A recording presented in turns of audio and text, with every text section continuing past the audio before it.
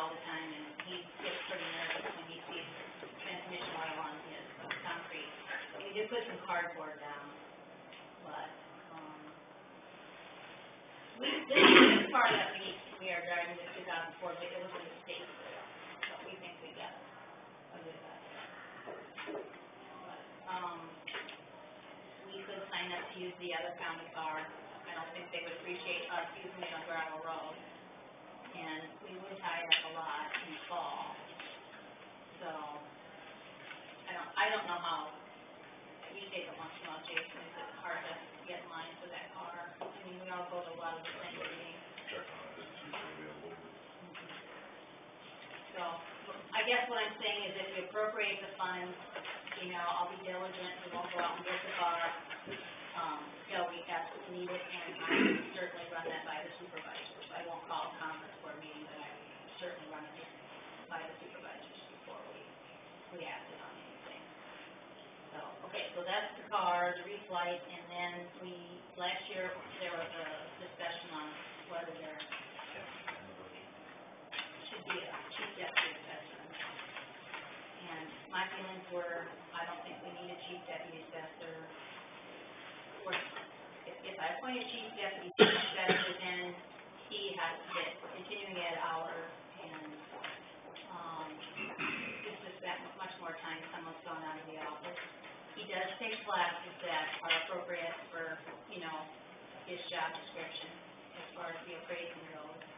So it's not that I don't let him go out and get education, because he sure does, but I'm not obligated to, you know, see that he gets 90 hours in. So the big thing is, if suddenly I couldn't do this job, then if you don't have a chief deputy assessor, then the auditor steps in. But in name only, you know, the office would still go on, things would still get done. I promise I'm not indispensable. And the association is very good, they would step up and mentor whoever stepped into my shoes. They didn't step up in O'Brien when they were without for 2 years, so I don't see that Well, as a viable option, just to depend on the state assessor's office. however, Somebody else. Lori and Susan don't need the assessor. They're training the assessor. They've been there for 37, or Lori's been there for 37 years, getting paid a lot of money, and she does run the show. So those two ladies are very on top of everything they have. Because you're pushing the area, it would behoove us to have a deputy like one of some counties our size. And the fact that we're paying an appraiser deputy wages, I would kind of like to see him take on that role. If we're going to pay him like a deputy, he needs to have the education like a deputy to justify the salary. Yeah, and that's your call. I'm perfectly fine with that. He's passed one of the tests. He has passed 2 tests, but he's passed one of the tests. And he has passed the deputy assessor. Is there a time period that you have to get through all those tests, or do you have to start over again? 6 years. So once we appoint him, he would have 6 years to get his 90 hours. And 60 of those would have to be tested. So.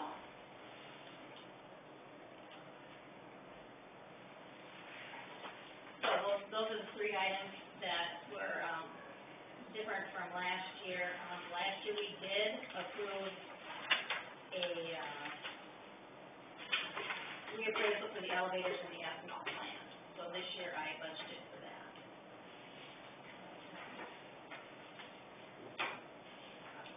Other than that, the line items are similar to what they were last year.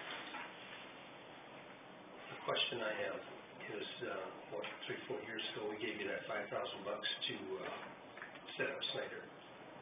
Well, it's to keep the GIS maintained, continue doing the GIS work. Are you getting that done on your normal hours? Yeah, GIS, you know, it's each year it's a little more work, because I learn a little more and know a little more. Like we built quite a number of layers this past year. So every time you build a layer, you got to maintain it. So it's kind of compound. Are you putting in extra hours for it? No, I'm not putting in extra hours for it. But I'd have to delegate a little bit, maybe some days to get that done. But yeah, it's if I don't do it, then Schneider has to do it, someone has to come in to the tune of, Yeah, the only question I have, if you can get it done on your normal working hours, I guess I have a problem paying extra for it.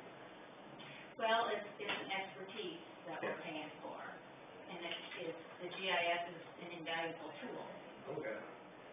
I'm not arguing that, but I just think if a person can get it done in your normal hours, Well, Why- then, why do we then have to I pay think, extra for then it? we need to address the normal assessor salary then. And if you look at the average assessor salary, you know, we're gonna be up. Average assessor salary last year was $74,000. that's for any of them in here. Well, if you look at the percentile that the other elected officials are in compared to the percentile I'm in, I haven't done the math lately, you know, I'm getting paid the least of all of them, if you wanna look at that. But in comparison with all the relative counties that are 8,000 in population and under, you're right there at the top of the salaries for that But if you position. look at my district and if you look at our valuation and the size of the staff, you know, there's a lot of ways you can look at these numbers and dissect these numbers. No, I guess when we gave you that 5,000, I thought it was just for a time for you to get everything set up and into place. That's what I said too. Yeah. Well, it was not, the thing they wanted to do was keep it separate, which I did. You know, the salary increases not compounding on that. You know, I settled for 5, just straight across the board year after year, but honestly, I'm not interested in doing this job for less money than I'm getting right now. I think I've been here 32 years, it's a good value. Taxpayers trust me.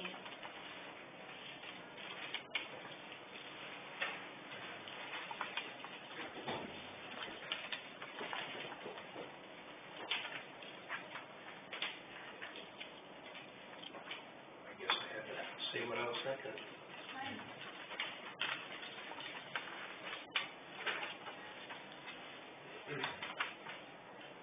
So I guess you're saying if we take it away, you're not gonna keep working for it. Yeah, I'm not interested in working for less money on this area, I don't wanna go backwards. I'm just, Asking. I mean, each year, longevity is worth something, and I feel like I keep contributing. You know, at some point when I'm on autopilot, yeah, I get it.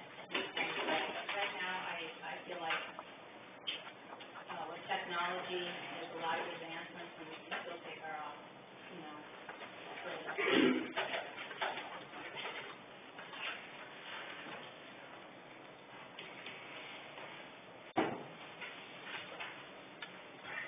so does technology create jobs or make jobs easier? Well, I mean, I think you can put out more information, but it doesn't make it easier. You know, there's a lot to know. You know, we have 3 different software programs that all have to talk to each other, so I feel like there's a lot to know with the technology, but, end of month, end of year, you know, report-wise, yeah, you can get a lot of things to yourself. But when you fill those programs. Well, the programs run themselves, it's not like you have to manually do anything with them. Once everything's inputted and running, all the maintenance and everything is probably taken care of at Schneider. No, programs don't run themselves.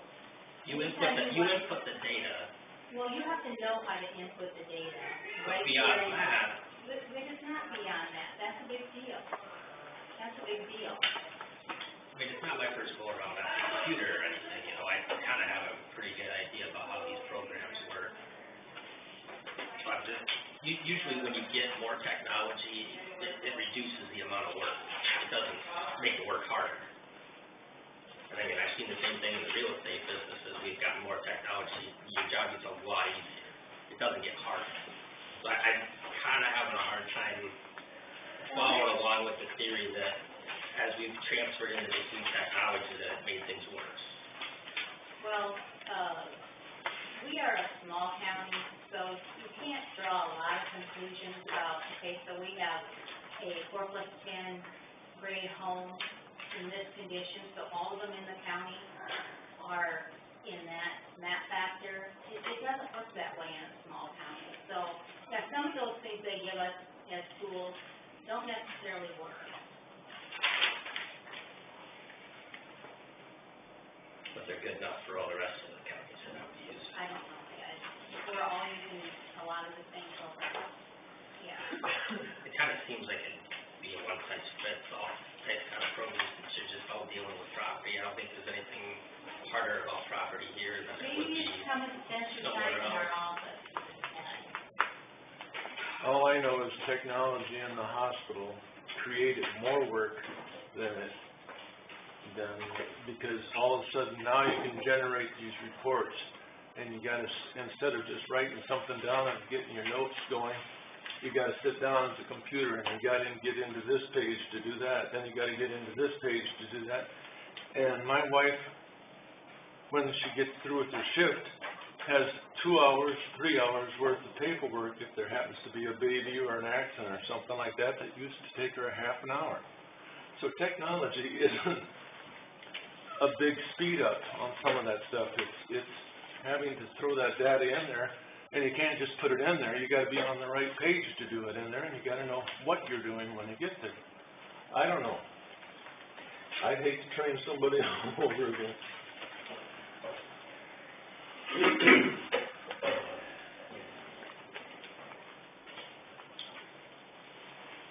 Is there any additions or subtractions to this proposed budget? It's my professional, but I've taught it previous years, it seems that your appraiser is making more than 85% of your base salary. Yeah, I just bumped that to 90. If he's gonna be a deputy, I bumped it to 90. Yeah, I think it's 86. Other offices, the deputies can make more than 85% of the office holder's salary. We're not So tied to that. I understand, but I think it's good practice to adhere to. And if he's not a deputy capable of continuing the office currently, then He is capable, Jim. He is capable, but without that title. that wasn't fair wording here. Correct. He may be capable, but he's not, have the title or the position to carry that on. Paying on that level, I guess, I think it would be reasonable to have it as a deputy position, or at minimum, I don't think a appraiser or deputy should make more than the chief office holder around the courthouse. I think it's a good practice to Keep it all the stay same. consistent. So to me, the $5,000 is tied to the GIS, it's separate from the assessor's salary, and that's what I would look for that percentage to be based on, the assessor's base salary, not the total with the GIS. Yeah, well, it's like 86 of the base. Not 85.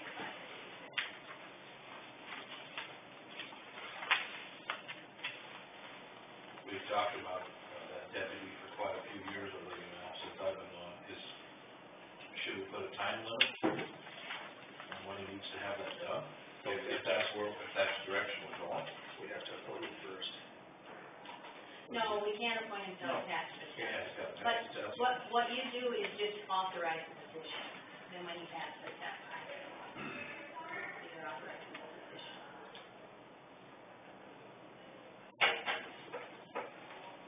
And he's good with that. I visited with him. If you guys want to appoint him directly, that's fine. That's great. How much time should we give him to pass the test? I don't know.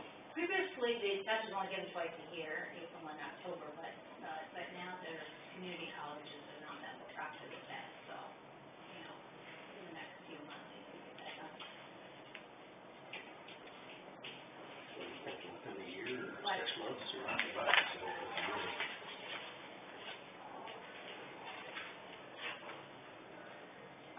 And I agree with Jason at the 85%. I like to keep it all the same. Well, that would be, that's kind of like splitting hairs, I guess. So if he becomes chief deputy, we're gonna bump it to the 50. I believe either as appraiser or as chief deputy, that 85% would be reasonable.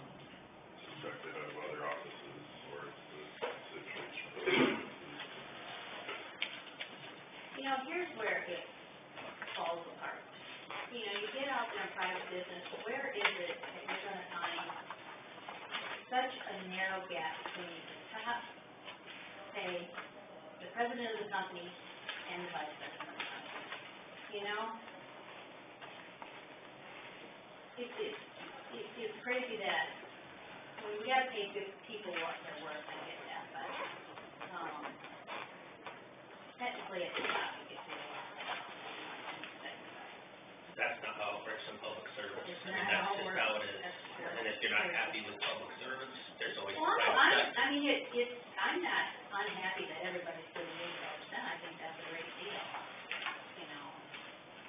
But we're not held back to the 85, you know.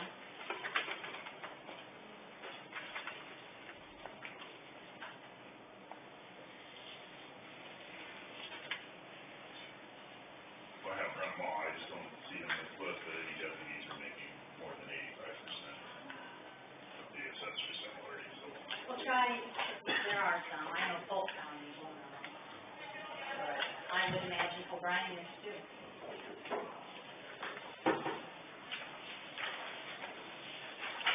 O'Brien County deputies get what my base is. I mean, check deputy salaries, they're getting paid what I get paid. Bigger county. Not always. You know, all you can do is look at the information that you gave us, Sharon. Right. And these are all the counties that are 8,000 and under that fit into our, Well, that's not the Kind only of group of criteria, stuff. then look at I just- valuation, look at budgets, look at staff, look at length of and they've service. got similar staffs to what you're staffed with as well. So I'm like, I think it's a good comparison. It's hard to try to do a comparison with a population of a county that's double or triple the size of yours. But our valuation is up there. I mean, all the supervisors around us get paid more than we do too, so I Some mean, only have 3, yeah, I don't know. they get paid more. they should, you only have 3. But, you know, it's not fair to make that comparison if we were trying to compare our salaries with that. Right, I think we should not make those comparisons. If you're gonna make those comparisons, they need to be with like-sized counties. Well, then we end up in the top. Where the valuation is, Still pretty comparable. I mean, the valuation has no bearing on the work. yes, it does. I don't think that it does for you to make the valuation higher or lower on a piece of More property. parcels. It doesn't give you more parcels. If you have more parcels, you have more valuation. We have the least amount of parcels just because of the size of our county.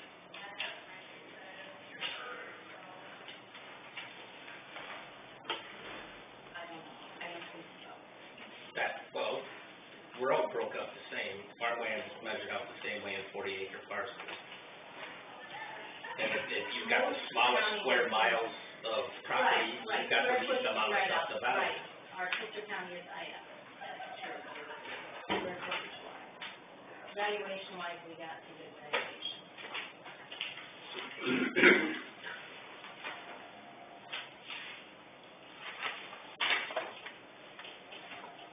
Does anybody have any additions or subtractions that you'd like to see about the budget?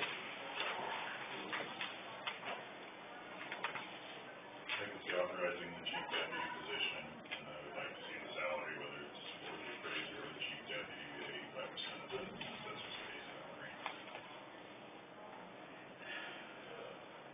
So you're gonna authorize chief deputy position because pay?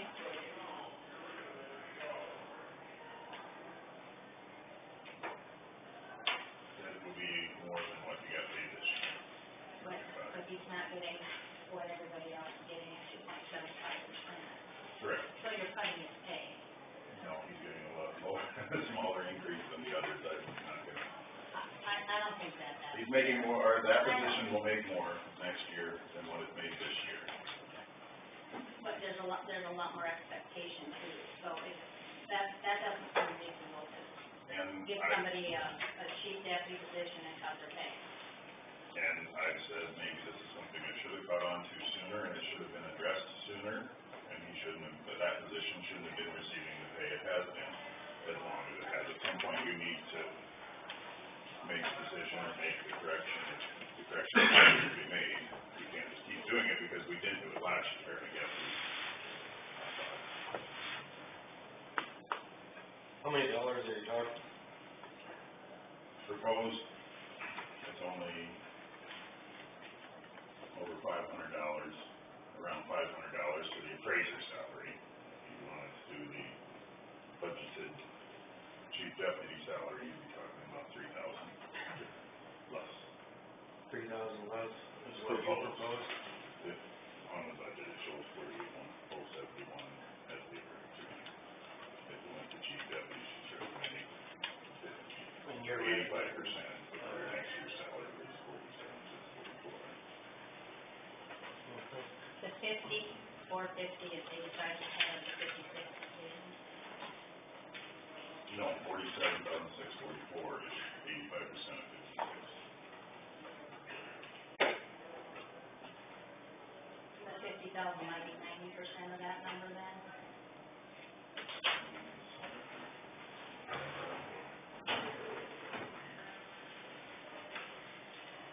But you're just voting on creating the position now, he isn't actually can't take that position until he's qualified. Right. So he wouldn't receive Yeah. first deputy pay in this budget year because. Well, this would start July 1. So Yeah, if I he- understand, but he's not, is he gonna be qualified by July one? Qualified by July 1, he can get that done. So they're gonna set that date, that he has to be qualified by July one, in order to, for that pay? I mean, that's what you have to do, man, keep it at your 85%. You'd say you need to fill this position by July one. Otherwise, you would stay in the pay exact budget year. Why would you wanna get the first deputy job if you were taking a cut in pay? Correct. I'm just saying, I know you apply, but I'm saying you either gotta make it mandatory that it's done by then, or if he isn't chief deputy, so the pay wouldn't be compensated the same. Well, Sharon said he was at what, 86% now, right? He said 80%. Well, maybe. Yeah, it's kind of. Okay. Yeah, so I, And we just wanted to keep her at 85%, so he'd still get a raise. Because that's what everybody else. I understand that, but if the pay is equal to the position, if he doesn't have the position, he would be at the 85%. I would agree, I would like to see a differentiation between appraiser salary and chief deputy salary, but we've been paying, in my opinion, similar to chief deputy salaries already, so I think continuing the salary, and whether he achieves chief deputy or not, I should quit saying he is the position, whether whoever that position is filled as chief deputy, I guess I could pay remaining the same, we'll just cross the bridge when we need to, if or when it's just one done. $427. We're getting around here for $427. Well, then let's double it. I guess, where does it stop then? If we don't wanna talk about it, We've been messing around with this for over 15 minutes. Nothing's been decided. All of us here have other things to do. We all have lives. So get it done. I'm out of here. Charles, please don't wait on me. you're one of the entities, make a motion, and we're having a discussion where just any, I make a motion that we would like to offer the chief deputy position and see it go for the next fiscal year. We won't talk about the dollars and cents at this point. Alright, supervisors. Aye. All those opposed, same sign. School board members? All those opposed, same sign. Mayors, how do you vote? Aye. Motion carries. Who seconded that? Chief deputy position. Approve assessment expense fund expenditures. Anybody here is welcome to make a motion after these things are introduced, it doesn't have to be someone from the board. I would support this column that has the red value, the 286, the vehicle with the chief deputy.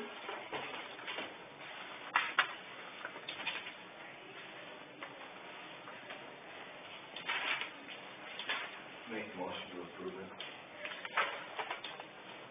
I'll second it. Mayors, how do you vote? Aye. All those opposed? Supervisors, how do you vote? Is this on the right column? The right Yep. column, total 286,409? I think that's what Sharon said it was. Yeah, that's what you said. All those in favor? All those opposed? Aye. Aye. School board members, how do you vote? All those in favor? What am I voting on? All those opposed? Aye. All right, motion does not carry. Moving on. Discuss possible adaptation of the revised. We have to add expense. Yeah. Yeah, Yeah, not approving expense. we were just approving the additions to that expenses. That red column is all right, right? We gotta give approval to the overall expense. So we've taken that red column off.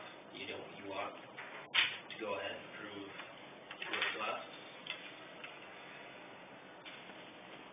I'll make a motion that the, salary for the appraiser / chief deputy would be at 85% of base salary of the assessor, which would be set at 47,644. I'm fine with the 20,000 for the card in there, so that would adjust the final bond number by that 470, whatever it was Arlen mentioned. Leave that in there, that 20,000.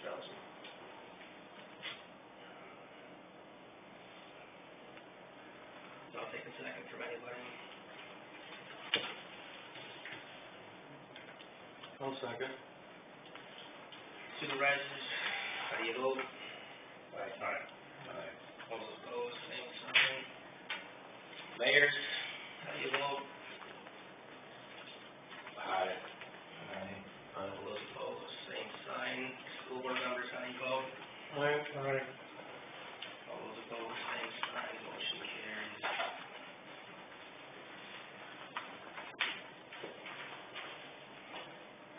Discuss possible adoption of revised Osceola County policy manual.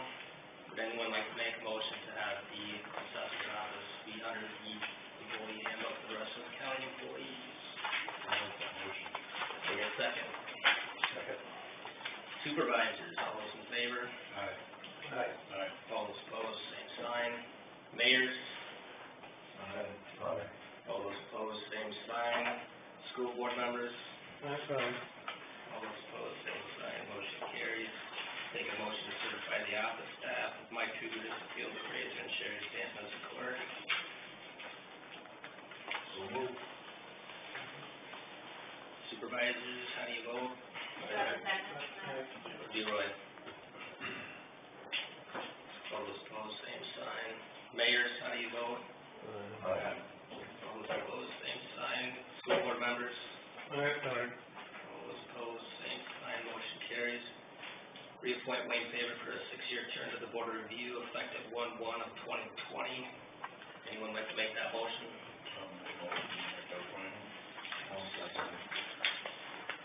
Mayors, all those in favor? All those opposed, same sign. Supervisors?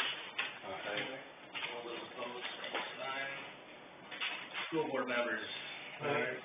All those opposed, same sign. Motion carries. Other business?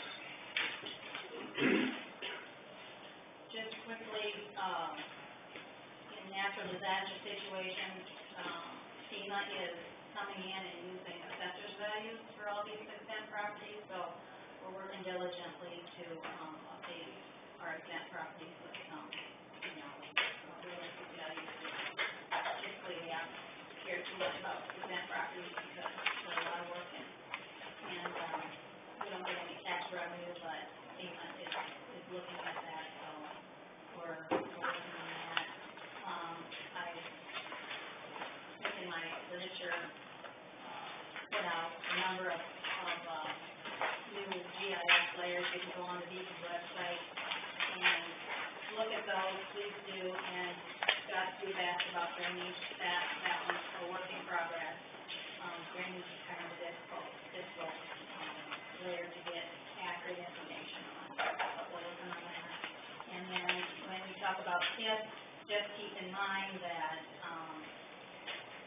the assessed values are I can typically hold together for a couple of years unless they protest to the board or review. When you're tipping, minimum assessments would be a good plan.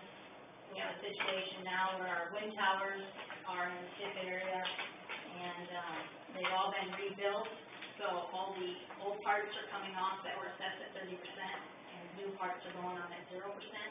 So after 6 years, we'll have more valuations, but we're gonna lose valuations till we Is get that there. a finalized decision yet? I'm checking the ice action, they haven't, You know, we got a letter on that. yeah, That's that was we get to assess the new parts, the old have to come off, and we have to. just go on recently again? schedule. Cause that was like March or April. wasn't it? Right, I haven't heard that that's changed at all. I mean, they're gonna be reporting to me here shortly by the end of February. And same thing with the ethanol plant, you know, we have to be mindful of the industry.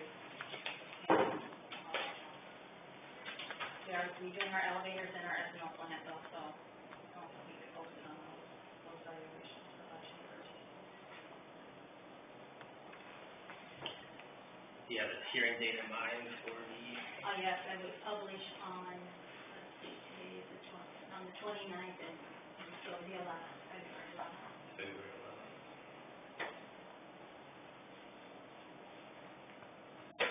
Suppose you need a motion to approve that? Anyone like to make that motion? Second. Second. Supervisors, all those in favor? All those opposed, same sign. Mayors? All those opposed, same sign. School board members? All those opposed, same sign. February 11th will be the public hearing date. I would now take a motion to adjourn. First and second. Supervisors, how do you vote? Alright. Mayors? School board members? Meeting is adjourned. Thank you for all coming.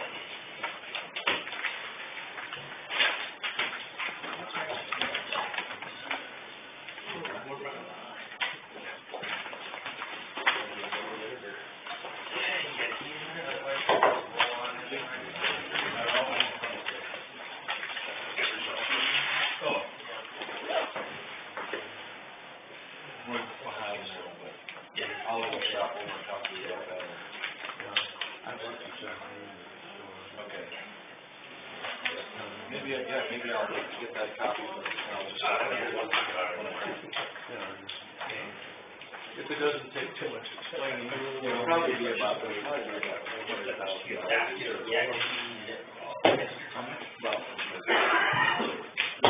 Because that's gonna fluctuate a little bit because we got, expenses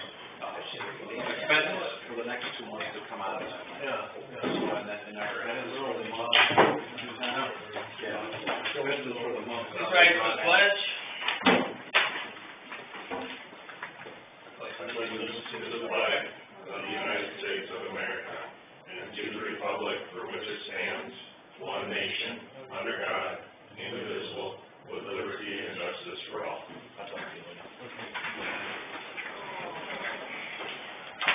Mr. Shelton? Here. Mr. Vanden? Here. Mr. Moore? Here. Mr. Ellis? Here. Are there any additions or subtractions to today's agenda? Well, we need to make a change. Nolan is sick today, and he was supposed to be on at 11 o'clock. So I was wondering if you could switch to have the board of supervisors and then and have him tomorrow at 10 o'clock in the Davis spot, if that works.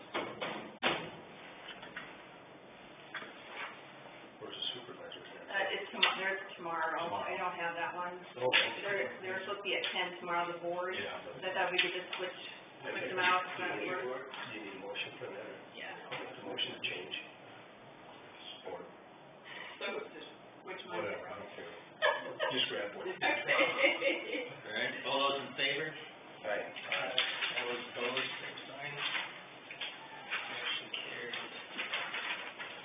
chance to review the minutes from January 14th. Michelle sent them out by email. Motion. Support them. All those in favor? All those opposed, same sign. Motion carried. Now the departmental budget review. You got about 10 minutes left on what you would have had. I'll get you back on track. I'll do that for you. Thank you. You're a good guy, I don't care what you much say. I know, right? All right. I believe conservation is listed first, correct? Yep. So, start going through that one. First number there would be my salary, which is the 2.75% approved by the Board of Supervisors. Second one would be like Rebecca Leota's salary, also reflective of the 2.75%. FICA, IFRS are functions of those numbers. The employee group counts are group insurance, county contribution stay the same as the rates stay the same. Board member expense, $500, that's considered mileage. We usually do that one time a year. Office supplies, magazines, periodicals, and books. Wearing apparel and uniform would be my uniform allowance, and then Rebecca does have a small uniform allowance. Official publications, legal notices, static for 2,000. Employee mileage, cell phone would just be the stipend, and then internet and telephone out of Willow Creek. Educational training services, $500. Engineering services, again, $50 is not going to do much for engineering services, but that way at least we have a line for it. Office and data processing equipment, in case you need a new computer or copy machine or something of that nature. And then our dues and memberships. We have our annual dues to the Iowa Association of County Conservation Boards, which get us listed on mycountyparks.com. And then, instead of having meeting fees when we go to district meetings, we went to a yearly dues schedule, so we pay just yearly dues to the District 3 Association. For administration total of $139,164, up 1.55%. All right, moving on, maintenance and operations. The first number there would be Darren's salary. The second number is Matt's salary. Again, 2.75% increases as approved by the board. The third number there is where things are going to get a little sticky probably, and that would be the salary of a full-time naturalist, which is kind of what we were hoping to do. It'd be nice if we could expand our environmental education outreach, both at Willow Creek and the surrounding parks, and then the schools in our district. And probably the best way to do that is going to be to hire somebody full-time that can meet their job responsibility.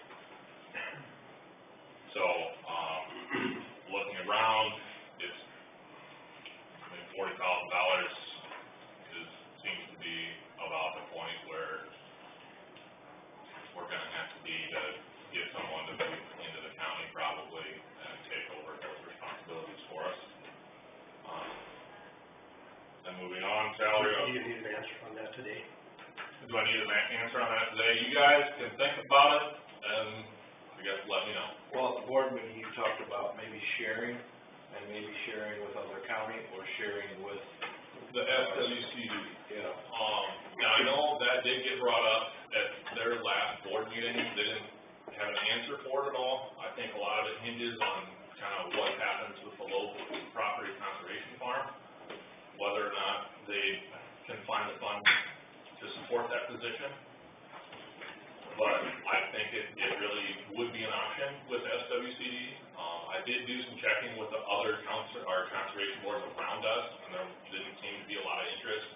The only two really where it would be feasible would be O'Brien County and then Dickinson County, and both of them said no. Because Pahoja would be an over an hour drive each way, and then Sioux County is even there, I thought about this after the meeting the other day, is there any way you can combine that with maybe some of your administration with the other ladies and cut some hours there or something, or, you know, do you think a full-time person is gonna be utilized?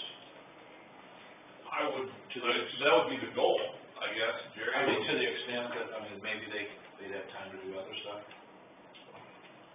Just so. Yeah, I know, it's quite, that's a very valid point, Jerry. I thought about that after I left the other day. And I appreciate it.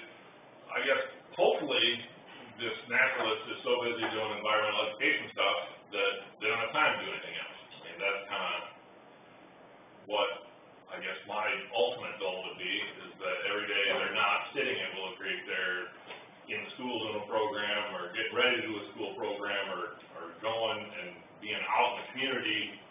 You know, it's not something that we want them to just sit in their office.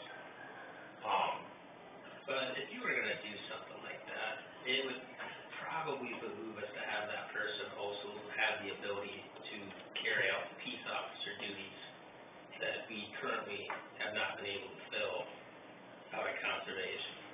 Because I can see justifying adding another cop to the payroll before I could justify adding someone as a naturalist out there at conservation.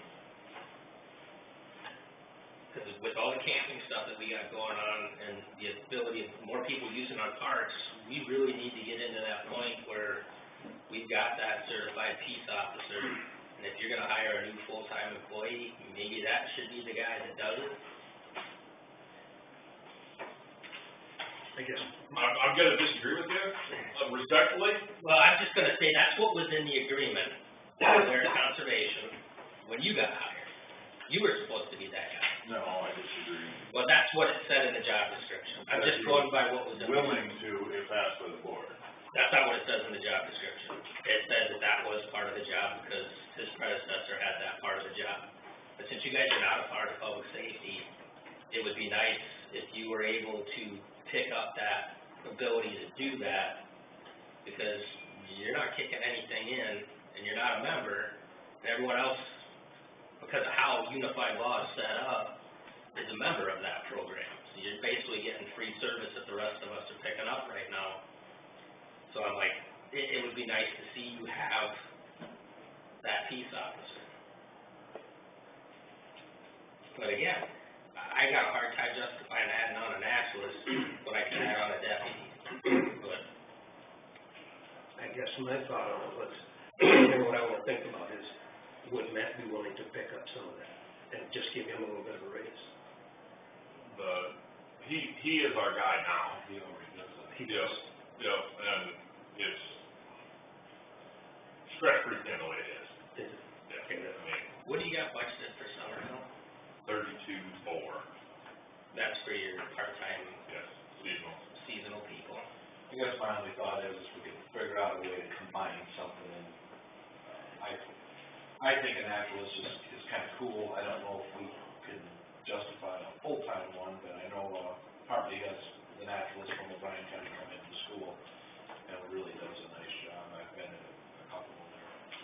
Well, I think Matt does it here too, doesn't he? Yeah, but I mean, she comes in pretty regularly down there, like weekly, and does it.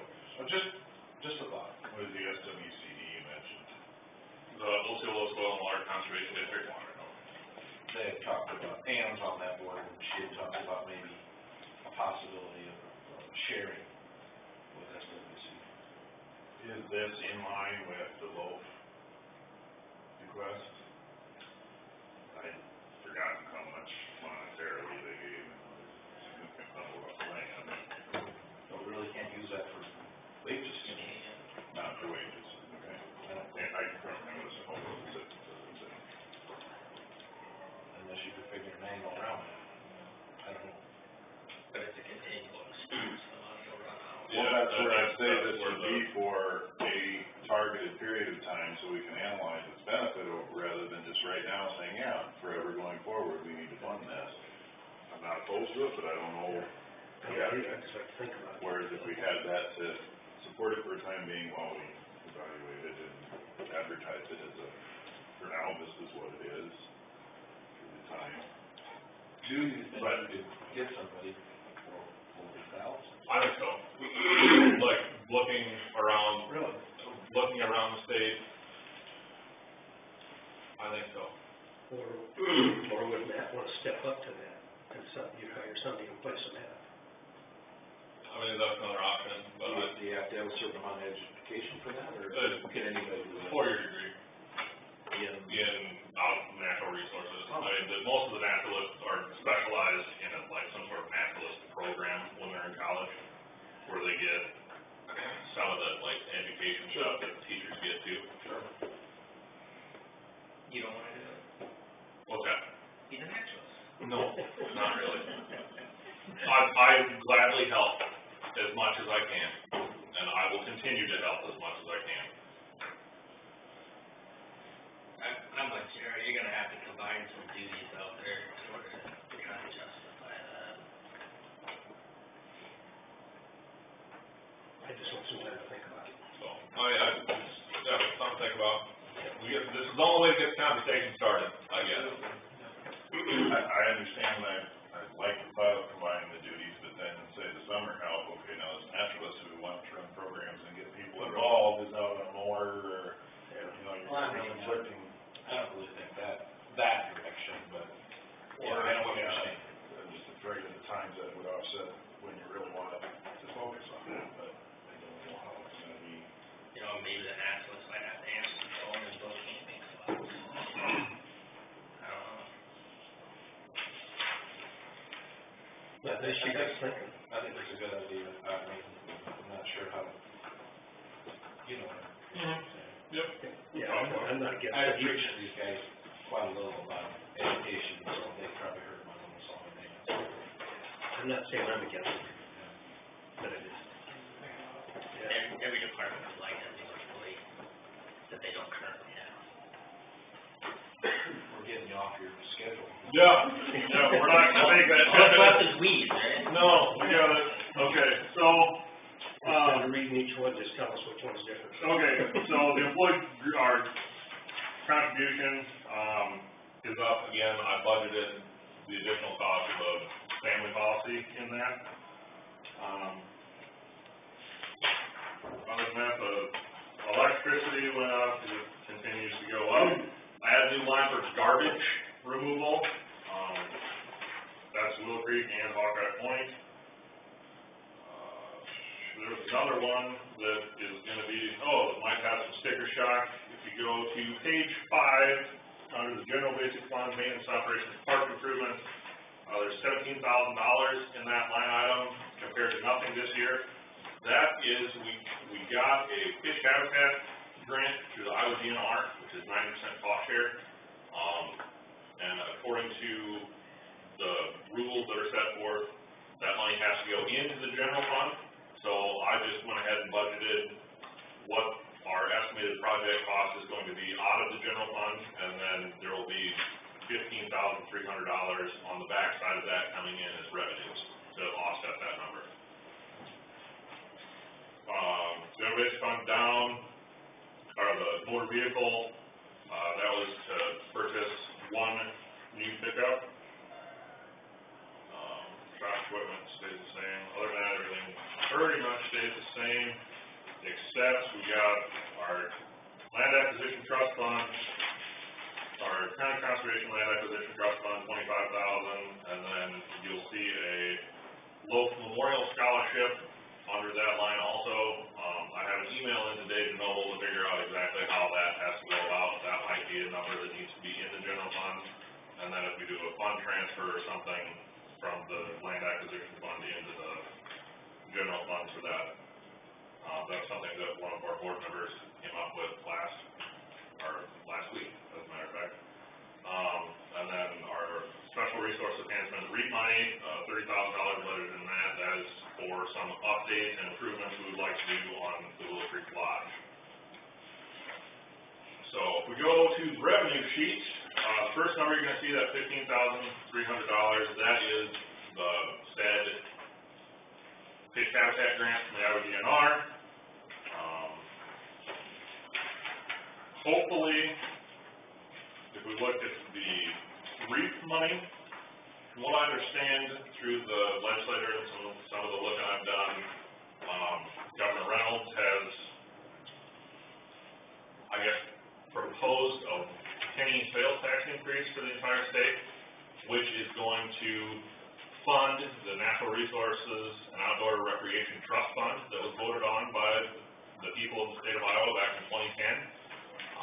The 3/8 of that penny will go into that account, and from looking at some of the preliminary stuff on the funding formula, REAP is gonna get roughly $20,000 a year. So instead of getting what we've been averaging over the since the inception of REAP, it's been 11, so chances are REAP revenue will actually go up too, which is good news. Land, that is the farm leases the Conservation Board has on properties, projecting roughly $3,500 in camping revenues for both Willow Creek and Hawkeye Point. Hopefully those are higher. Then the other one, clear down at the bottom on page 3, County Conservation Land Acquisition Trust Fund, $30,000. That is pending new gravel extraction agreement with the Secretary of the Department for gravel royalties. So, with that, I guess that portion is done. Unless there's any questions, anybody wants to know some more about it, then we can. Minor deal with the office supplies, or the office and data processing equipment, $1,000. We haven't been hitting over 300 the last 4 years. Is there a reason to keep it at 1,000? We'll probably do for some new equipment. If we need a new computer or something. So that's just kind of where it's at. If we budgeted 800, 700 too much the last 5 years, there should be some reserve there that we just do a budget amendment, pay for it. If something big hit, later. I suppose, yeah. I'm not opposed to preparing for office equipment, but we've been. I'd almost say we do if we haven't used it in 5 years.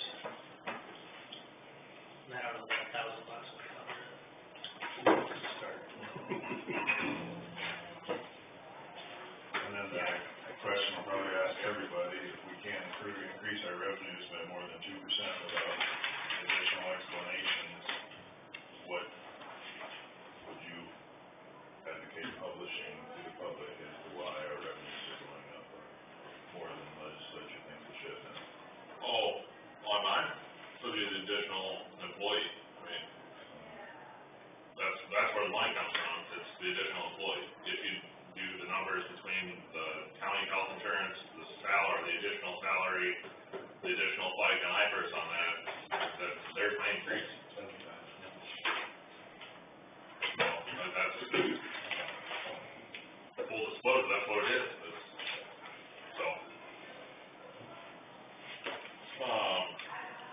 So the weed budget, pretty much, that's cool, everything stays the same. So $5,000 for the salary, FICA and IFRS, official publication of legal notices, and employee mileage. 6205. That's the same spend for quite some time.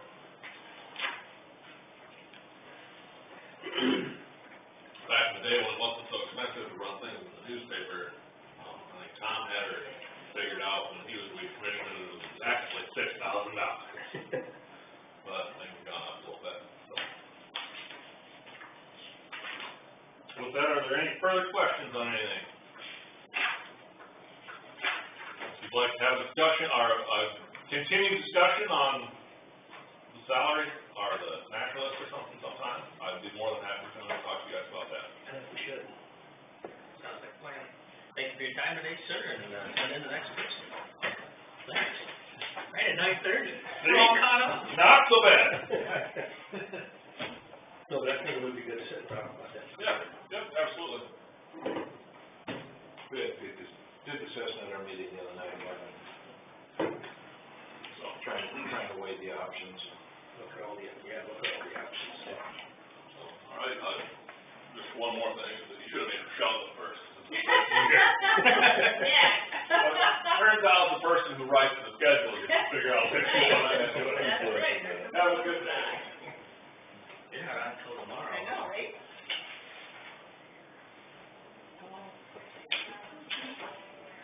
There's some blueberry muffins or chocolate chip muffins, help yourself, if you're hungry. Blueberries in the Who's, is it Sandy? Sandy, yeah, she's here. The state's concern is that our revenues don't grow. We can spend more money. It's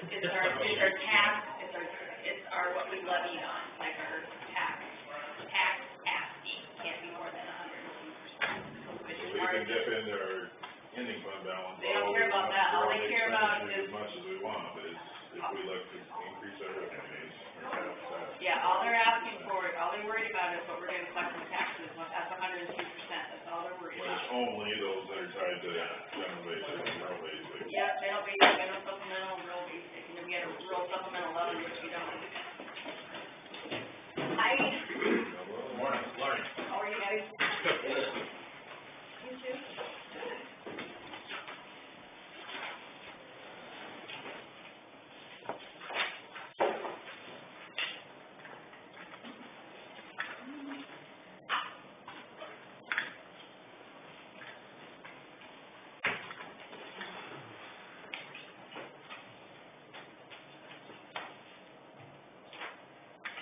So you guys ready? Okay. So, just start out with the wages, I went with the 2.7% increase that, that was allowed this year. Also went and gave the 2.7% to, 2.75. yes, 2.75. Sorry, thank you. So, I gave that to even the part-time, where you guys have them, the part-time employees, and also the other employees. So that would increase them up to like 30 cents more, like 30 cents more, 35 cents more an hour.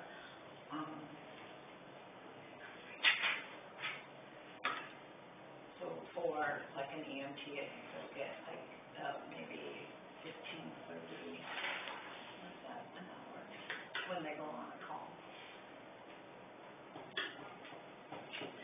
I did not raise, did not give the nursing, private nursing staff the 2.75. I felt like $42 an hour, that was probably pretty efficient as far as how much the money goes for that. Other than that, let's see, the other big significant raise was I put in for, an ambulance at the bottom of there. Kind of looking at trying to move some stuff around. I'd like to get rid of the one in Ochean. Getting, I think it's a 1995. And, it's got some rust on it. It's, we have our inspection in May of this year. How many miles does it have on it? I would have 68,000, which doesn't sound like a whole lot. That would be our next assessor's car. Yeah. Did you keep all the paperwork and everything in the back end of it? Yeah. Is that new, Sandy? They don't give you. It wasn't, They don't even No, it was, the one you're budgeting for is a new one? well, it's one of those, the chassis new, and then they'll take a body from another ambulance that's sitting in their lot. They're called Generation X. They're not new. I mean, the boxes used. The chassis would be brand new. That's why quite a few of ours are now, aren't they, where you can just put a new chassis under it. Yeah. And the, Generally- they can, when they gave me that quote, Jerry, though, there's a lot of things that they said that they could move around, they could make it toward our budget. The reason it's 160 is because we put in for one of those, pro lift cots, you know, it flies out, it's $30,000. Yes, to put that cot in. But it would save, like, They don't have, Prob- how cheap? this is for the new one for Sibley. What we would do was, we would move, the 2010 from Sibley over to Ashton, and then the one in Ashton, the one that we bought from, Buena Vista, which is Storm Lake, Yeah. and then that one would be moved to Ochean. So would they be moving up in years to Ochean? And then the one from Ochean, we would try and sell or get rid of, or maybe we could take it in on a trade, because it's got that 7.2 diesel engine that everybody likes and doesn't want to get rid of, and evidently it's a good diesel engine, I don't know anything. Do you ever look into, like, I get the Smoke Eater magazine, and, cities trade, and you can buy them like for half price, that aren't that old, totally. I think that's one from Storm Lake, I think that's. Yeah, well, Storm Lake, yeah, I think they bought that new, and then, they got a new one. And then when we purchased that, we got it for like maybe $8,500. It Yeah, was really, that's- really cheap. It was really cheap. Matter of fact, they came and called me and asked me if they could purchase it, come and get it back from us. Yeah. Because it was, and it is a good little, it's a good little, ambulance. So what year will the one in Ochean be? The run, like the one in Ochean, it would be okay if we could find something just like that. But if you're taking the one from Ashton, what year is that one? Oh, I'm sorry, the one in Ashton is the 2006. Okay, so they'd go from a 95 to a 06. Yeah, it's a little bit cleaner, I'm just, because I'm gonna have to take the one in Ochean and get it into a body shop, and we're gonna have to get it updated so we can pass the The inspection. one in Ashton, did we just have a lot of electrical trouble with that? Yeah, that, and it's got missing light bulbs, and, But I think, wasn't there different stuff didn't work on it? yeah, What did that cost to get down figured out? I couldn't tell you right off the top of my head, really, but yeah. We got this about lights and stuff. I've driven them, you know, I understand. Oh, yeah. They're all some of them are all getting wore out, but I really would like to see us look at maybe finding a good used one someplace, you know, like that, instead of spending, like you said, for I'm not saying $8,500, but, you know, that's, you know, not saying you aren't gonna do this, but I'm just saying, No, I think no. we should take a good hard look at, you know, And I would like to see if they, I want them to have a nice rig over there, you know, like, you know, they're struggling, and I think that if we can get something nice over there, maybe people would actually look at that and say, gosh, I wouldn't mind. Well, how are the two in Sibley? Pardon? Year-wise and year? Well, we used to do it every 10 years. Like the ones we've got here now, one's got what? One's a 2010 and the other one's a 2015. And what miles are on those? The 2010, because we use that on transfers, that's got 91,000 miles on it. And the other one has like 67. The 2015 does. We've talked about moving them around, you know, a little bit, you know, just to get people on its own, but. How old May Cities do you know? Oh, gosh, This is pretty old, because we've got that as, somebody else who's getting rid of that from Royal. Used one. Yeah, I mean, it's a Yeah, pretty good that's shape. pretty, Yeah. Could the one from Ochean? I think it's Main City? 99. I think it's a 1999. And we bought it for 3,500, but I think we put about 3,000 in it. You know, just to make it road ready. Is that one in Ochean any better than the one we currently got in May City? Probably not.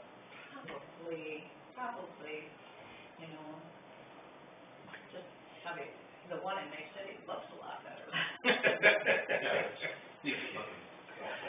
Yeah. I know, they only have 2 first responders, and one, EMT in Ocean right now. But those guys, I mean, they're at every call, they go in, I mean, they really work their ass off, and I would like to see them have something nice, but, and if you, do you have, an access to that fire, what are you talking about? It's Well, like a fire magazine, or? It's a monthly, magazine you get, cause I'm on the fire department. It's Okay. Smoky. I mean, there's several ones you could Maybe if you look think into about it. it, If if you we get on the could internet. bring one in and we could Yeah. start looking at it. They probably have it on the internet. I probably, just look up, ambulance and on the internet probably. Okay. I don't know what the site name is, but Would the smoke heater be on the internet? probably. Maybe They don't have a lot of them, but Florida. usually one or two a month. You would have that right down there. The city We will can just fly be- down yeah, there. fly down the city, you know, whatever that. They don't get a lot of miles on you, the city, No. like one, They have more idle miles than anything. yeah. Yeah. Not saying I don't want to buy a new one, but I'm just saying. Do you ever see it's a lot of anything money. close by here that was for Oh, sale? Yeah, I don't know, I'd have to look at them, Mhm. I don't remember. Why don't you look on the internet one day? Yeah. Sometime, just go under smoke heater and see what's there. Just Or see what- reduced ambulances. Yeah. Might get to call Storm Lake back too and see if they have one. Yeah. What's that place in Rock Rapids? That's Arrow, and that's where this quote came from, the Right, one. they ever, I mean, I'm sure they could use one Yeah. then too, Yeah. I mean,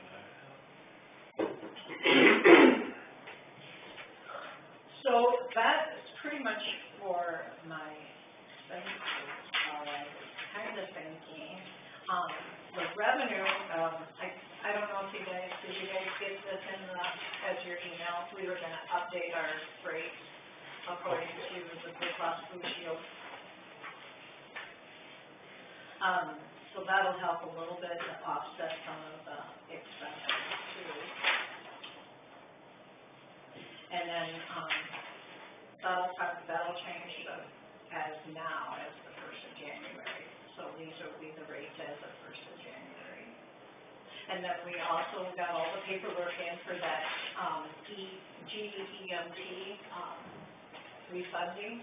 And they sent me some invoices, and it looks like around, right now, about 7,000 is what we should get back.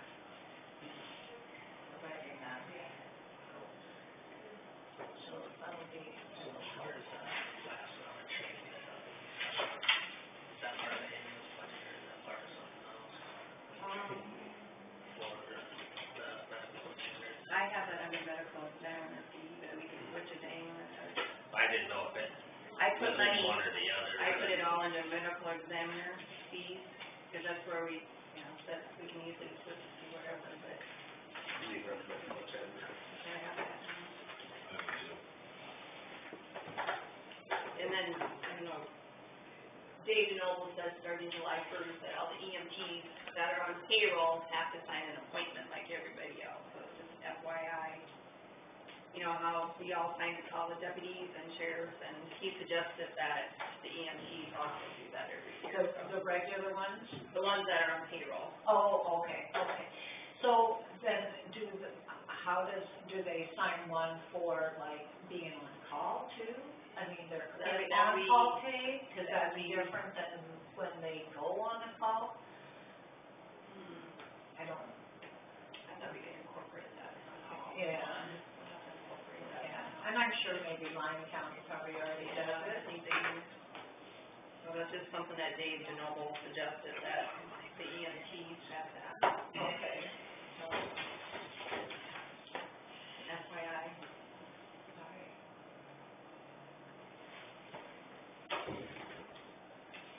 So is there any questions on any of them that? Most of it pretty much stays the same. The state doesn't do background checks anymore on new EMTs like they did when I took the course. When I took the course, we paid for that up front, and then the county had to reimburse us. Now, the college doesn't do that, so we'll have to do background checks on to pay for that, and it's like $27. So it's a new expense. Yeah.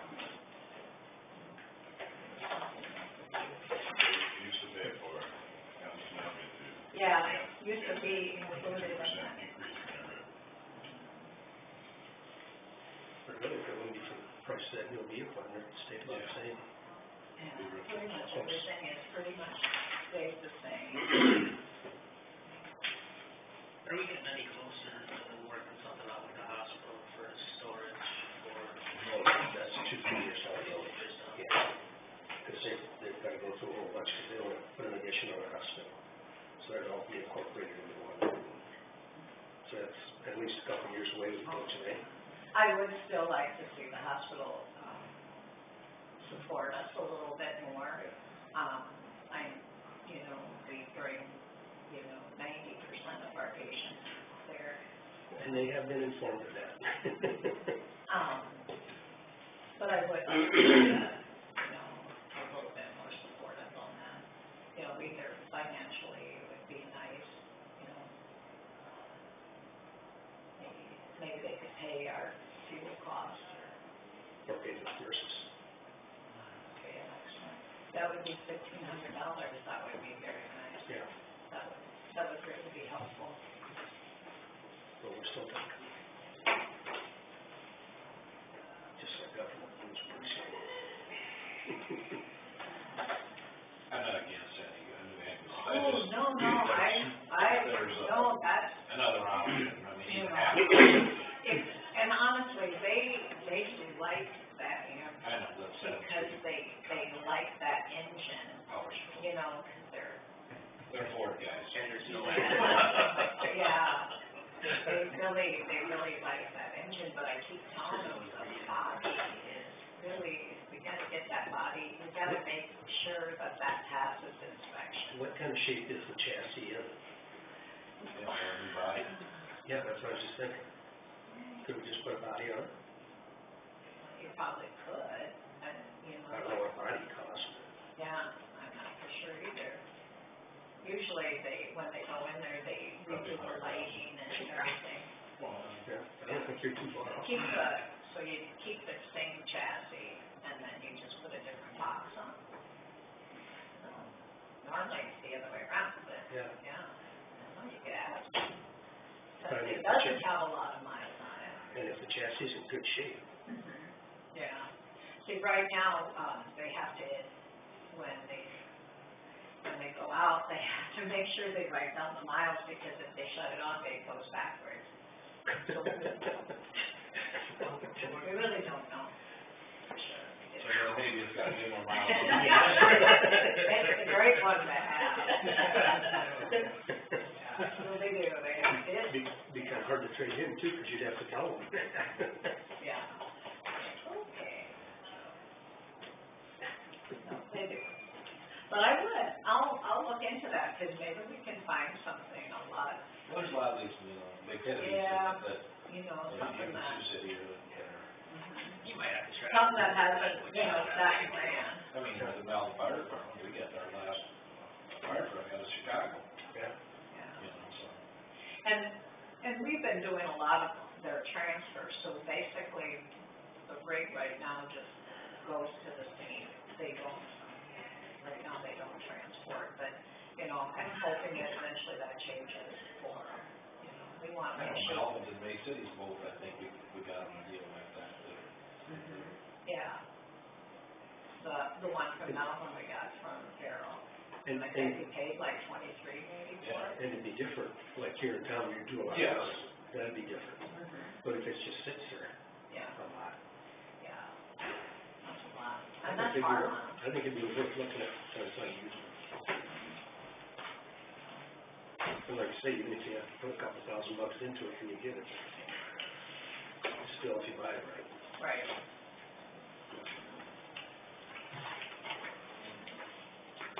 Otherwise, it looks pretty good. Yeah. Thank you, Sam. Thanks, Sandy. You bet. I got to talk to you. You guys, you're kind of a soft talker. I know. No one's ever told you that. Maybe he doesn't have any children or something. Just one. Either that or his wife doesn't let him talk. Yeah, right.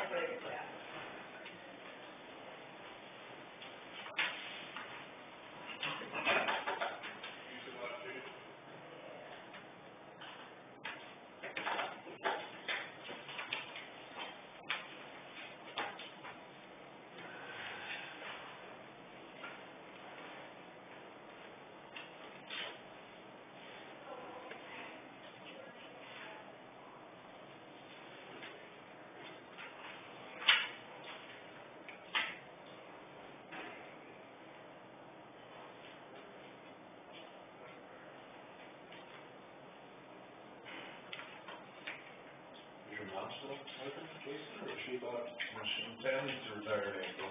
oh, April? That's what I understand. April, May. It could be May would be the, yeah. Well, the period, so About April. The end of April, when next summer.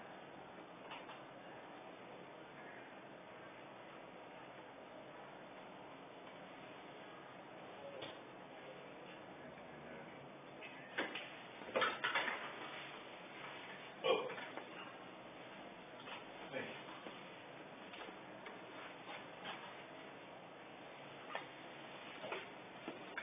I felt kind of crazy this morning, I was asking about that car, I wasn't looking at this, I was looking at the dollar amount. I asked her what year they bought it, so it was right in front of my face. I wasn't looking at that, I was looking at the dollars.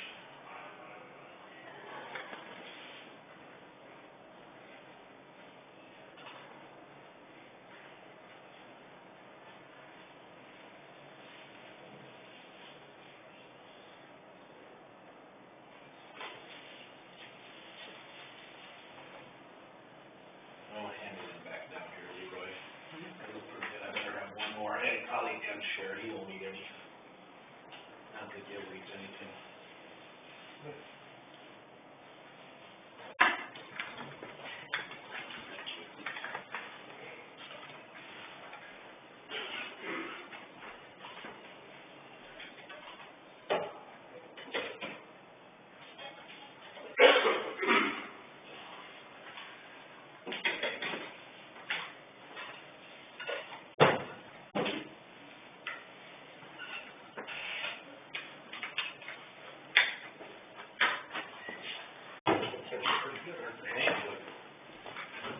Are you counting? This is number 2 for me. I wasn't saying a word. Yeah, you were getting ready to. I'm not that type of guy. I'm wait till you get 3 or 4. If I sit here long enough, I might. Just in case, I'll have my second one too, just to keep up with it. Okay. I don't feel so bad to have another one then. Yep. I said I'll eat Ed short, because he never eats it. That's something I'll be the first to admit, I do not have willpower when it comes to food.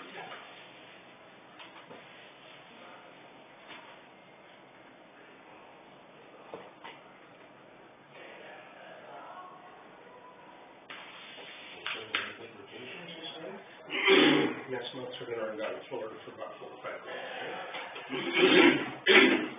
And then in May, we're taking 10 days.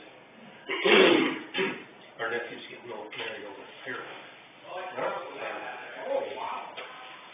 So we're gonna leave, he gets married on the 21st, so we're gonna leave on the 12th. We're gonna go land in England, see England and, Scotland, England, Ireland. That should be fun.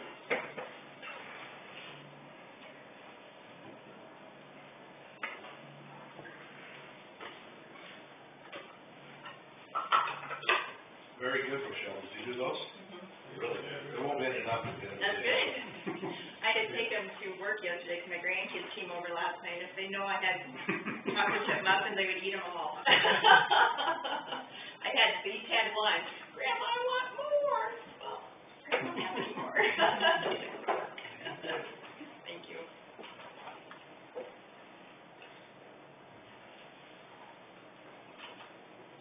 Make sure we're like.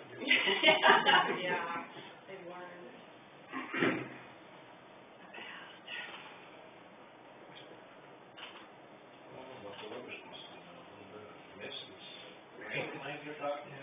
Tomorrow morning. And warm up a little bit. And when show our skid loader, we blew a hydraulic line on it. Shot oil over the back of that sucker. So we did as much as we could with this pickup and plow. Took that home, shut it off, and we started again. Started, it froze up. I couldn't, get it all done. I hired a bunch done. I had such a terrible bunch. I was really blasted. Well, we did too. I ended up asking my neighbor to come over with his payloader and just finish it up. Yeah. You're singing all the time, huh? just sat in the house and I waited for the neighbor to come. Would've, you would've, he didn't come over. He came over at 5:30 Sunday morning. And he had a mobile payloader, and that thing just runs so smooth and quiet, I didn't even hear him. Really, I watch up with the corners in town, cause that snow is so Yes. piled high. Yeah, My daughter has this little car, and I was like, you gotta be really careful because. see, yesterday, they were using a snowblower on the bike trail. Our alley is really gotten nearer. Yeah, if we get the north blast like that, I'm not sure we're gonna go for long. I know. I got so much back by my bins that where I live there. I don't even know if I can move it, to be honest, I don't know what to do with it. Some of that, I don't think you will move.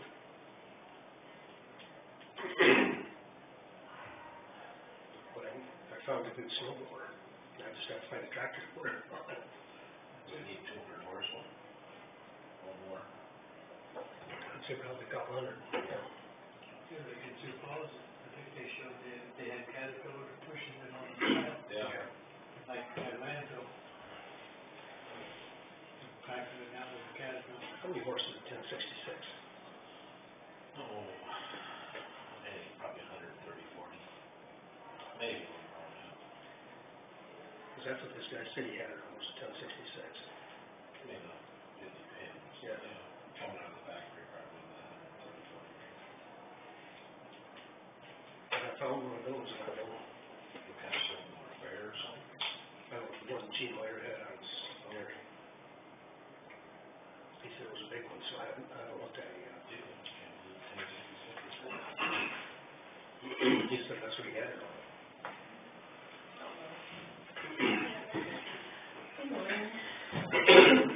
Yeah, we had snow. Right, good morning. Morning. The floor is yours. Okay, well, I guess we'll start with the revenue one. And, Then I guess we'll- okay. Well, we can start with the other one if you want. Okay, let's do that. Okay, expenditures, okay. Okay, well, the first ones are, all related to the salary, so, that is, one's up, the rest are down. And then the insurance, of course. And then we go with office supplies and, that's the same. So the public, the publishing and the legal notices, that's up a little bit. Postage and mailing we did just because, don't know if there's gonna be a rate increase or not, so mileage stayed the same. Phones the same. Training is up a little bit, just in case we have to go to Ames, which is where most of the meetings are. And, office equipment stayed the same, and the membership stayed the same. So, not a lot of difference from last year.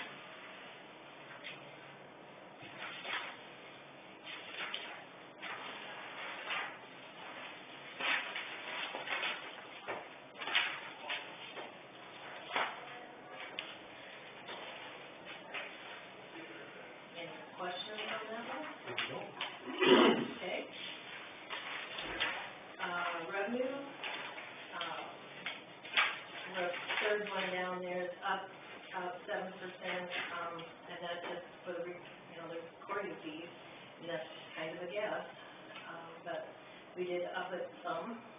And then the next section is for snowmobiles, and, again, that's a guess, there's, they renew every year. We've got between snows, ATVs, and Fords, we got 675 registered in the county, but of course they don't all get renewed every year. And some are told, we don't get told about that either, so that all stayed the same. Meal fee went up a little bit because, just people will send us a extra $1 if we are gonna mail something out to them. The next one is boats, the next section is boats, and, is not a renewal year for those, and we currently have 482 that are registered in the county. So this will be just whatever, the ones who didn't get renewed with this year, if they decide to do it, or any new ones that come into, and they don't all have titles, and they don't all have liens, so again, that's just kind of gonna be a guess. And then the next page, second one down is hunting, and we did knock that down a little bit because there are some now that you get a 3-year license, well, then we don't have that income every year, and, or if you get a combination, we lose $1 on every one of those because there's, you know, they've got 3 licenses under that one combination license, and so we lose $1 on that. Then the next thing is the, transfer tax, and again, that's a guess, but we did up it about 6%, I think. UCCs are the same, certified copies, we rarely do those anymore. We just did one last week, first time in years that we've done one. And then the next section is ATVs, and again, we have to do it because everybody has one or two. And, so we have that, writing fees, and the titles, because they're all titles. So, they're not all, don't all have liens though, but, and then of course then we're into the vitals, and with the DOT, with that has increased our doing birth and marriages tremendously. And of course, the death is always higher because we've got a funeral director gets all of this here, instead of going to other counties, so, and then we got genealogy, which is basically the same, that's a lot during the summer when that happens. And then doc management fees just went up about 11% on that, just again, it's a guess, so.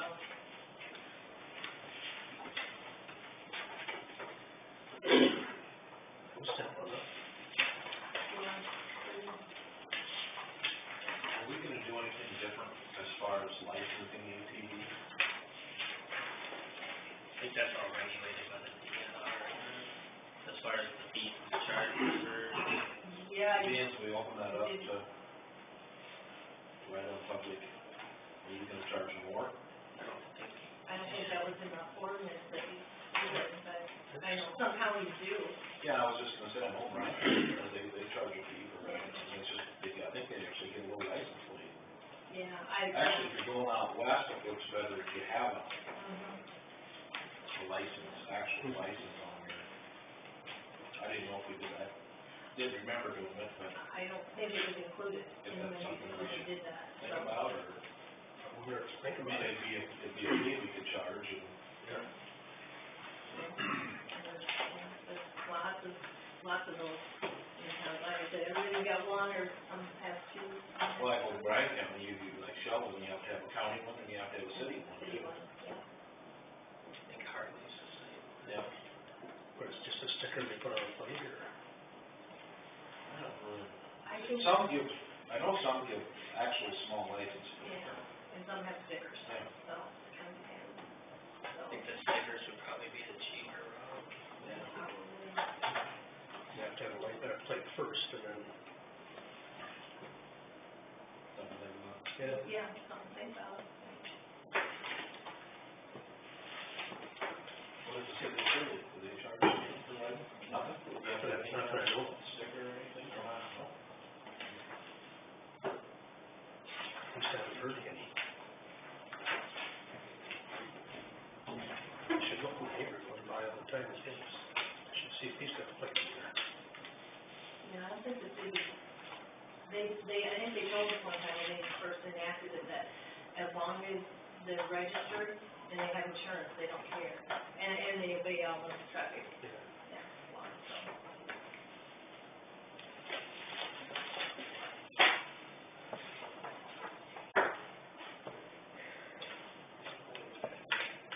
Any other questions? Anything else you wanted? More than one Well, let's see. We got extra time left. Yeah, so, The applicants, the applicants do. good, probably about 20. Some good ones. Oh, yeah, Good. yeah. So, I was, making decisions there. So, I guess we'll see. Glad you get some good ones. Yeah, there are some good ones, yeah. Oh, yeah.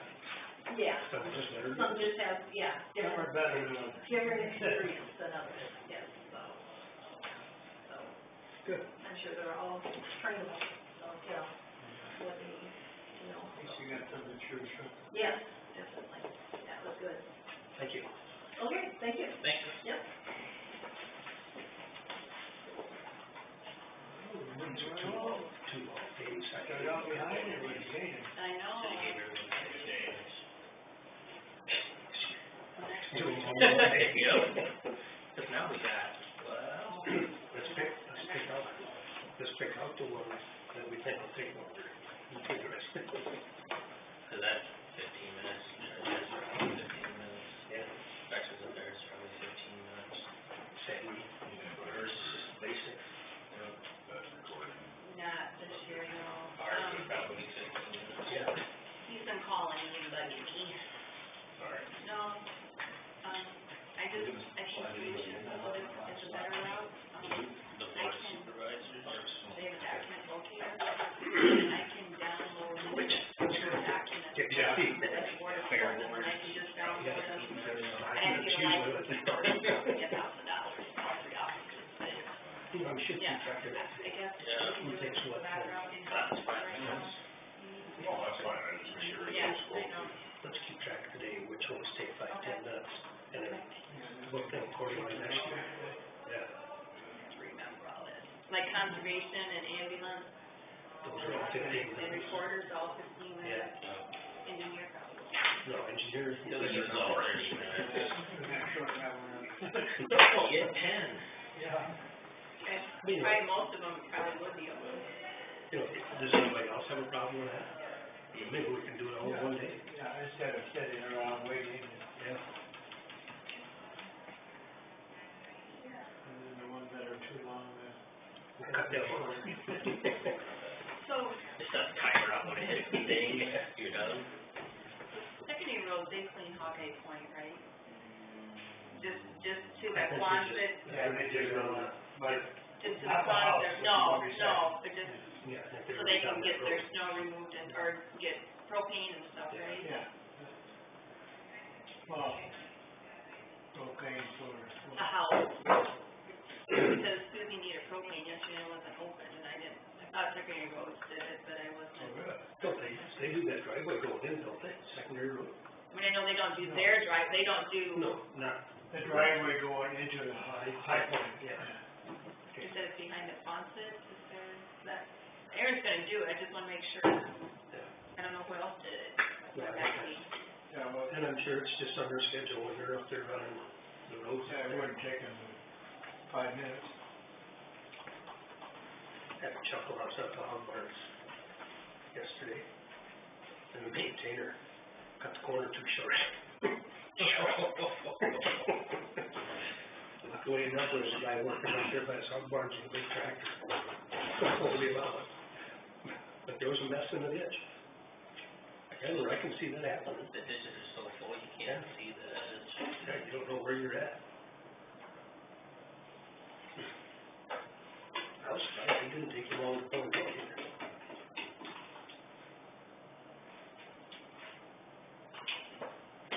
I was coming just a walk.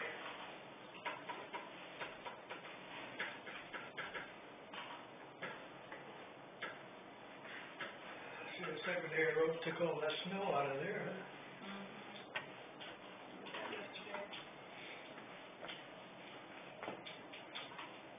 I don't know where they hauled it to, but it didn't go very far. Yeah, I don't know where, do they haul it to the city, or, I don't know where they haul it to? Yeah, no, they, Or they haul it, they don't haul it to the ambulance, do they? All that snow from the county, I don't know where they haul it to. they did, I mean, Secondary road, all the snow that's in the corners of, that one, on the parking area, I don't know they where hauled that out yesterday, and they they were just, gone for a bit and they're right back. No level B road 3 hours. somewhere, they just backed up and dumped The it. city uses the fairgrounds, don't they? Oh, Or no, the old trailer parks. that was in, I don't know where the county. County went out that way with it. Maybe they dumped it in a ditch somewhere. That's a lot of snow.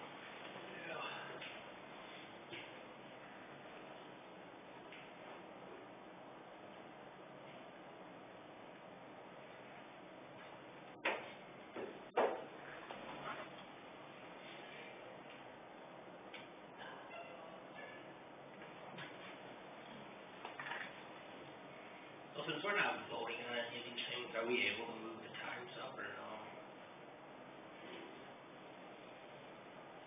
The public wanted to come and listen to any specific one, they would have a reason to expect it to be at that time. Would be my take on it.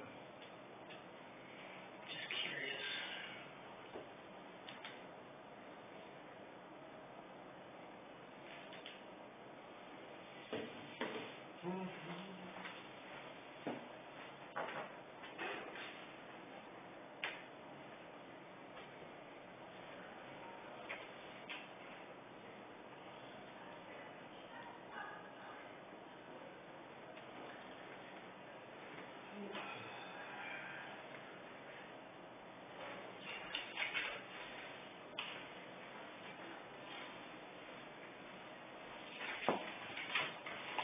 What time is that deal tonight at? 5:30? Yeah. Pretty sure it's 5:30.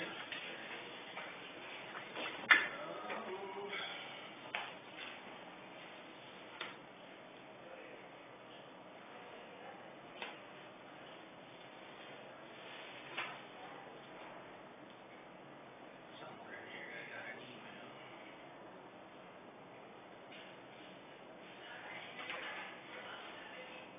Yeah, 5:30 there's.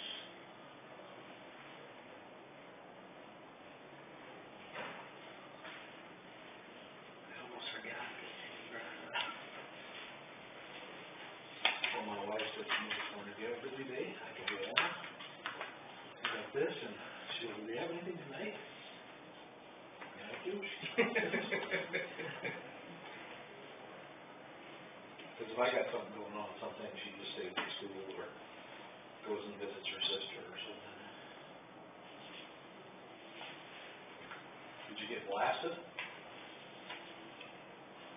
what Got enough equipment to move it all around or not? I do, but, you know, open cab tractor, it gets a Oh. little, it gets a little bit. Yeah. I don't know if you remember I said, but I hired a bunch done. I couldn't do that one. It wouldn't have been so bad if it would've stayed out of one direction. Yeah. When it switched and blew it from the other direction, it filled everything in. It was good until Saturday morning. Yep. Yep. First it was out of the south, then it went to the north, and I'm like, oh, okay. So, everything that was open on one side after you got moved, all got I moved was from gonna there. work today, it's gonna blow out of the south, but I don't think it's blowing too bad. I mean, No, the snow, anyway, I know it's blowing, Snow has settled down pretty good. I think that 50-mile-an-hour wind put a pretty decent cap. Yeah. it's hard to move. Oh, it's, Once you were through it, it wasn't so bad, but when you get through it, some places with the son of a gun. Kind of broke off in chunks. Yep. When you do it with a little snowblower, it's even worse. Yeah. Yeah, I'm to the point, I'm about ready to break down and buy a little one, just to do my sidewalk, 'cause Yeah. I got I one. can't, It's awesome. I can't get to around my house with the loader anymore, there's so much snow around my house. I don't really feel like moving at all. Get one like that guy, he's got heated handles You do? Yeah. and two-stage heat, hot and warm. Hot and hotter. That'd be nice to have. Oh, when it's warm out, if you got it on the hottest setting, your hands sweat. Oh, yeah. Yeah. That's about like snowmobiles and hand warmers. Sometimes it's almost too warm. Yeah. I'll never forget, first time we went out to Black Hills, my wife rode all day, and she said, "My hands are cold, my hands are cold." I said, "Really? They shouldn't be." And she never turned them on, she didn't know they had hand warmers, so. We go, did you turn the hand warmers, what's wrong with hand warmers, weren't they working? That thing has hand warmers on it? I wish my tractor had hand warmers, but it doesn't. Maybe the cab. Oh, told Leroy, I'm young enough, I can still handle the cold, but at some point I'm getting Well, old. I know my neighbor bought a loader tractor without a cab. I just went, he's 60 years old, but come on, guys, he goes down the road with it a lot too, and I'm just going, oh, man. That way is cold. Makes you still feel like a pioneer, Ken and I were feeding cattle Saturday morning, and that snow was blowing around the bend, we were loading corn and stuff. My beard and everything was just packed with ice and snow, and I used to be like you, think I was tough, and I don't know how tough I am anymore. It's getting less and less every year for me. What are you, how old are you, 45? You got a few years. Oh, my joints feel like they're in their 60s. Mine feel like 90.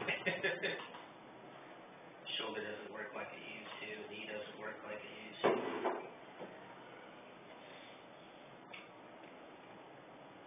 I can take a lot of cold weather.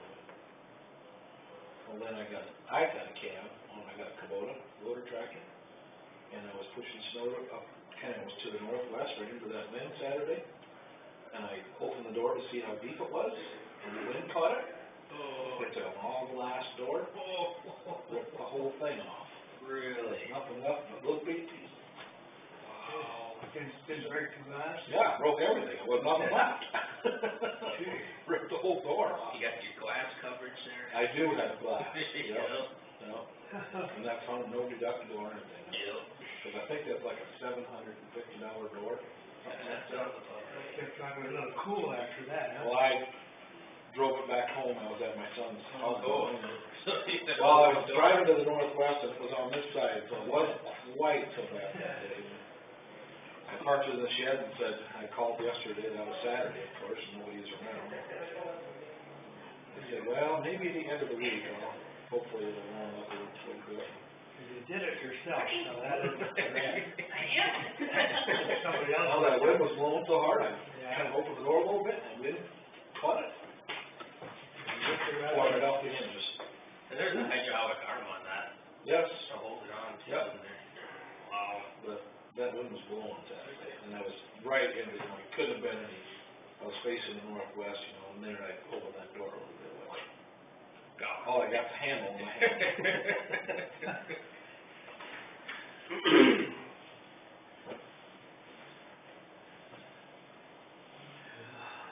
Sounds about like Aaron when he was trying to get the pickup started.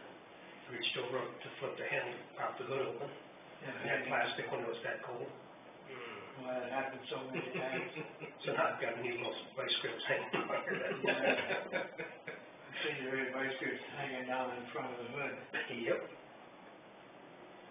I don't know, they signed all those agreements with China, and the market just keeps going down. Oh, I know. Going Yeah, down? all they bought was fuel. They bought a whole bunch of oil from us, so. Yeah. Well, they went down like 10 cents corn did that next day. Yep. Then they went back up, now this morning they're Back down. off 4.5, and beans are off just about 14. Longer crop in Brazil, That's what they're saying. Yeah, that's probably the reason, no?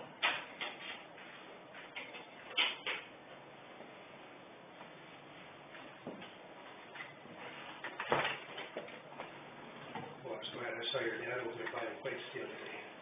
I forgot all about it. Yeah. I had till the 1st of February to have my plates bought. I do too. You had December birthday? No, I just had everything due in Oh. December. But I spaced it off completely, I laid the envelopes down.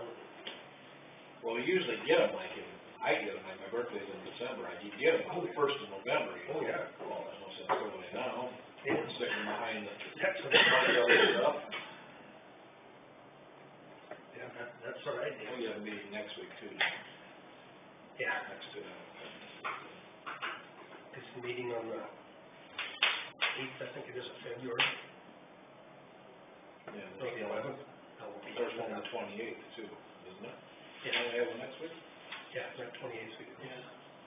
but the February 11th, I won't be here.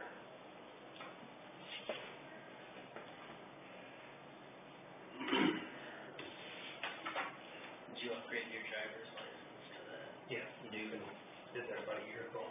What do you have to do for that?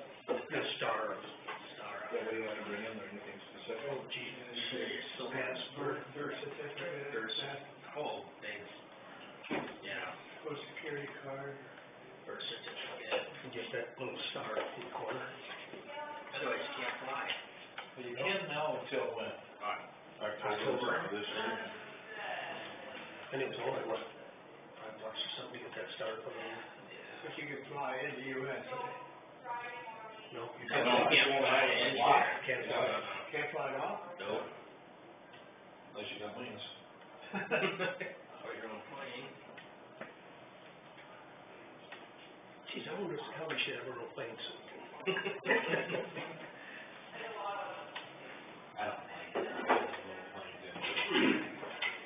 I flew once in a small one from here to Sioux City, and it was not bad.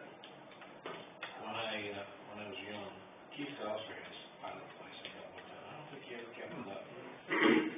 We had friends in Cedar Rapids, but that's when we were both, we went to college, but we had friends and we'd fly down to Cedar Rapids once in a while. I never liked it. The only part I didn't like is, well, we flew with Bob and Yvonne O'Leary, and I was sitting up front with Bob.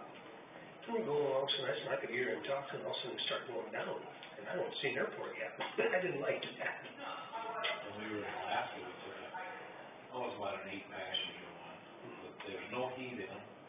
It's either wide open or it's off, one of the two. Oh, geez. And we were following the dinner drive, the sled dogs, and he was going like, I don't like planes anyway.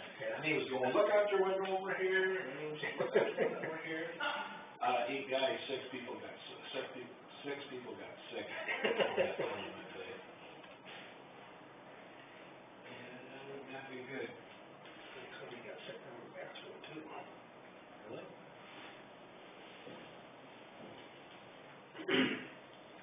No, I can't say flying's not my favorite thing, but I've never had enough time to drive No. for time-wise to get to point A to point B. Yeah, flying, quicker. The bigger the plane, the smoother it is.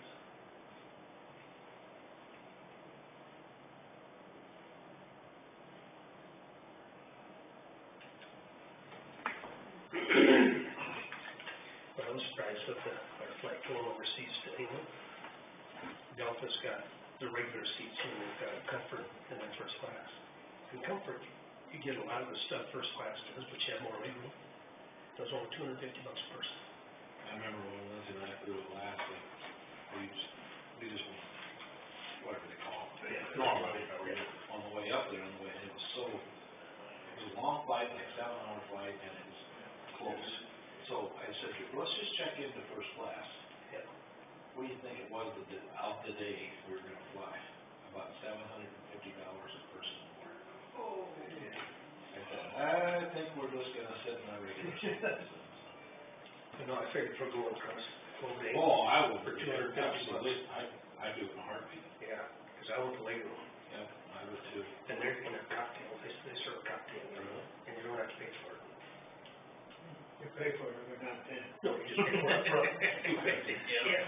Put them on the right, a few more, Yeah. But I figured for $250, that's where I'm gonna sit. Get comfort. Then one lady, when you sat right up front, right by that wall, she said, she don't wanna sit there. I said, why not? I like that. Yeah. Then you've got some legroom.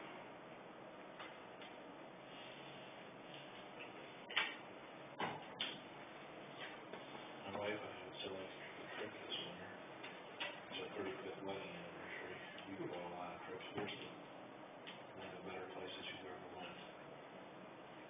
I really like cruises. We've been on 2 cruises. Well, we did for our 40th last year before. We took all the kids to Florida, with the grandkids. That was fun. On a cruise, though? No, just took them to Disney. Disney World, sure. We did our kids when they were little. That's what we'd like to do someday, is take our kids and grandkids down there. We went there too one time, they stood in line so long that. See, when we went twice.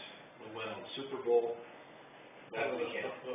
No, it was the best time to go, because nobody, they actually closed the park down, well, like at 7 or 8 o'clock at night, you know, which, this was, we had little kids anyway, didn't make it, we never waited, ever, for anything, not more than 2 or 3 people ahead of us. It was just like, Go in November too. You might wait in line a little bit, not bad. no, we went, both times we went Super Bowl weekend, worked out really well. There's times where you're standing in line for an Oh, hour. yeah. But the kids went, you know, through FFA, and then it was like hour wait. You can buy, what do they call it, a pass? It's an express pass or Yeah, something like that. go to the front of the line. Yeah. Where there's 2 lines in the one, you get on quick. You get in the cheaper line. Yeah. Yeah. I'd say, probably Florida. Yeah, we've been to Florida. We ever been to Hawaii? Yeah. You like Hawaii? Yeah, it was fun. We took a cruise around Hawaii. Well, that's what we're thinking. That was nice. What I liked was, So you just poured it in at different islands? yeah, I suppose we get, I don't know, 4 or 5 different islands. There's different packages. Yeah. Well, one, they took us out at night, and we went past the volcano and seeing all that lava run down. That was pretty. We'll see once, I can't never say we get away now, too big.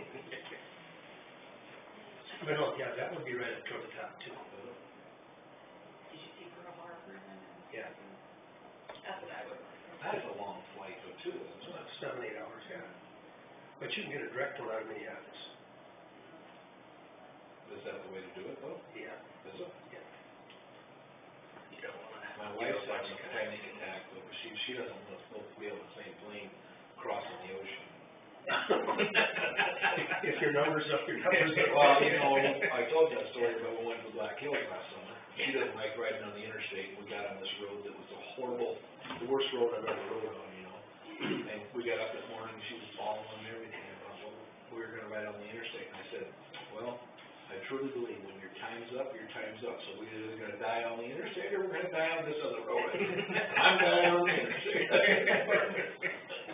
We took the North Shore, we took the North Shore drive with a motorcycle. And up in Canada, they were doing road work, and we were on gravel, and it was not nice. Well, that's the way it was when we went out there. And that guy was sitting behind me, she was calling, I'm calling my dad, he's gonna come and get me. Oh, but that got up in a little bit of a meeting downstairs, huh? Did you have a phone call yet? No, I haven't, actually. I just got a map here for you gentlemen. Just wanted to hand out. I still think that'd be a nice central county view. That's pretty fancy. Oh, thank you. It's like, like, clean up, right? This is a short jacket on it, though. There you go, sir. Thank you.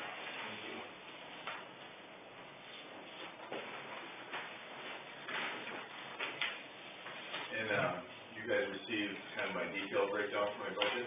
Yeah. That's good.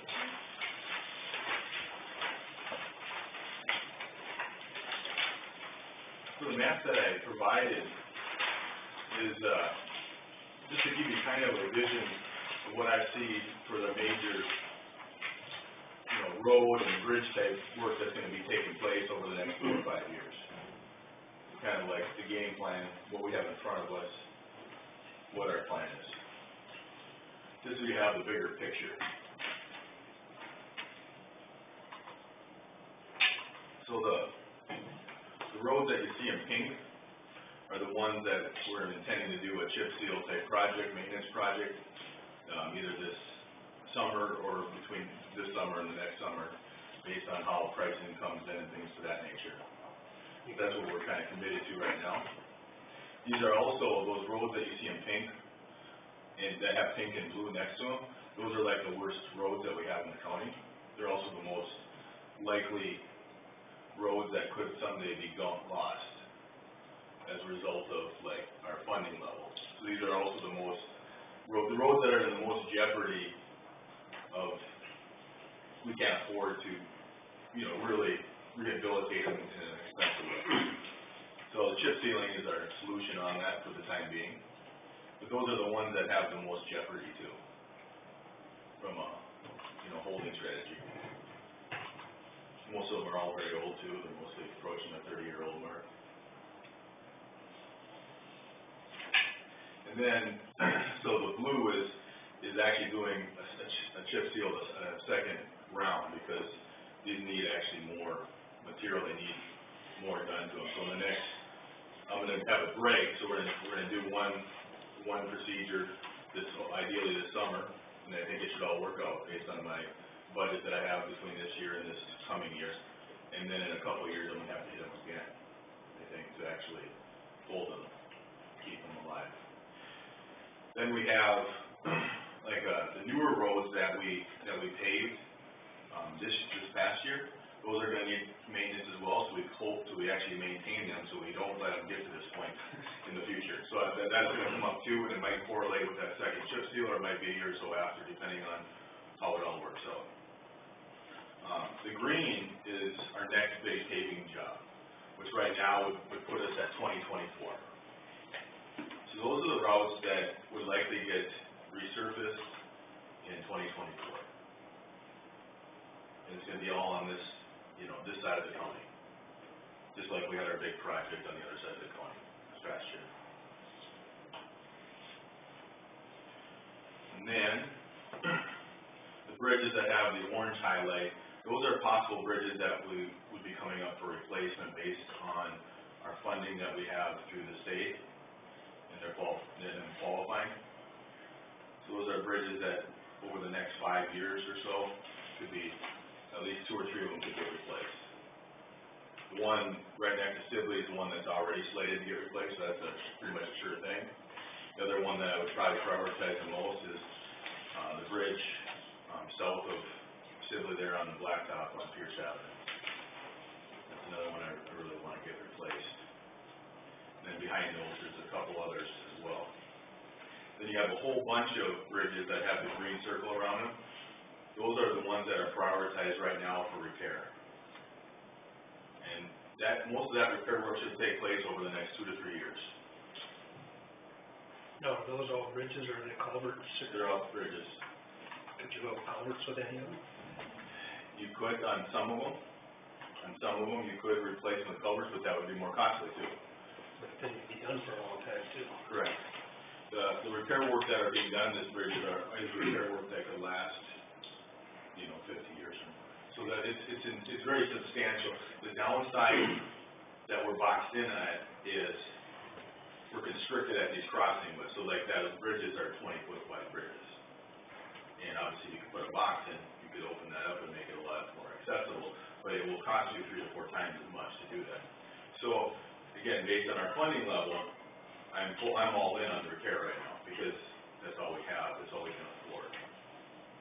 But it's possible with additional funding that that some of these bridges could get upgraded. Which one of these bridges got FEMA money? All of them have potential, most of these have some potential for some FEMA funding, but because they all have claims in the FEMA, what we actually get will be determined. Right now, we've received, we have received about a couple $100,000, and it looks like there's a couple extra $100,000 coming in as well. But in the end, I don't know where that's gonna end up, because it's taking forever, to be honest, working the FEMA, and I don't know, I'm hopeful in the next year, you know, we'll get some funding back through FEMA. And it might be on the order of like $500,000 by the time we're all said and done. Maybe more, maybe even closer to $1 million. We'll see. So which bridges were affected by the FEMA money that are on the repair list? All these bridges have claims into FEMA based on scour damage and such that took place, flood events that took place there in both 2018 and 2019. But the ones with the yellow, those are the ones that got hit the hardest? Ones that are, you mean the orange? Oh, yeah. Yes, so those are ones that qualify for highway bridge program funding. they gotta get, FEMA's paying for part of that too? No, FEMA is not involved with those bridges, that is solely, there was a claim on one of them, but, so there is a possibility, I think there is one that does have a claim with FEMA. But a couple of those really, they just have, they qualify for our, what used to be federal aid, that divvied out to the counties for bridge replacement. They qualify. Based on their structural deficient, they've already qualified for a year or two now. I mean, it's those bridges that are actually giving us funding too. That actually determines our funding level. And so over the next 5 years or so, I would say 2 or 3 of those bridges are gonna get replaced. One's gonna get replaced over the next year and a half, the other one probably over the next 2 or 3 years, and then I could get the third one too in year 5. One of them is smaller, like up there on that state line there, that one might be a box. Okay, now that one, that the gentleman we're in here talking to us about, which one was that? Oh, the dirt roads? Yeah. That one is gonna be based very much on FEMA, what happens with that one. Which one is it? It's on Oak Hill Avenue. It's not even on here. To the right of L. No, it's not. What really, because either what's gonna happen on that bridge is some minor maintenance gonna happen, just to open it up, or something major's gonna happen, and I don't know what that's gonna be. It's gonna be entirely based on FEMA funding, to be honest. Yeah, that's Oak Hill right there, sending that bridge right there. And I intentionally didn't necessarily put dirt road bridges on here because I don't know how much level repair they're gonna get. But can we do something with that one just to get it open You again? could, you can do something, the tonnages will always be an impact on that, but on that bridge in particular, you could do something to open it up. Okay, let's do something to open that one up. What about the one over on Burton? Which one? Burton. It's next to Ed's house. That's so. No, let's just leave that one. You know, cause rural water, myself, the other guy that owns the property, we all gotta drive all the way around the section now to get to anything, that I don't, same, and, I don't know. I struggle with prioritizing one on dirt road when others are needing attention. Yeah, I'm just saying, just to open it again. I mean, it all At the requires, expense of what though? Which one doesn't get the funds? I struggle with that. if you're just dumping dirt, and I think that's all really what that one is, that. I'm talking more Oak Hill Avenue. Oak Hill Avenue, potentially, the thing about that one, like I explained, is over the next 5 years, there's gonna be more problems with that bridge. Yeah. So it is something like this summer, if we make a final decision based on what happens with FEMA, we just open it up like in the spring or, summer, that can happen. In 5 years from now though, I think we'll eventually get to the point of no return on that bridge, what will happen on Yeah, that. sure, that, if we can just get it open now. Now, the one over on Verdon, that one's already at the point of no return, really. So that's the problem with that one, and also it's on like one of the it's on the biggest river in the county. So it's a lot more substantial. And the one on the other dirt road, on a pretty substantial river is up as well, that's Otter Creek. And that's the issue with that one too. Yeah. But the one thing that the one on Oak Hill has going for it is it's very close to population, it's actually pretty busy, it takes a lot more stuff. And so there is the possibility that one could get repaired if the funding's there. It's just prioritization. It's purely prioritization. But I guess I'd just like to see it, so they can at least. Get across it. They can use it, even at a restricted tonnage. Yeah. I know what you mean, yeah. The one though on Virgin is like severely posted and has severe issues, and that's the issue with that one, I mean, it's so, Right there. Yeah. it's already there, and, It's deteriorating. yeah, it's so far gone, the amount of effort to get that back to any higher, reasonable level of service would require a lot of funding to do so. So where's the FEMA money from that bridge gonna go?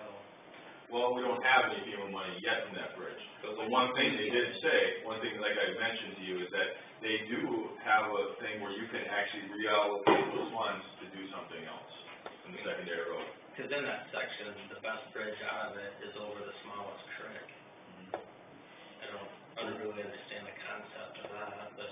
The one thing that I thought that might be a solution there, which I know doesn't necessarily benefit you, like the situation you got to do our block there. But you can't even get down that other level B road to get to any of that property back there, because it's in such a poor state of repair that you don't have any access to anything back there. Yep, I know that there's that other dirt road too on the north side, and one of the things that I thought could be maybe the best use of funding if we got it through FEMA, would be to make improvements on that dirt road that runs east-west, and there's a nicer bridge there that has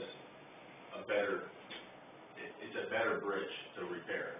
It's not a smaller tributary, and it has the features that can make that bridge last another 50+ years without as much effort. And then also improving that road to connect those, is it 2 miles there, or miles? Yeah, 2 miles. Let me look real quick again. Because you can't get at it going Or from. it's 1 mile, it's 1 mile. If you go up Vine and try to go east, you can't get to it that way either, because the road's so poor. Yep. I mean, it's below the ditches, Yep. so all the water, every time it rains, sits there. So anybody that needs to get to any of their farm ground back there, coming from Vine or coming from, what's the other road over there, from Wardmore, you can't get to it. Now, one of my proposals is to actually make improvements to 210th Street that runs east and west between Van Buren Avenue and Vine Avenue.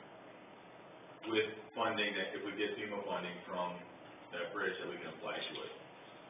I mean, since that bridge has been out, we've already missed out on 2 crops. Yep. Going back there because we can't get down the road. Mm-hmm. You can still get at it going the other way from that other bridge, but it's out. So it's like, there's gotta be some access of some sort. Oh, yeah, absolutely. And the place that would make the most sense to put your money in to keep access is along that 210th Street, in my professional judgment. And that bridge there is a lot more, is a much better bridge to make improvements on. It's a good quality, it's a good bridge. It just needs some substructure repair on it to keep it intact. And also and it's not gonna be posted either, which is really nice. It doesn't have, restricting postings on it. And you could do a lot more, a lot cheaper there to make substantial improvements on that segment. So And you have a also, list, one of the key things to look at is there's another bridge over the Achieving River a half a mile away. and that's the one on 834, does that get FEMA funds as well? It didn't get FEMA because it's not a major collector, so it's actually in the process of getting funding through the FHWA. I'm still struggling in my head, 822, that does not go all the way through the county, does it? It actually goes all the way through the. The blacktop? 822. Yeah. Goes all the way through, but the last 3 miles connect to nothing, because then it turns into a gravel road in Dixon County. That's why in my head, I was thinking at the end of that blacktop, where you turn and go north and go to Harris, it ends there. Yeah, you build it, it doesn't gravel. It doesn't, Yeah, it's gravel. No, they had plans to pave that to make connection to Dickinson County many years ago. So that got paved It's about to the county line is where the blacktop ends. all the way to the county line, it stops right at the county line. I can't picture that, I was thinking, But Dickinson County never made improvements to their probably does, I mileage don't know over why there. in my head, I just can't see it. Uncle Brian was right on that corner, on the state county line. Could be, I don't know why, I'm just Takes the whole way to that. It must be, I don't know why I can't picture it in my head. So you got a list of potential closed bridges, Potential closed bridges? Yes. I know off the top there's of a my whole head. bunch of these that aren't marked for repair or replacement or anything. I know a lot of these bridges are in bad shape. Yeah, most of the bridges that are closed are on dirt roads. We have, one there on Oak Hill, we have one by you, we have one, off of, L58 there on that dirt road, on 240th Street. We got one here, we got one here, right here, sorry. And then we got one, here, and there's, then we got one right by, Cloverdale as well. Now that one, the reason why I do have that marked on here is that's one that could be much more affordable to prioritize. It's a small stream, it's not a big crossing that we're talking about there. And the bridge itself is actually in good shape, it's like a nice bridge. So that's the reason why that's on there, to be quite honest. It's a small stream that we're talking about there, very small drainage ditch. So a low water crossing or something could go in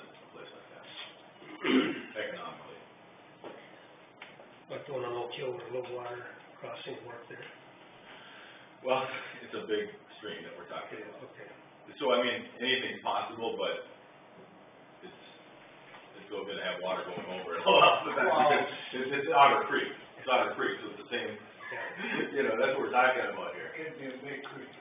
Yeah, it's a very Well, creek, just asking. yeah. There's one on the, where I got pasture, and the county turned that was a bridge, and they turned that into 3 culverts, and yeah, we get a lot of water, it goes over the road there, but, you know, That's right. it's better than not having Any, a bridge there. Absolutely. Right across that. Because most of the time, when it gets to a certain point, you can't get in, you don't wanna use it anyways, you have no reason to use it. It's when it's dry, you're using it anyway, yeah, I know exactly what you're saying. When you get to a larger though crossing, like we're talking about, like the Ocean River and these bigger rivers, then it becomes a little less feasible. Doesn't mean that you couldn't drive through it, but you're probably gonna be driving through some water. Like, you might have ballast rock, and you're driving through like 6 inches of water, or something, you know, when you're going through these areas. And then the question becomes from a public access. Financially, how much cheaper is it to put it low water? A low water crossing, it totally depends on what you're crossing. So, Yeah. but no, I mean, versus a bridge on like a small creek, oh yeah, we're talking, like putting up a new crossing versus that, well, I'd say 1/4, you know? Yeah. You know what I'm getting, if we're talking about a brand new structure, you know what I'm saying? If you're talking about repair, now it might be a little more comparable. But if we're talking about replacement, yeah, I'd say That's what I think on some of these dirt roads, if that'd be an option. The biggest thing is the size. Yeah. The size of the river. And that's the one thing that I can tell you right now, the ones that are gonna be difficult is like, Ocheyedan River. That's like, you know, then the Little Ocheyedan, which is that other one, and then Otter Creek too, yeah, those are like and that's why they're close, that's why we're dealing with those ones. The one that, like, is next to Cloverdale, that is an example, a great example of one you could easily do it. And let's face it, the Otter Creek is kind of an in-betweener. The only downside with that one is it does get more expensive to do a low water crossing there. Like, it no longer is as feasible from like how much dollars expended for the benefit, the cost benefit. Okay. Once we get to that Ocheyedan River, you know, once it's almost like, I don't think it's a safe idea to be considering that at all. Yeah. So what are you gonna do with those? You gonna abandon the road and get it to the local landowners? I don't think that would happen. I mean, obviously, our goal would always be to provide access from one place to another, you know what I mean? Through the, you know, with the public easement. But there is, the one that would probably, I mean, you're in a unique situation there. I mean, that'd be a unique one, actually. You know, the end of your road there. But no, in general, my goal would not be to eliminate it, because that also reduces our funding. And then if we ever did have to go back and get it, like on Tyler Avenue, then you're still, you're rebuying land that you already have an easement on, so. I mean, it's always a possibility, if the board wants to go that way, that's something the board can make decisions on, but I'm not necessarily recommending that this time. But if you're not gonna abandon it, then you gotta at least do the minimum maintenance to provide access. Well, we will on the road itself, but I mean, in regards to a bridge crossing, that's another story. That's another story. Alright, moving on. Well, and again, I mean, it's not that the board can't direct something, but I can't do it, like, as a county engineer, I can't prioritize it, you know, unless the board is actually directing, I think, me to do so. Because I really have to follow the traffic counts and follow the public's needs on any decision I make from that end. Unless there's something the board would want to prioritize above something else. Yep. Yeah, 10 minutes. Okay, 10 minutes. So big picture, I basically maintained on my budget about $1 million reserve. The big categories that always are the flexible are the ones that the big pots of money have to do with bridge repair work, gravel, and all of our paved road maintenance. and equipment. You know, those are the key categories, and then the other fifth category would be anything we're gonna do from a building standpoint, you know, facilities. So those are really the big categories, everything else becomes pretty set in stone. It's just moving dollars around based on what kind of maintenance I'm gonna have the guys do. If I'm gonna have them work more on crack sealing or more on this or that, you're just moving labor hours around is when it comes right down to it. Everything in here has the same, adjustment for, wage rate, you know, adjustment as was given to the elected officials, so that's all in here. That was 2.75%, right? All right, so all that was put in here early on when this was developed, and that's what we're looking at here. We're looking at $1 million reserve that I have to maintain, for a rainy day, and to keep us safe in case we do have any problems. Big picture, when you look at the secondary roads, needs that we have from three different angles. You look at it from our maintenance needs, what we have to do to maintain our paved road and our gravel roads and our bridges. And then you look at like facilities, what our needs are for facility. And then you look at, you know, like the future of gravel in the county. Those are like, you know, we do lack funding to accomplish these different attributes. I didn't say that very well. Okay, so let's say number one, that one of the key reasons why we're able to even kind of make it as a county is because of cheap gravel. So cheap gravel is like our blessing and what allows us to function as a secondary road department and keep taxes low over the years. I just have a question, do you have with all your equipment, do you have a rotation that you We follow? do, we have a rotation. I was gonna say, 'cause I didn't see anything in here for a new truck or maintainer or Cameras. We do actually. What's going on there is I have a little bit of funding left over from this year, so some of this gets captured over the fiscal year as well. I guess I'm not looking at that, Yeah. Yeah, we have on, but you do have a rotation where we do. What we have is every other year, big picture, we can take off every 7th year, so we can take off a year, but basically we get a motor grader every other year, and we get a truck every other year, if you wanna look at the bigger ticket items. That's what it looks like, big picture, and then every so many years, you have the ability to maybe drop 1 year. Yeah, I saw that, but I didn't see any, because of truck or a maintainer. This one, somewhere I saw. I'm in the process of buying a maintainer over this next year, but it might happen right over the fiscal year, because I still have some like 58 grand left that go towards. Oh, okay. So it's not, yeah, Okay. that's what's going on. And that happens a lot because our fiscal year is on July 1st. It happens a lot that way. I just didn't want to see us get behind for all, so Nope. we have to buy two. We're not, I need to buy a motor grader this coming year. Yep. Just gotta make sure that you're not structuring the pay it out of two different fiscal years, right, Michelle? Otherwise you get into it being considered a law, You can't prepay it without having. Nope. What happens a lot of times is they let us pay the balance after July 1st. You know what I'm saying? After we take possession. They'll give us, 2 weeks extra to make final payment. What's your plans for long-term building replacement? Long-term, building replacements. That's one of the big things that we have in front of us right now. Our current shop facility was built in 1949, I have on the as-built and all that. So it is 71 years old. The thing that's difficult for a secondary road department is in 71 years, things change a lot, like for equipment, everything that we have, so that's the world we live in. We should be actually making real effort to deal with the facility for the secondary road, and all the money should be focused on the Sibley shop. It shouldn't be squandered anywhere else. The issue with that is, there isn't really funding to address it. In other words, you either have to take it from your paved roads and your bridges and all that kind of stuff, or you just don't have the funding available to do it. But it's gonna have to be adjusted. It has to be addressed, and the thing is, time is not necessarily working for you, it's working against you. I see it now. Oh, I was looking at your sheet.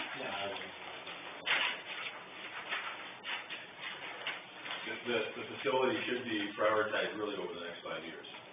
That's what it should be, should be the prioritization. And on the flip side though, one of the things that's gonna keep us more financially strong as a, agency, the real thing will be actually controlling like gravel resources. Having abundance and quantity of that, because without that, let's just say, right now, I spend like $200 or so a year in gravel.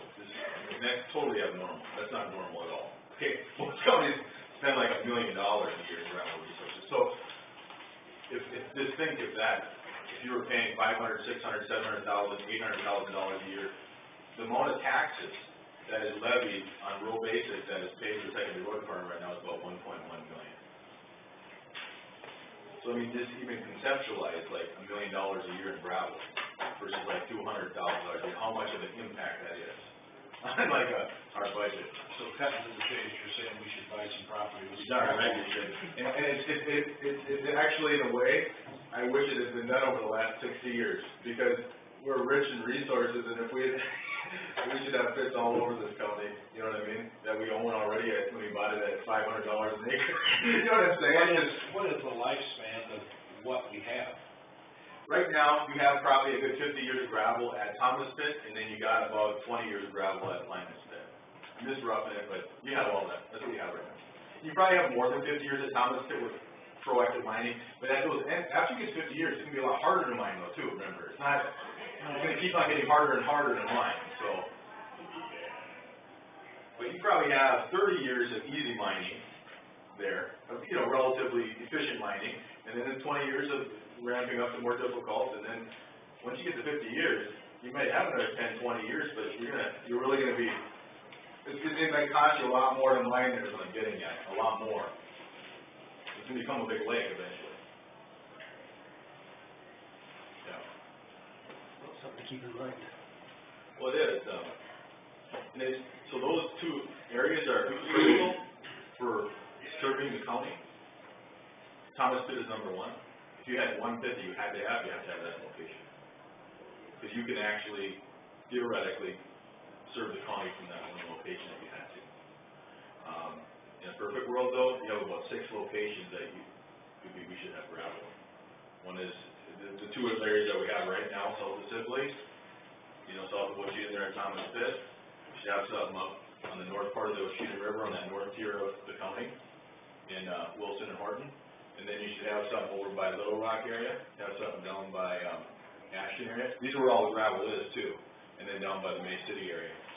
Those are the areas where we should be having gravel. And if you had those 6 locations tied up, you would, number one, you'd be able to provide much better service to the gravel roads in Osceola County. You would, because of trucking associated with that.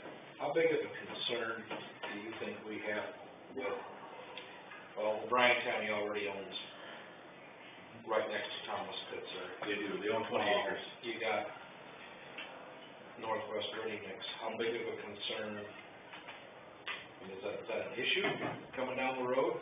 I mean, I know you just said 50 years at Thomas Pits, but, I know O'Brien County struggles with gravel. That's not horribly far from Bryan County. No, it isn't. Is that a concern, something to think about? Of course it is. I'm not too concerned on our north because that's already been kind of finalized. They've already pretty much finished mining that against us.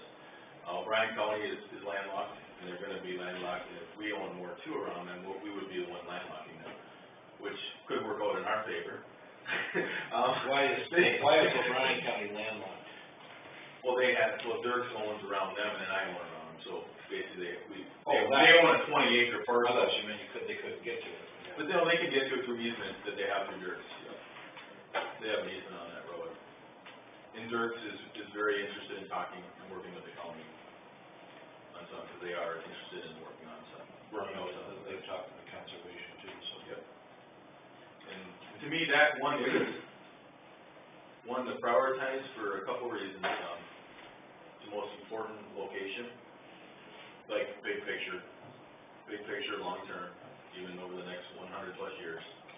And, you know, you almost have to pursue that opportunity as it comes up, even at the expense of like our paved road maintenance and that stuff. I think you almost have to prioritize it, even though there's other consequences with like bridge maintenance and all that stuff. You almost have to prioritize it because it has such an impact long-term on the county if you don't. But again, buying something there does not get you better service, doesn't give you a gravel pit in a better location to actually, but it's so important, that area. And the other thing about that area is the gravel is so deep. There's a lot of gravel. Not all areas are like that. In other areas, you're gonna mine 20 feet of gravel. There, you can mine 50 or more feet of gravel, you're not even hitting bottom. So it's a lot of gravel. So that's the big picture. I'm sorry, I know mine take a long time.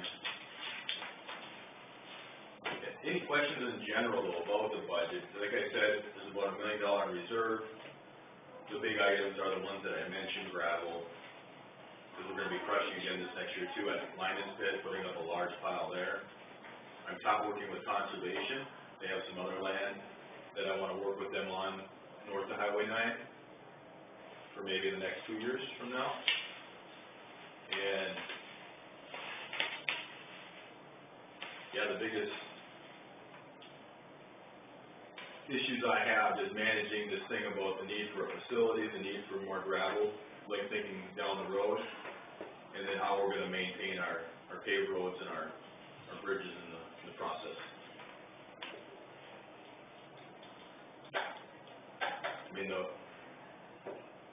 if, depending on how prioritized this is, I can put together a more detailed presentation over the next month and get you guys even more educated if that's your desire. I can. Let's get through budgets first. Yeah, let's get through budgets first, but I mean, that's where, if there's something serious that we wanna talk about, I mean, that's really the next step, is I have to even bring you to a greater, level of awareness and education, and that's gonna take like an hour, you know, of dedicated time prepared.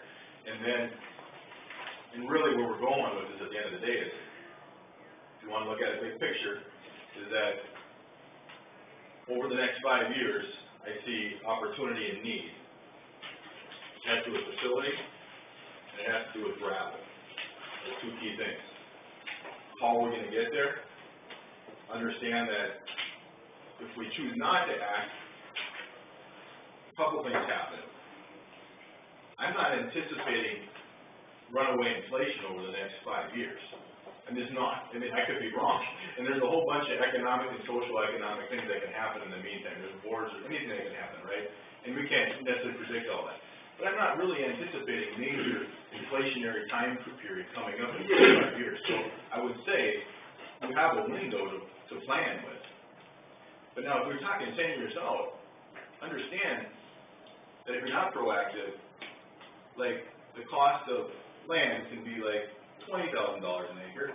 I also understand that like the cost of building a facility could be double. You get what I'm saying? All that stuff can impact you and hit you to make what your efforts even less effective. And that's why planning is important, I think, and how you're gonna get there. And even though I'm not big into debt guy, if you really have a plan, the way the system is set up, you probably are better off increasing your funding. If you have really low rates of bonds like they have been, actually securing a bond, getting the funding to help pay that bond and do it over it and get it done, and then pay it off over like a 10-year period, you probably are gonna come out more ahead when you look at it 20 years from now. But right now, that hasn't happened and we're not there. But I mean, that would be an idea of how you would address it, I would think. But I'm actually open to ideas too. You know, I would like to know what the board's thoughts are, and if you want to ever stop into my office and talk more about it, I'm completely, would love to do that. Because I don't know how to solve the problem, to be quite honest. I don't really know 100% how to solve the problem. I don't. But More money. it always comes down to that, but at the end of the day, it's all about level of service. What do taxpayers expect in level of service? It's all about level of service. I can tell you we're not meeting with Nick, so. Yeah, it's what do they want, what do you want pay for? You know, like we talked before, when we put in box payers, what do you wanna pay for? You know, what can you afford? And it's all about level of service. That's why we're digging this chip sealing right now, because that is your bang for your buck, and that's actually your salvation right now. That's your paved road system for the time being. We don't have money to do other stuff. We have very small pockets when you compare ourselves to like Lyon County and Sioux County and these other counties. And even though like Dickinson County, they're in a different world, they paved a lot less roads. They did a lot less stuff than we did. They manage a lot less than we did, less bridges, everything. So that they're just in a different world. We have a lot to manage in a small population base and a lot less funding. So that's where we're at. And one of the biggest things that we have been blessed with is cheap gravel. That's the one thing that keeps us afloat from a secondary road department standpoint.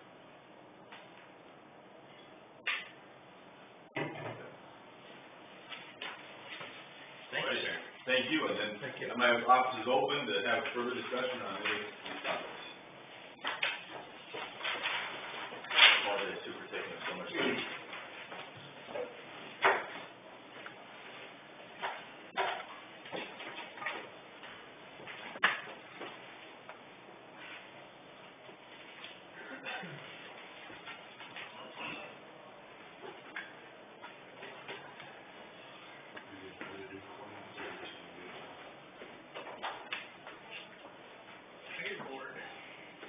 So we have the supervisors. You guys are next up. Well. Yeah. That's behind, health services tab. Pretty good. So I got messed up with it this morning, I couldn't get to put it, so. It's not completely doom and gloom though. I mean, we're doing good with what we've been able to be successful here. It's just that if you're gonna plan for the future, you can see that there isn't the ability to do what you need to do. But, I mean, like, we've made a big impact on the paved road system, and on the gravel road system, and on all fronts, Well, really. there are the counties that run out of gravel, Oh, yeah. so could we buy, and then, I know we probably don't want to sell, but I mean, to keep us afloat. Gravel is one of the, in a way, it all has to do with having cash, because if you think about it, you can pay these things off, but through rent and all these other things, and basically pay yourself back. It's not like you need to have all this land to immediately mine it all at once in 1 year. This is over 100 years. So like, these things can pay you back residual income to actually pay themselves out. The problem is having the funding up front to do it. Yeah. That's always the problem. It's about making that initial investment. Gravel's the easiest, because theoretically, if you structure this right, you're gonna make all your money back. And then on top of it, you're going to own something that you actually can keep taxes low and keep. It's just getting there because, I mean, let's face it, land isn't cheap. And, I mean, you need large parcels to do it. I'm not gonna get any cheaper out of it either. No, they're not. But I don't necessarily see too, like, in the next 2 or 3 years, that it's gonna run away and double either, you know what I mean? But it could, if something happens. But 10 years from now, I could see that completely. I could see it a lot more expensive. These are just the thoughts. Overall, though, it is, you know, it's going well. I mean, you guys went through Mike, right? Keep up the good work. Well, thanks, appreciate it. So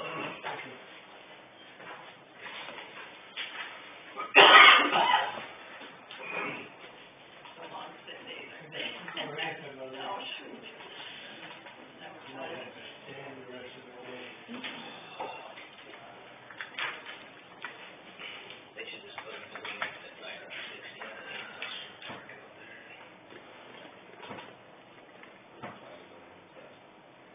For that.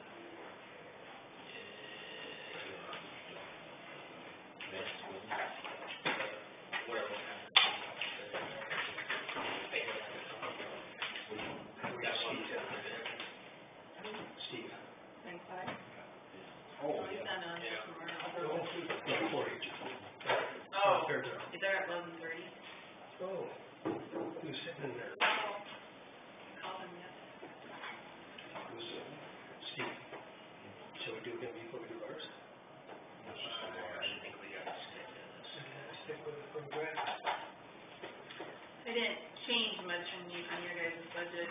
That $425, that's what we pay for the drainage assessment fees that that association issued with, so I added that this year. And then the, increase of 2%, and then like an IFRS and health insurance stays. Then, I'm not, this year, we didn't figure it quite right, so I increased it a little bit to make it more actual. Then I upped the publication cost, just, that varies from year to year, what you guys, what you need to publish, same way with board proceedings, same way. That's what it did to her. That way it's just second seat.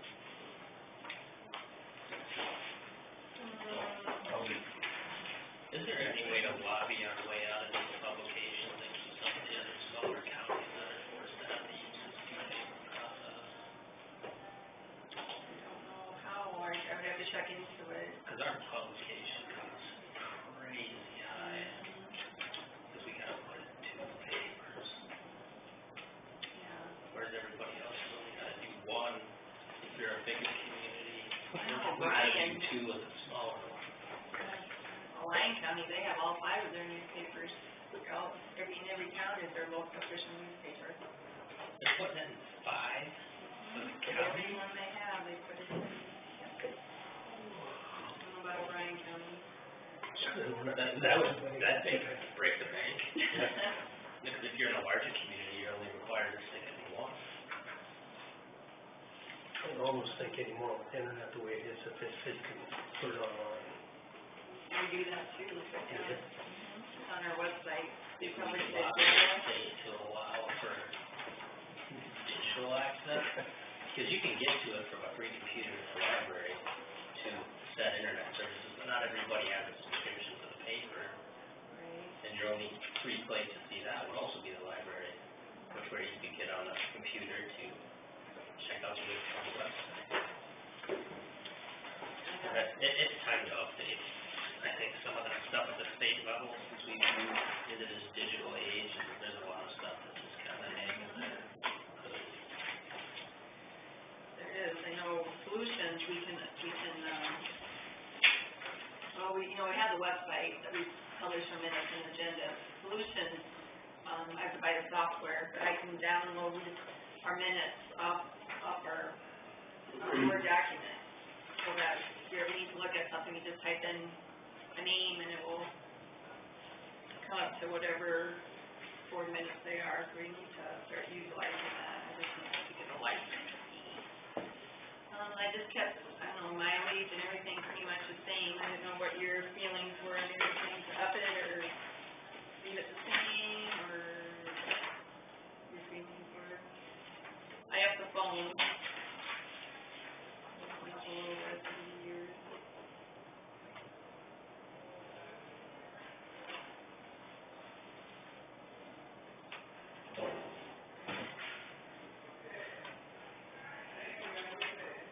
What's the phone cover? This phone, these 2 phones in here. Do we get a stipend from the county attorney for this cell phone? No, not the board, doesn't it?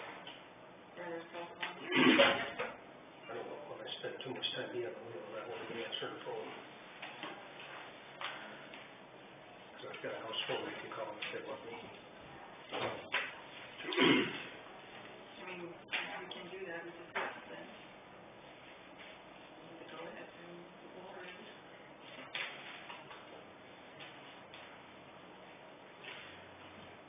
For the most part, pretty close, so if they leave it the way it is.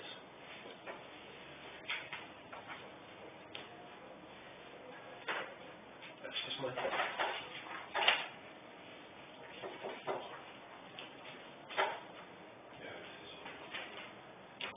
It's well within a few bucks, so it's not. Looks good to me.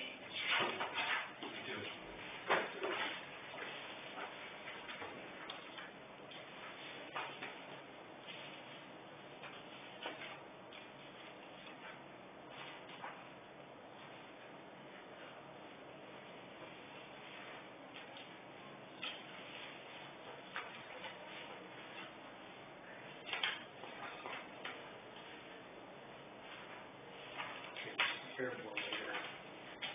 So they're in Department 99. Departmental.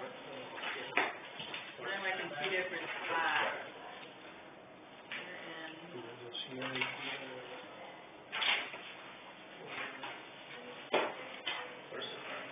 It's non-departmental towards back, those are dates to review tomorrow. One is that 4H contribution, we give them $7,000, that's on page 6. So It's all on page 6. On non-departmental. 99, it should be towards the back, it should be right in front of. Right in front of data processing. non-departmental? Yeah. And go to page 6, it's all on there. Okay, now Steve can come in.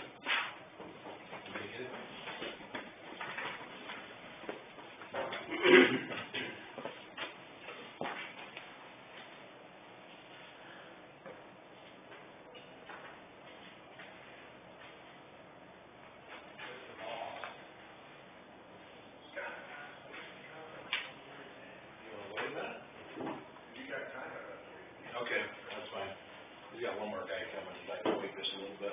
Oh, Hey, Kim. Yeah, it's Well, we got plenty.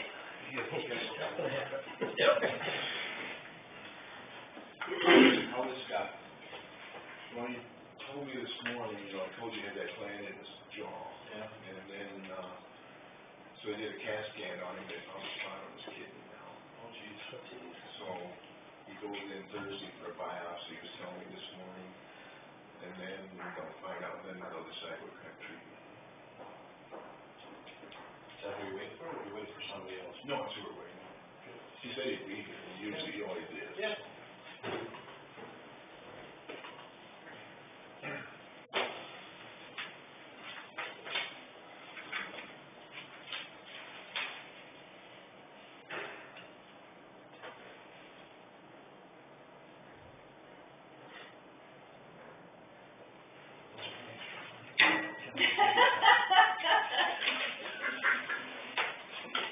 Yeah, you guys.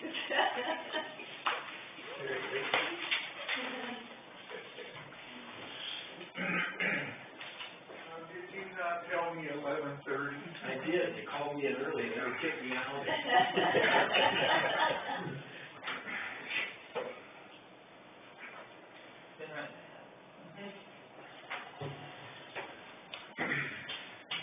Are we ready? Yep. Okay, and overview of the 2019 fair, the weather kind of bit us in the butt a little bit, we had 2 days of extreme heat.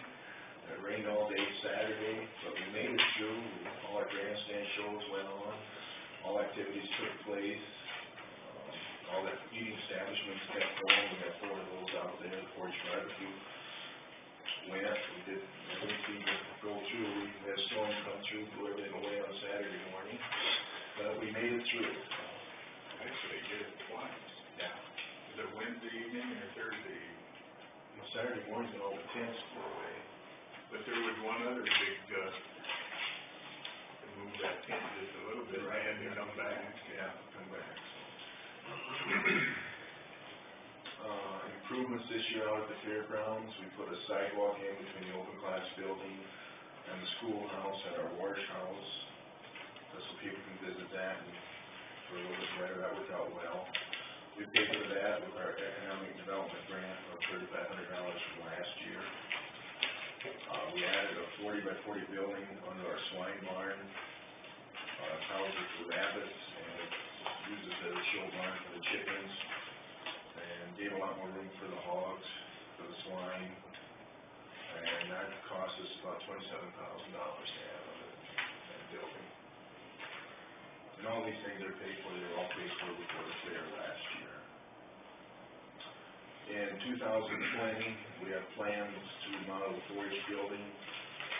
Our plan is to insulate it and add a heating and cooling system to it.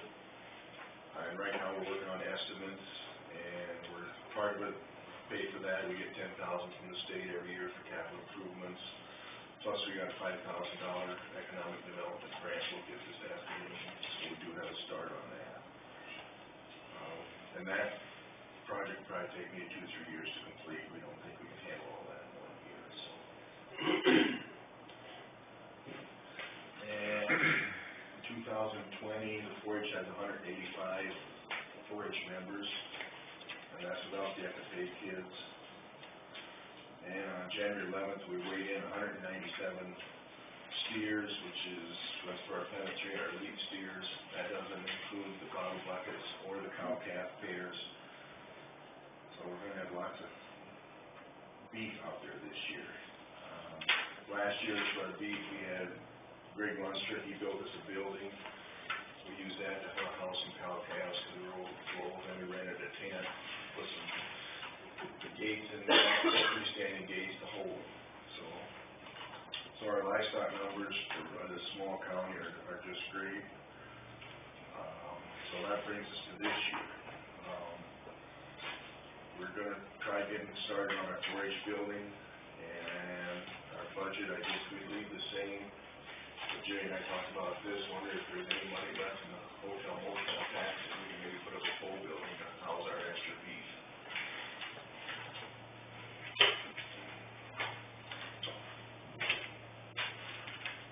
Doesn't hurt to ask. That's a good question.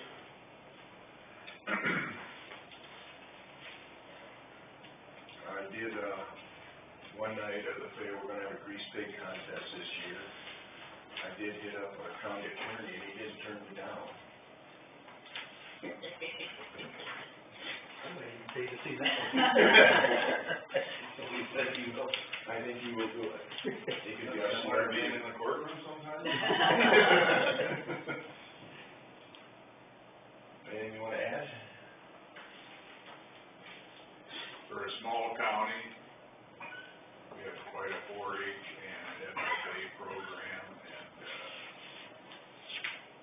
the amount of livestock that these kids are still interested in.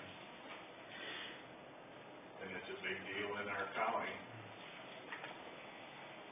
That's good to see. I think you get to a bigger city and, they think their pork chop just comes from the grocery store Or a plant. Or on TV last night, they said, what is it, the meat, it's gonna be the plant meat, it's gonna be 60% of it. They had on TV last night. I read a thing about the Whopper. Yeah. It's not the most healthiest thing in the world for you. Until it's not. Whatever's all in it, They think it's it's not really good. good. Have you tried one? No, I'm not going to. I find that hard to believe that it tastes like a grilled burger. Even if it does, I don't think I'd eat it anyway. I wouldn't either. I like vegetables, but I want those vegetables, not burgers. What else you got going on, Steve, at the fair this year for grandstand stuff? How'd it turn out last year? I know these things, Well, last year, we suffered at the grandstand, that heat and rain, it did hurt. We had a real good crowd for the monster truck show, though, that turned out better than we thought. And Thursday night was all right. Thursday night was good, our figure 8, and demo was good. Friday night, we took a pretty good hit on the Little Bulls rodeo. But the monster truck show was hurt by the wet conditions. Yeah, but we still filled it. That was great having them there, and I enjoyed going, but it was a better show when it was dry. Right. And they could, On the contract, it said we had to pay them rain or shine, if they run or not, so you're gonna run, we don't care how much. no, it was good to have them.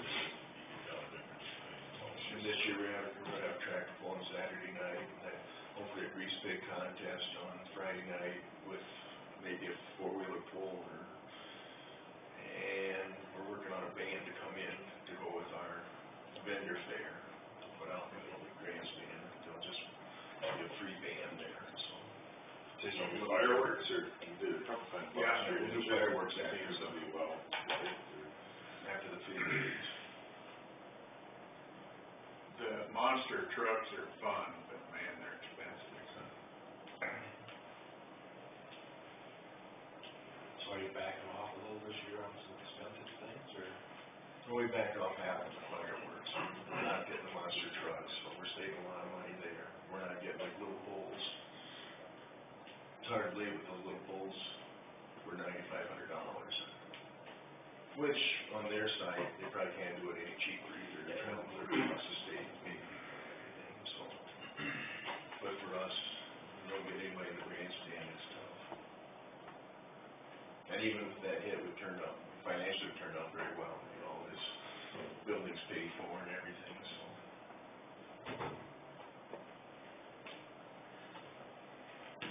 I don't know how you guys do it, but you sure seem to get the donations in there. We're pretty lucky. Yeah, we really are. People are, when we start a project, and we usually got it paid for by the time we, I shouldn't even say that, but we do before we even start the project, so.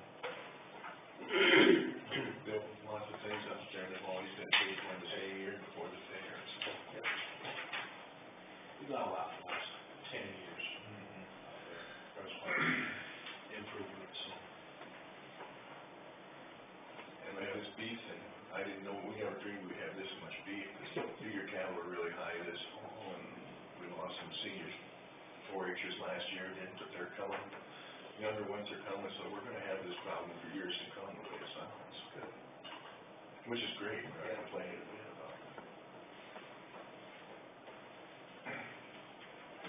Carnivals are just, Jerry can tell you, they don't happen anymore, for small fairs, they don't come around. We did have a guy, Jerry talked to a guy from Wyndham's gonna come in with some games and things for the fair, plus our blow-up toys, and a couple of extra things going on there. He's not charging us anything to come, so.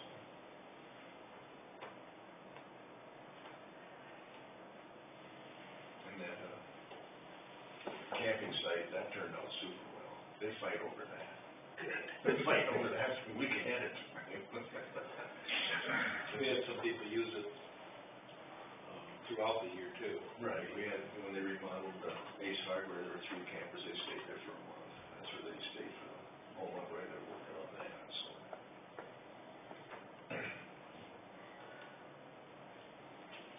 Well, I appreciate all you guys do. We appreciate your support.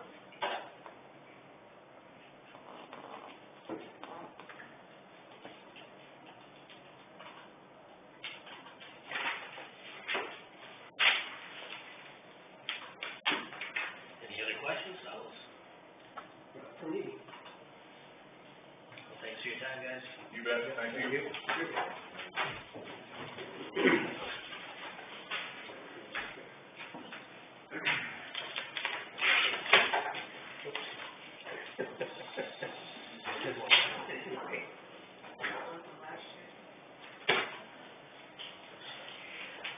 Are we done till after dinner? Yeah. That's for 15 minutes too, Ken.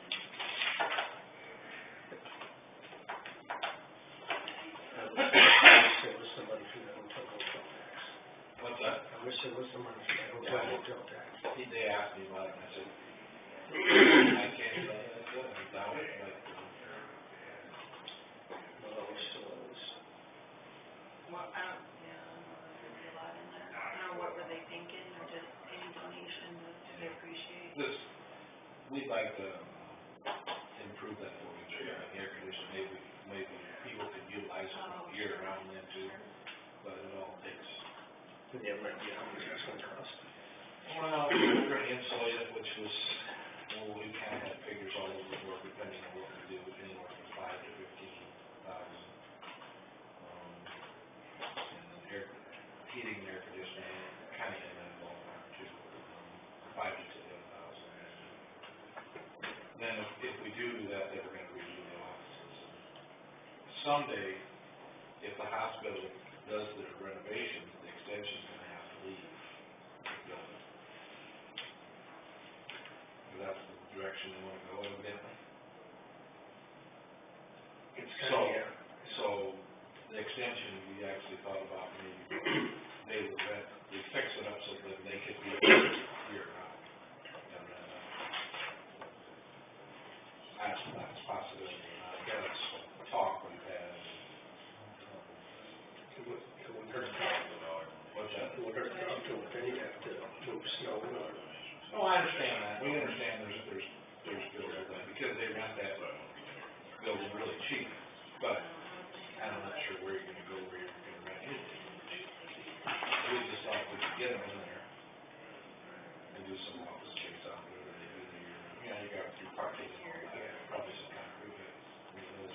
projects we're talking about down the road. On page 9, I'm not for sure if we have money in hotel motel, but half of that money goes into general basic. We might have 10,000 that we budget, we might be able to use some of that. How much is in there, we might be able to? Well, this is in general basic, I budgeted 10,000, we have the last 2 years. I think Nick used signs out of there, and, but that might be an option. Would there be 10,000 in there? Yeah, this goes into general basic. I'm not restricted half. Yeah, that's a non-restricted half. I'm not for sure if we have it in the restricted. Well, I don't know if we're gonna have enough money, because we pay the 5,000 for the pool, and then we pay 3,000 each to each of the or the museums. And I don't know if Warren wants to contribute towards the new building at the museum or not, so I don't know if there's gonna be enough money in that hotel motel to account for any more out of there, that fund. It'd be nice to know what is there, what we could look at. I printed that out, but I didn't give it to the board for me to see for any changes, but I can figure that out, what's in there. Well, collected 7764, would be half the year, or would that be through January? Well, yeah, they're so far behind on that collection. They, like, a whole quarter behind, but yeah, so it's probably, That's gonna be over 15,000. 14. They don't guarantee that. No, Well, very short if you come from that other half that's not. they could, yeah. They could. I mean, last fiscal year, we received 13,000, that's kind of the average for the last 3 or 4 years, between 13 and 14,000 a year in that hotel motel. Even if we could take 5 out of there. Something like that.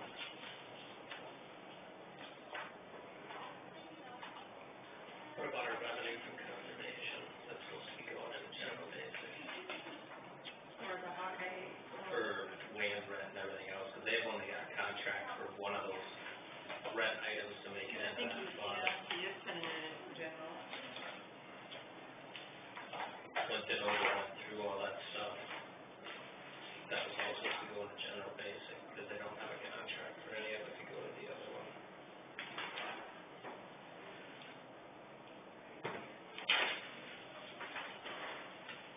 Yeah, that land rent, he has 55,000, that's all going into general basic. So you could maybe use some of that for fairgrounds. See some stuff, fairgrounds.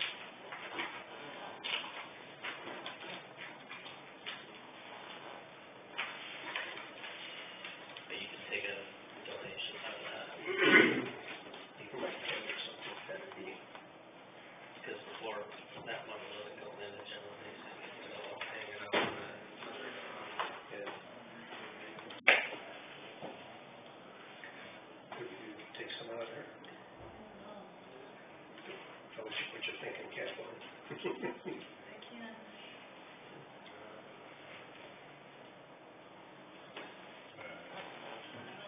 That could be. Or ask Dave to know what he can.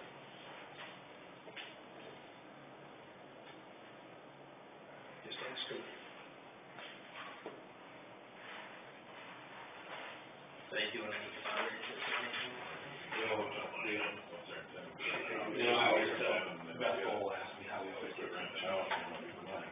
And she says, we send out flyers and we do this, and I said, Beth, your best is to look a guy in the face and say, do you wanna donate or not? I don't care, that's what you do. Sending out flyers. If you get a flyer in the mail, you get a quick write a check and send it back.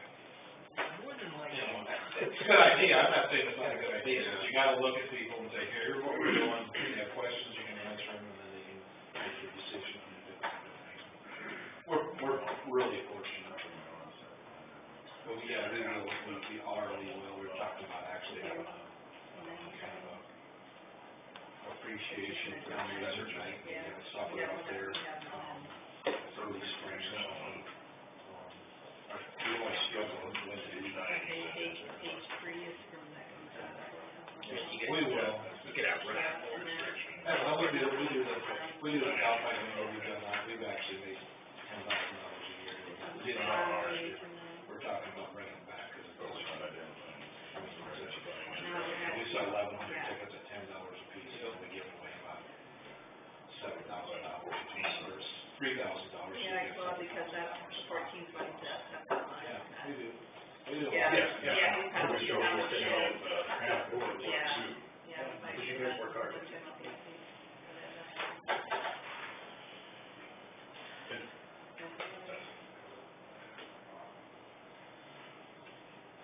Well, I think I'm gonna see if I can find the garbage or something.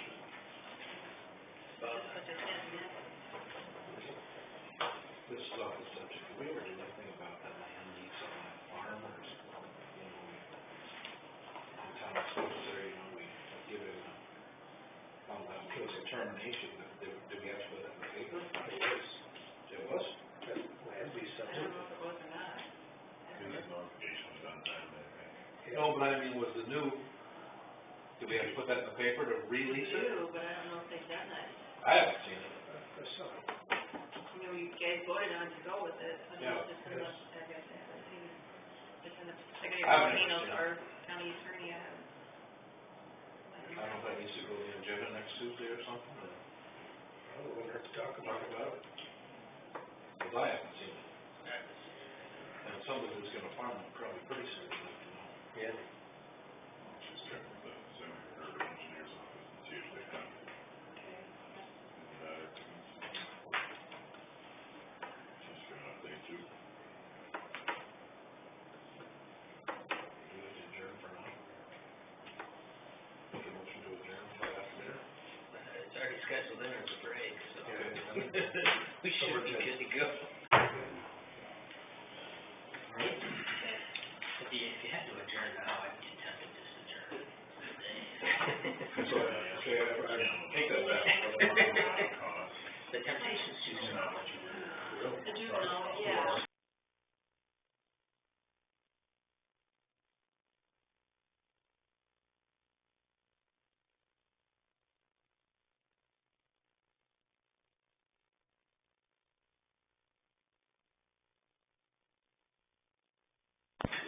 Eight foot deep across the whole thing. I can't believe it. No, it's hard stuff. Terrible.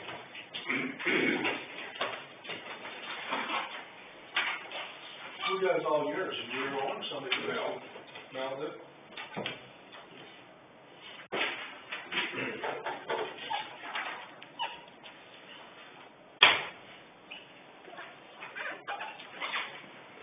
Is it?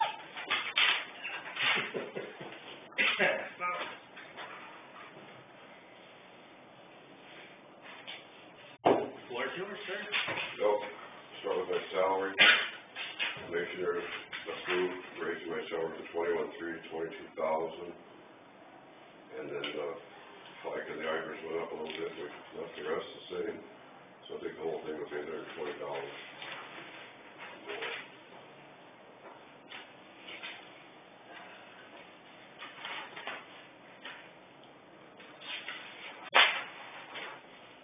Did you have a little extra time to explain everything? You know, we budget $9,750 to help best with, and I see we've used $1,381 of that this year as well so far, so. What's that for, Craig? Grocery stuff? Yeah. Electric bills. Do they have to come in and apply, or can you just decide to give it to them? You know what happened, used to be in the old days, Jerry, they'd have to come to a meeting, commissioners meeting. Anymore, I get a phone call saying, hey, they're gonna shut my electricity off. Oh, well, that's good. So then I call them and we have to take care of it right away, so, but that's really going down over the years. Because there's different ways that VA can help them without using county funds, and there's social security disability and feeding assistance, and we can try all those things. And I suppose for some of those guys, it's pretty hard for them to come in front of the board too to ask. Well, sometimes we make them, Mike, not very often, but if they're habitual, it's just shouldn't be happening in the first place, we haven't do that, but like I said, most of the time it's after the fact anymore. They haven't paid their bill for 3 months, but that's not a lot, $600 isn't a lot. And it's not that we say no, we make it as easy for them as we possibly can. Can you guys provide heating assistance or stuff like that, or? We are required yet to supply the necessary living things, so they have to have food, they have to have heat, water, and rent, you know, to keep on the place. Those are things we're required to do. We try to stay away from cell phone bills and cable TV bills, we don't so much do that. Unless they're 80 years old, their cell phone's the only form of communication they have, then we'll take that into consideration. But taxes, we pay taxes. But it's getting pretty few and far between, but I can change it tomorrow, but that's. Because we less. Well, Jerry, yeah, but part of it is we've kind of taken the long-term solution to fixing their problems, or helped them with it, and they don't have to come back anymore, you know. There's a reason why they're in that situation. So there's different things the VA can do at a federal level and a state level, and, you know, we still have dental things. Well, Iowa VA has a trust fund thing that we can get up to $10,000 in dental work done for them. But they have to qualify with everything, you know, but there's just other ways to approach car repairs and housing repairs and all those things through the Iowa VA. And they got one to do, you know, you and I talked about that guy that could have used some of that, Northwest Iowa Trust Fund, money to repair, and he said he really didn't want nothing to do with it, so. Some don't, some, until they get desperate enough, then they do, you know, so they have no other option. Well, it's been a quiet winter as far as people in the help on the county going well. And you're right, we get less vets. That's going to continue.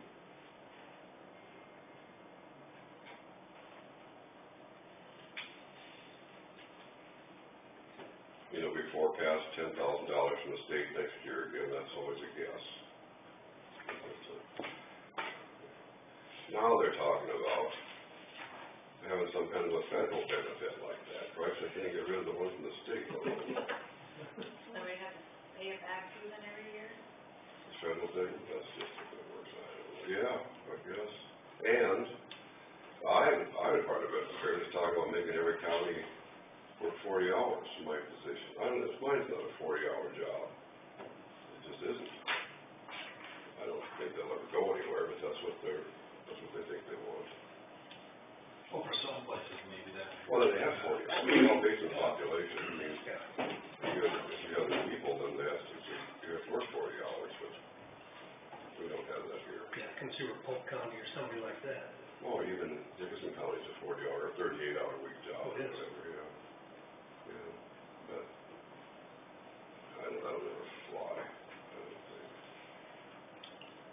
You know, whatever. That's what they say.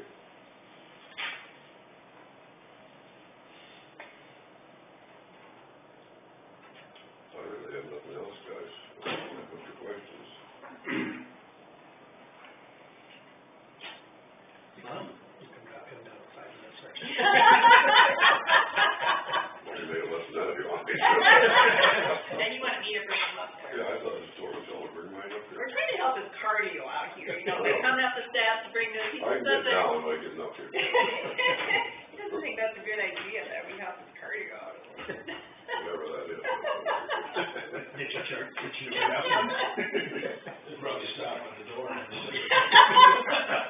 keep asking if you want to, well, that's all right, I have no bad habits, I don't need that one too.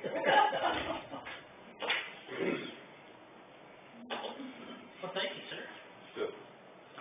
Thanks, guys. Yeah, thanks. I talked to Aaron about Thomas Pitt, and he's working with Nolan to get an ad in the paper Oh, okay. in the next week or two. Okay, yeah, I just haven't seen, Yeah, somebody actually asked me about it. okay, I thought I had seen that, so let's do something else. so we don't need it on the agenda then? No, as long as we're taking care of it. What he told me, him and Ryan and Pitt too, they're working on some of it.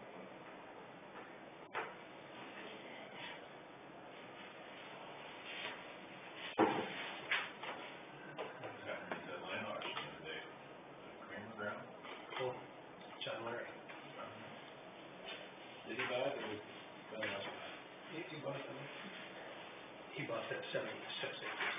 I just heard that John Larry got the bid. So if it was for somebody else, I had heard too, it could be for a sister-in-law, because his sister-in-law is Kramer. It's Gordon's sister. Or behind, or around Medford Ward. Yeah.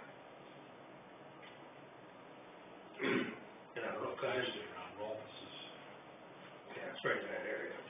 In between the two. And for all I know, could have been for Brian's son too, I have no idea. John Laird, does he farm his own? I think so. no, Doesn't he? down where he's from, Van Ness farms it all, I didn't think he did. Van Ness dairy. Too busy hauling stuff. I was gonna say, you never did too good a job of farming it, but. He just hauls it to his place and never hauls it away. Boy, that's a mess. Oh, man, he must have so much stuff around there that I hate to see what's in that building.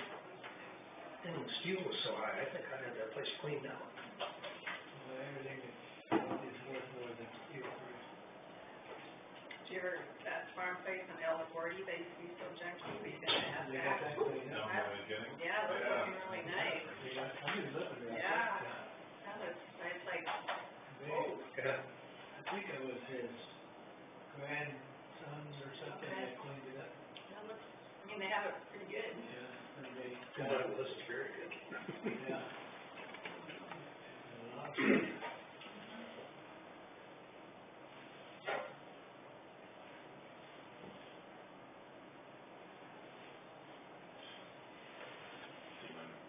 Some courthouse over there. No, but your mom was telling that Tell this you that. morning. Like, if I would have known that, I would have given him a ride, or, poor kid. I didn't know your mom wasn't in there. First I think your mom, I didn't realize your mom wasn't in there. Were they cold? I'm sure they were. Eli stayed home, but, then my friend Eli just come in the house and he said, I gotta head home. And so that door lock turned when he left, well, you can open it from the inside, even though it's locked, but it's not open from the out. So they got in the garage and found out the walk-through door was locked. And then get back to the house. I have told them where a key is hidden before, but that didn't come back to memory. I needed it at that time. You remember next time? Eli stayed sitting in the garage, and Dave walked down here thinking Grandma would be next door, and she was out taking her from Grandma to Oh. the dentist that day, and so he tried calling from her office, then was letting me call me, and I had called Mom on something else earlier in the day, and figured she'd leave me a message, or I was in the middle of something, so I didn't answer, and find out 2 hours later that Gabe trying to get hold of me, he was left out of the house. Oops. Trevor at their school, they had a faulty fire alarm, or whatever, so they went off, all the kids had to go to the bus barn, and then they had to put them into the grocery store in Leola because it was so cold, and then they couldn't go back in until the fire department checked everything out. I told him, now that it should happen again, I don't know where the key is, but if it happens again, go to the state courthouse, or go to the hospital, or go to the library, or somewhere open and warm, and sheriff's office, that'll always be open, yeah, that was nuts. I saw them walking, but it's like I didn't. Kathy had a massage scheduled that afternoon, so she wasn't answering her phone, so they were just stretching out left and right. So they didn't hit you for a track phone or anything? Not yet. That's already had to stay after school, practice. Just not working out. When Kathy got home, she didn't know where the key was, and for some reason they don't have one on her vehicle key ring. Oh. And she called and I told her, oh, that's right. I'm sure I told you before.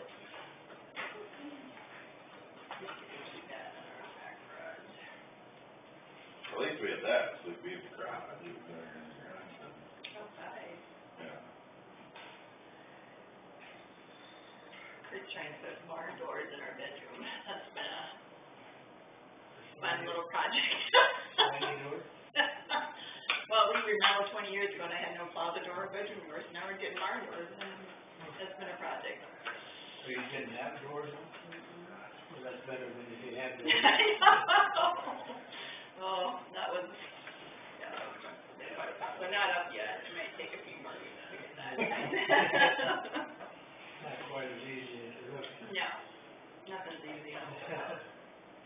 Staining and varnishing the doors are easier than putting these doors. Let's see.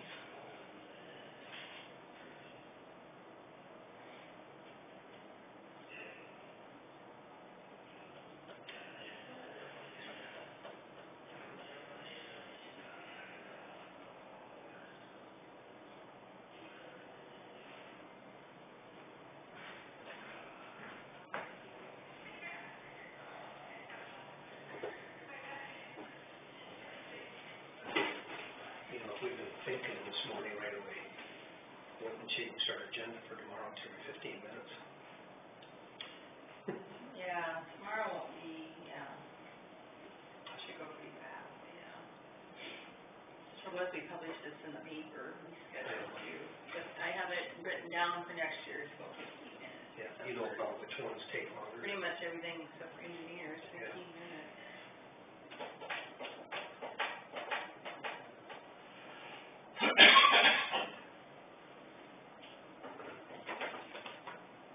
And Lori Rufus coming for,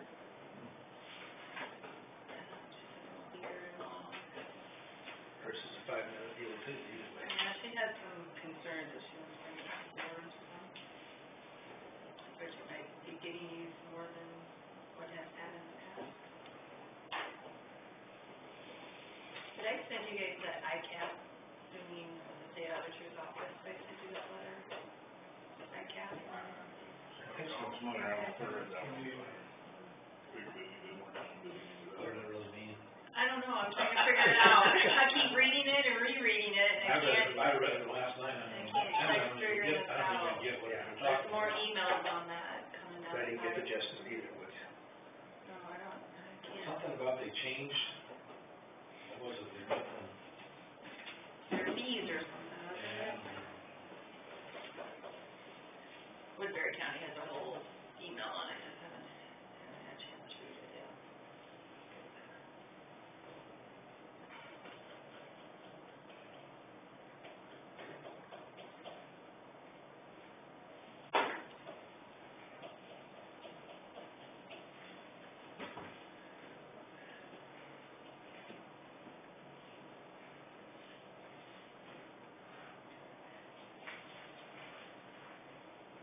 Next week too, there's not much on the agenda. Keep looking back to see what am I missing. is it something we can put it off a week? Well, Jack is coming, we have to pay claims next week. Oh, okay. So we probably could. Get a letter from the ICAP board, is it? Yeah. Yeah, if you want to read it again, explain it to me. I don't know if I can. You read it again and explain it to us. Whoops, I deleted it. So now you'll have to explain it to me. I read it too, and, I'm not quite sure what they're talking about.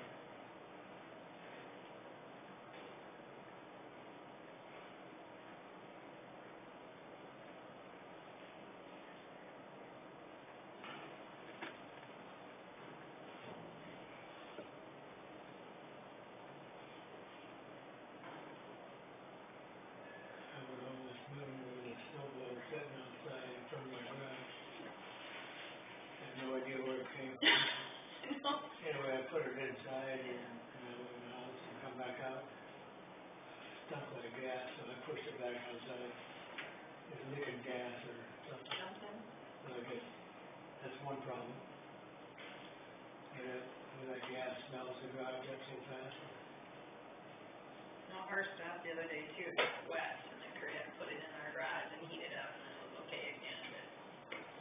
I've got a question on secondary roads, or do we supply winter walking shoes? They get $100 boot allowance if it's still towed, but I don't think we do that. I mean, it's just get $100. Why would it be? Because at our meeting the other day, Spencer, he used to do our, committee. Yeah, or safety. Yeah, safety stuff. He brought in these new walking shoes that he says everybody's giving their secondary road department. In the winter time then, or? Yeah. For the ice and snow, Oh, yeah. getting in and out of trucks. And Mike Grenier. And so they sent a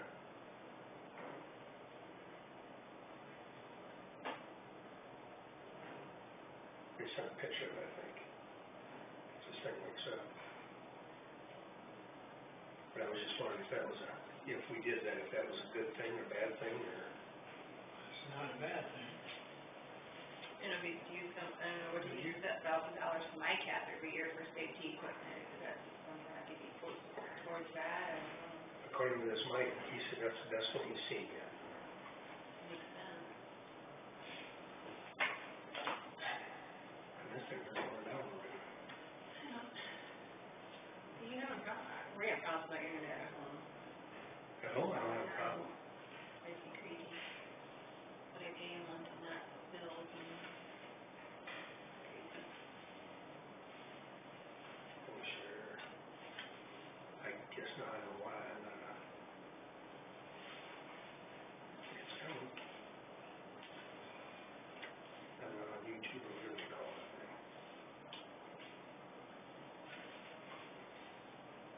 That's the type of shoe that's what he's found. I'll let that walk you through it. Special grip on it.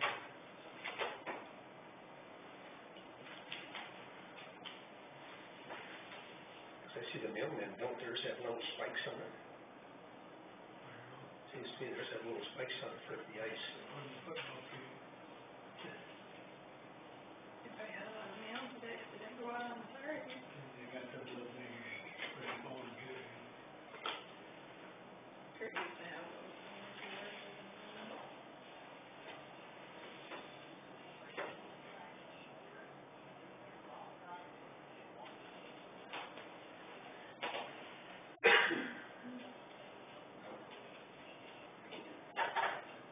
I was just wondering if that's something we did supply, if that was something we should look at. I don't think they're cheap.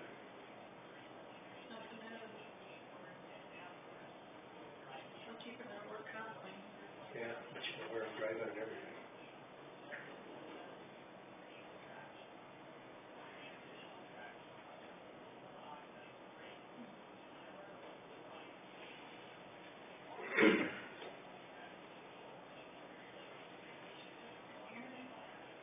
But, Should get that from my parents. yeah.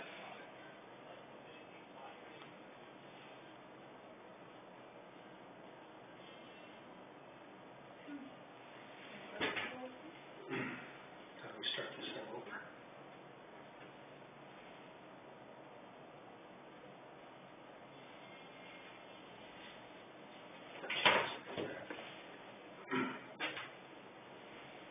Almost like reaching for a muffin, isn't it? That's it. All you gotta do is to go a little further. Is there another early push?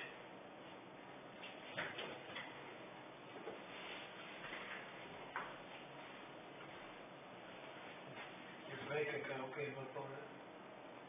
That is on there, it's not on there. Geez, Louise, there's a lot in there. Bigger number than I do. I just gotta wait for it, or what? Yep. That was my paycheck from the Michelle, is what you're saying. I seen 500 and something, so.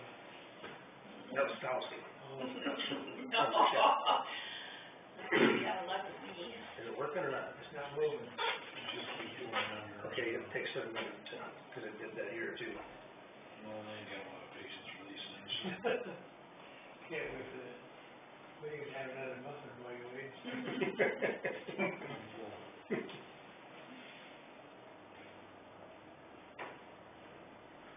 Do you want one, Jason? You can't reach it.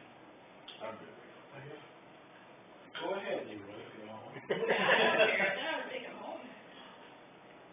He didn't want to feel bad, he wanted you to take one. I can only have the same amount as you have. No, you're way skinnier than me. I'm about way skinnier. Yeah, I am, I'm way skinny, you're way skinnier. I'm over 150 pounds. I saw that when I was a freshman in high school.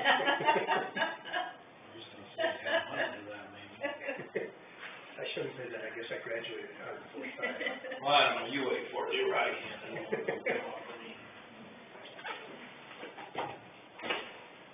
That is probably a good idea if they want it. Yeah. But I just thought it was, like you were saying, that's the best one he's found yet, so, and you can wear them all day long, driving or whatever. But he never did tell us price. Well, I'm just saying, I probably would like it, cause I like my shoes, and I like lace ups, and I like them tight, and I don't know what those are, but. Only clamp right on the outside of your shoes, so. Not saying it's not good, If just personal. Yeah, if I was on ice and stuff all the time, then yeah. Has it come around yet? Now I got another thing going around circles. Well, maybe Every time I, sure, then you start over again.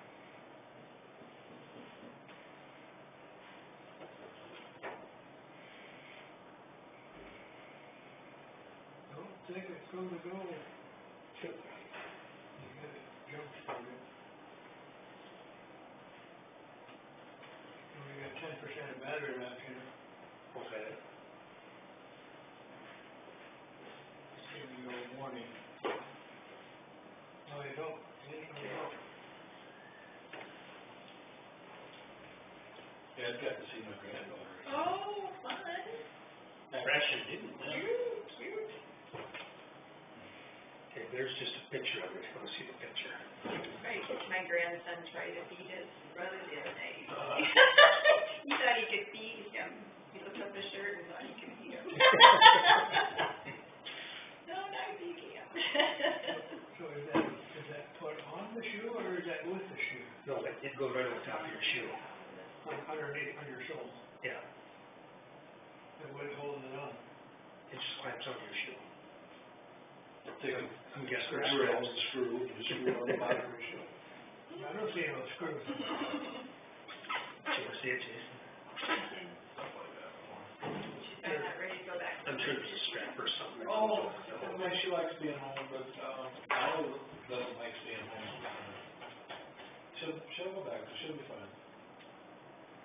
I was just showing them that the Spencer record.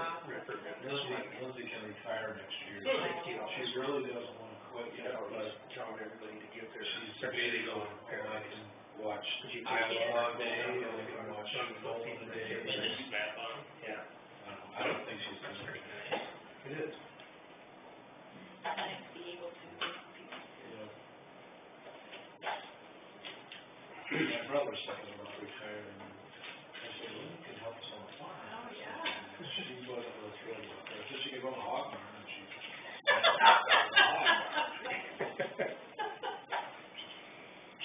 So we'll see.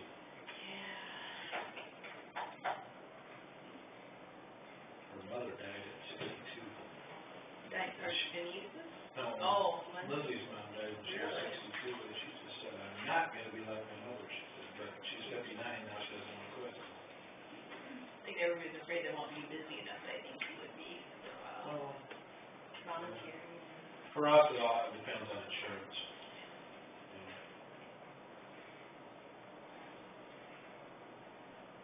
I know if I ever would sell my hog barns, I'd need something. You gotta have something, a reason to get out of bed. Well, I could sell my hog barns. I can find enough to do. I know I used to be the chicken house. I didn't need that reason to get out of bed. I don't miss that at all. Sunday when I was out pushing snow, I'd have given it up pretty easy.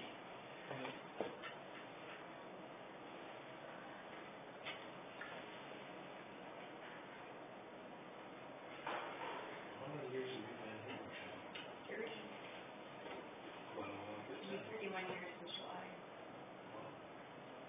It's like,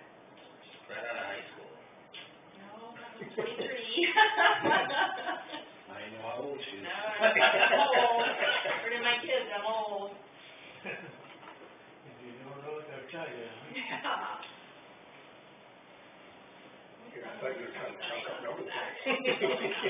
I was just trying to do the math. So your dad's got no pretty good. Yeah, yeah.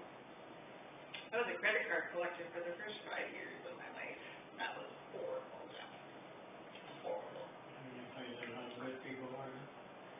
Especially at Christmas time. Did you work at the state bank too, or not? No, I worked at Why, I Citibank. thought that. American Citibank here.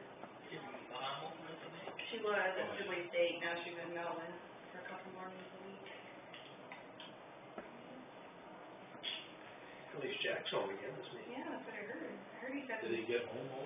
yeah, That's what I heard. I heard he's been in the bank Has he? a few times. But I mean, that's good. Doing good. Yeah. Good thing.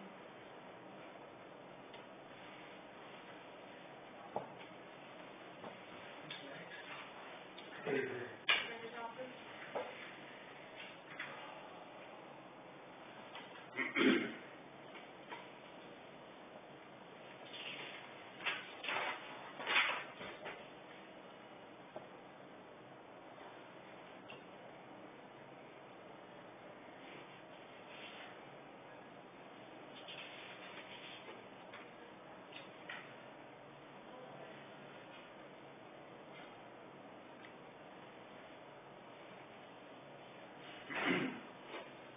How old is your daughter by now? She turned 16 this last fall. Really? She's driving sophomore, yeah. You know, wasn't she a little miss, and my daughter was the same year as you? Yeah. I haven't seen like that old ago either. A while back there already. Yeah. Where was she, 3 or 4 at the time? 10 years ago. Get her a car too. We did. Brad Schroeder's been helping us, been working with us some. He had a Toyota Camry from his son-in-law. Not sure why exactly he ended up with it. Yeah. Ended up getting it from him. It's pretty awesome, right? That's where he went from, but go forward. Everything is sitting outside of the house. My daughter took my car to NCC yesterday, she could have found make a start. Kinda liking that. How bad was the car insurance?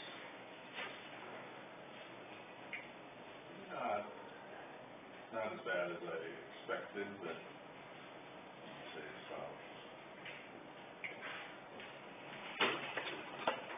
400 Smile? months. You're up. Craig, all done? I expected way worse than that. So they do that good student discount, that's a lot. Female, yeah, helps, I'm sure. What was yours? Or mine. I didn't really have any big changes. I think the biggest one was probably I was down to just a single insurance, we don't have a family one. My landlord, bigger adjustment. So I looked through there, I didn't see a whole lot of changes. No. Not much.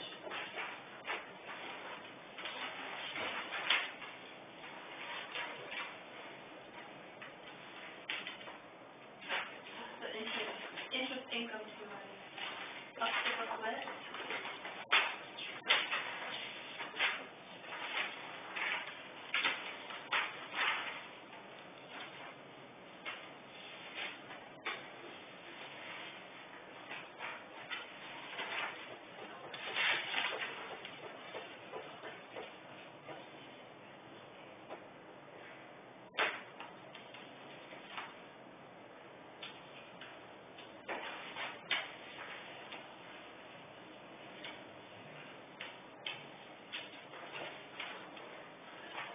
How did you guess your check charge so good last year? What was that? How did you guess your check charge so good last year? My check charges? Not station funds. You know, you just, you guess. It usually comes around tax time, when we get those.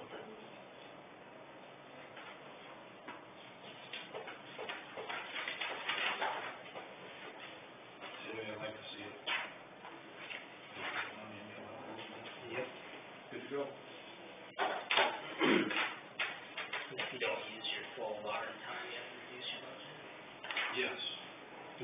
I know, oh, my whole. Yeah, whole half hour. Well, what would you like to talk about? 2 days home alone with the kids and the snowstorm was enough. Ready to come back. I was ready to come back.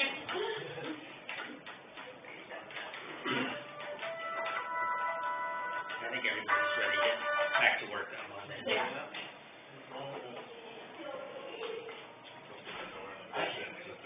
I went out and got moving snow around. And they were outside, they go outside for a little bit and come back in, but.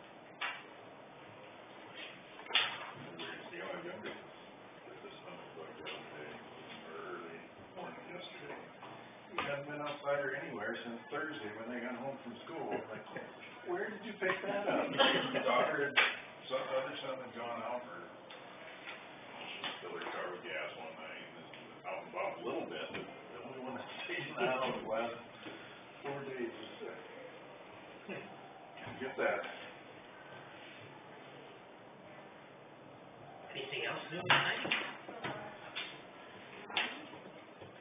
My son got races yesterday, so that was fun. Just 4, you just gotta have head beer, so I'm like, that's enough.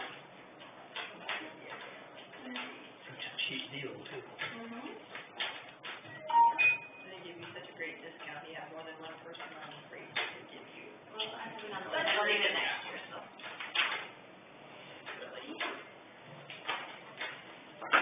That's good news. Anyone else got any other questions? Keep up the good work. Thank you. Thank you. Thank you. Thanks, Larry. Yeah, go ahead. If we show an increase in revenue, is a lot of that is some of that charges or fees or? Well, my interest was up a little bit now, well, about 10,000. So not stuff that would be like. No, nothing else, and then maybe, my, tax sale certificate registration, my bidders have been increased, that's why I thought a little bit. And our driver's license, I think, was up, so.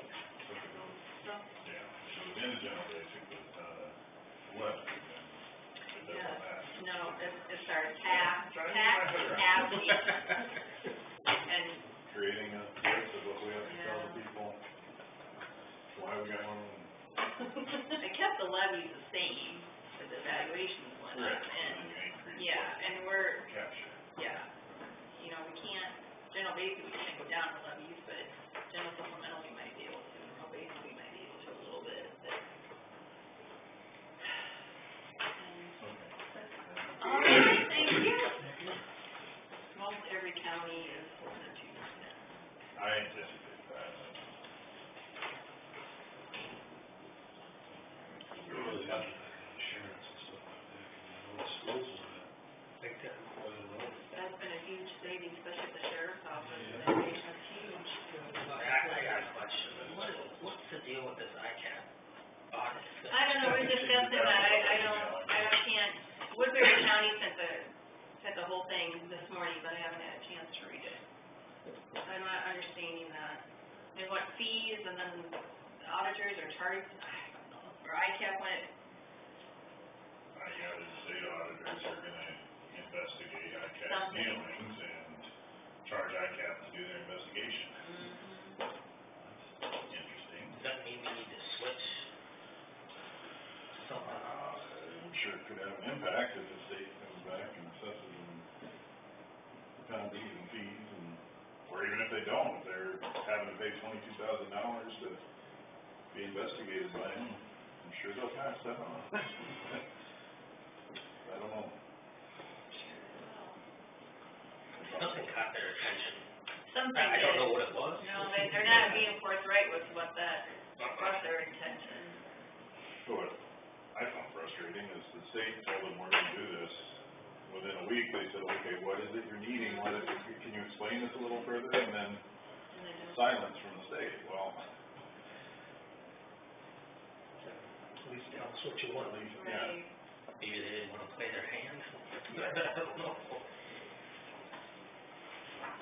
That seems like an awful lot of digging into stuff that was already readily available in an audit. Well, yeah. Probably pretty fast.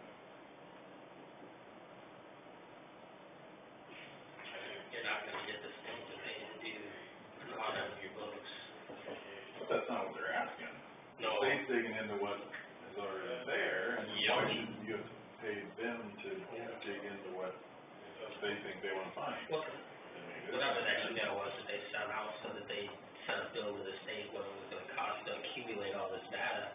State's like, yeah, we're not paying that. So it's like, okay, I guess the state doesn't have to pay for that. If they request it. Why, yeah, it's basically an open records request. You can get your costs back Yep. for what it takes to provide that, and that's what they did.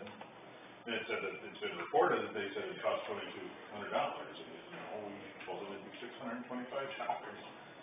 So, there's, plenty of misinformation or communication. If you click on the ICAP website, there's a big disclaimer letter posted on the website now. All around here, I did call that Brad Holton from ISAC, seen an email about Kingston not being Do we have to switch carried back now anymore. to? No, the ISAC itself is gonna have Group Benefit Partners, GDP, I think, be the provider of that service rather than Kingston. And employees of Group Benefit Partners happen to be the Ryan Bergen and then the Buckner or Opie, which was most recent. But they're not with them, who the person that came and worked with us through Kingston, so from their faces at least, and that they were helpful and responsive. Are they gonna change our rates? That's my understanding. It might change the pool we're in, or? I don't think so, I think they're just administering the HRA or whatever it's called, Like a third party, yeah, because then they would, they would have upped their rate in December, and they were gonna increase it, and their services increased. He said that ISAC had done an RFP process to determine who would be doing that. It's like, Alpha County too, that it submitted for consideration.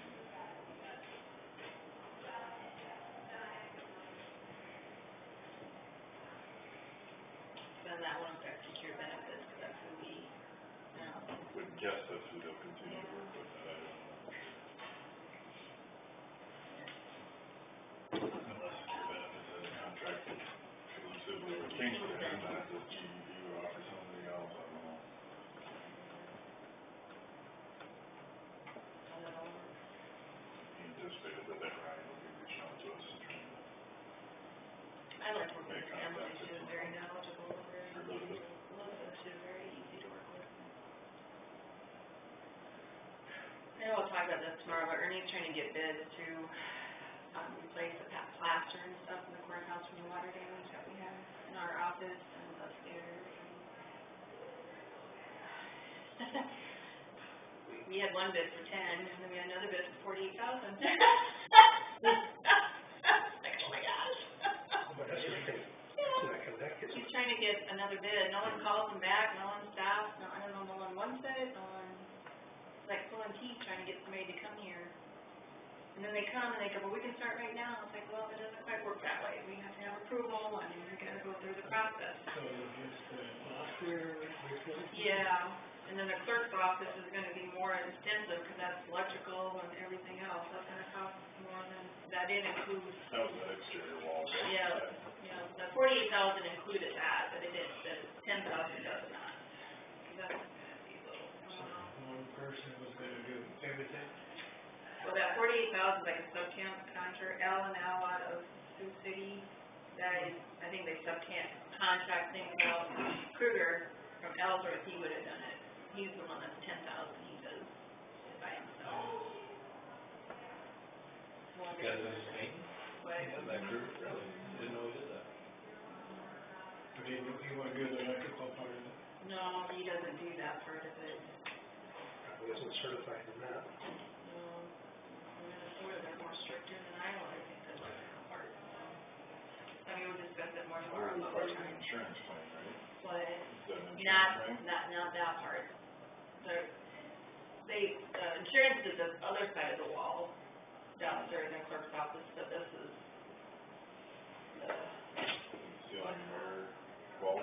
that wasn't, more on that side, it'd be the treasurer, the county attorney, and the insurance paid for all that, and Jensen did most repairs himself on that. But the clerk's office, there's paneling down there, and the walls are crumbling behind it, so we'll have to take the paneling off, and the board will have to decide if you wanna put sheetrock back up, or if you want plaster back up, or we were thinking we could just do sheetrock would be cheaper with insulation, would be way cheaper than that, but we didn't know what, if you guys wanted to keep it on the theme, or we could just do plaster, or do sheetrock. Is this like that, like chicken fence behind it, or, you know what I'm talking about? You could be, or the last. Flat, that's all. I don't know for sure. And then, that's what, Yeah, where they do that in houses in California, don't they? What's that? Plaster on the outside, the stucco. Oh, I know. That's just some things coming down the pipe that we gotta take care of. And the windows, I haven't heard any more on that. That Kruger said to do it right away. He can start first in February, and that L&L could have started yesterday. He gave me the bid on Friday, and he says, we can start Monday. He's like, well, it don't work that way. Sorry. It took weeks for them to get here, and calling, and before they finally. That's hard to find, so we got issues all the way around, just like you said, we wanna redo it. I can't get, anyway, okay.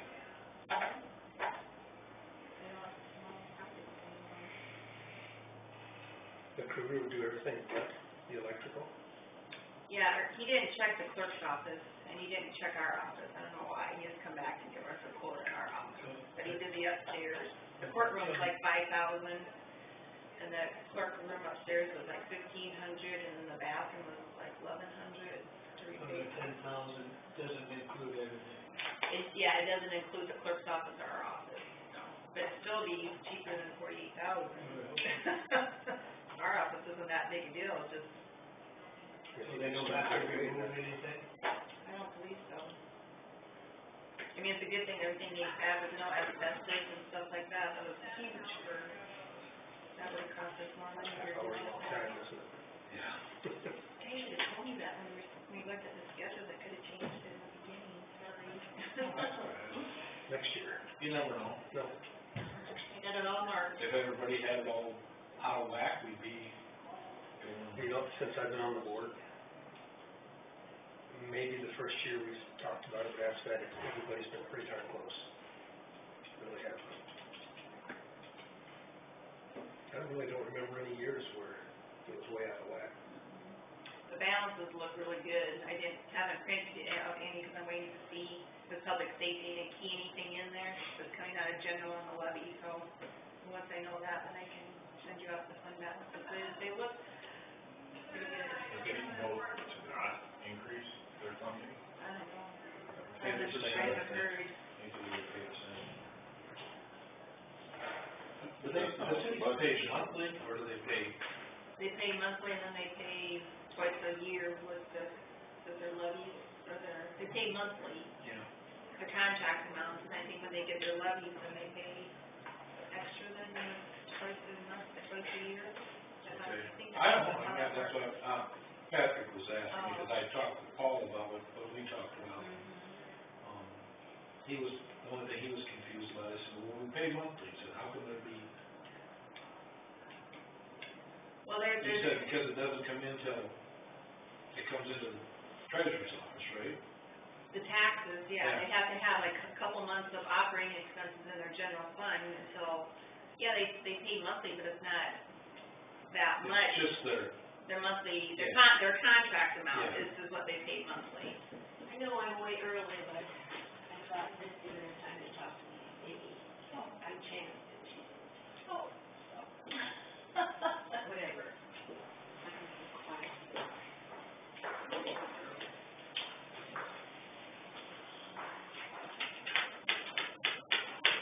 Yeah, because public safety needs a couple months of operating expenses in their fund. and that month's about $110, yeah, so they have about between $200 and $300 in their fund to get them through into a tax collection. and the balance is the reserve, Yeah.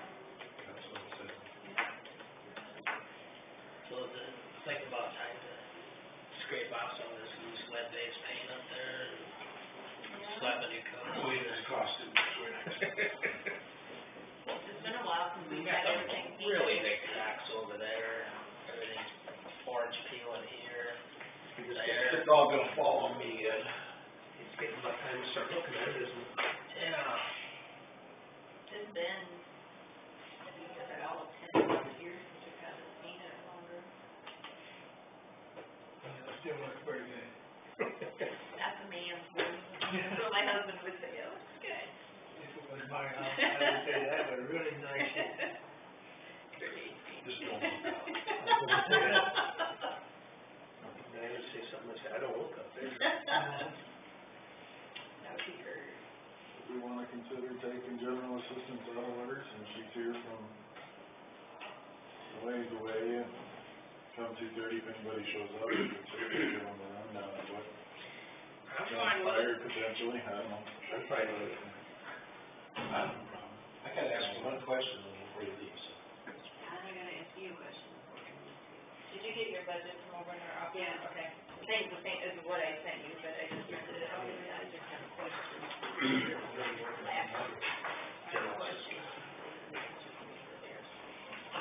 To be right behind the jail.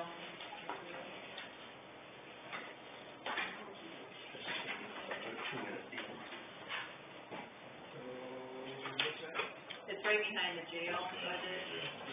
One more. Pretty much enough. I tried.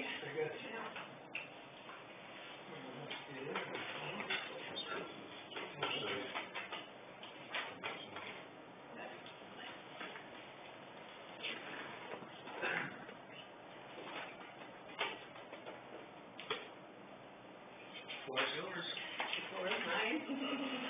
Okay, this isn't recorded.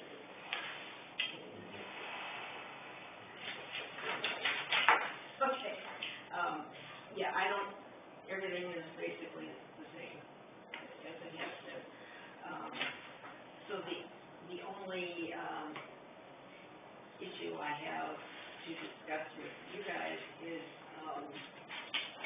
what possibly may happen, impact my office, because I don't know what's happening at Upper Des Moines.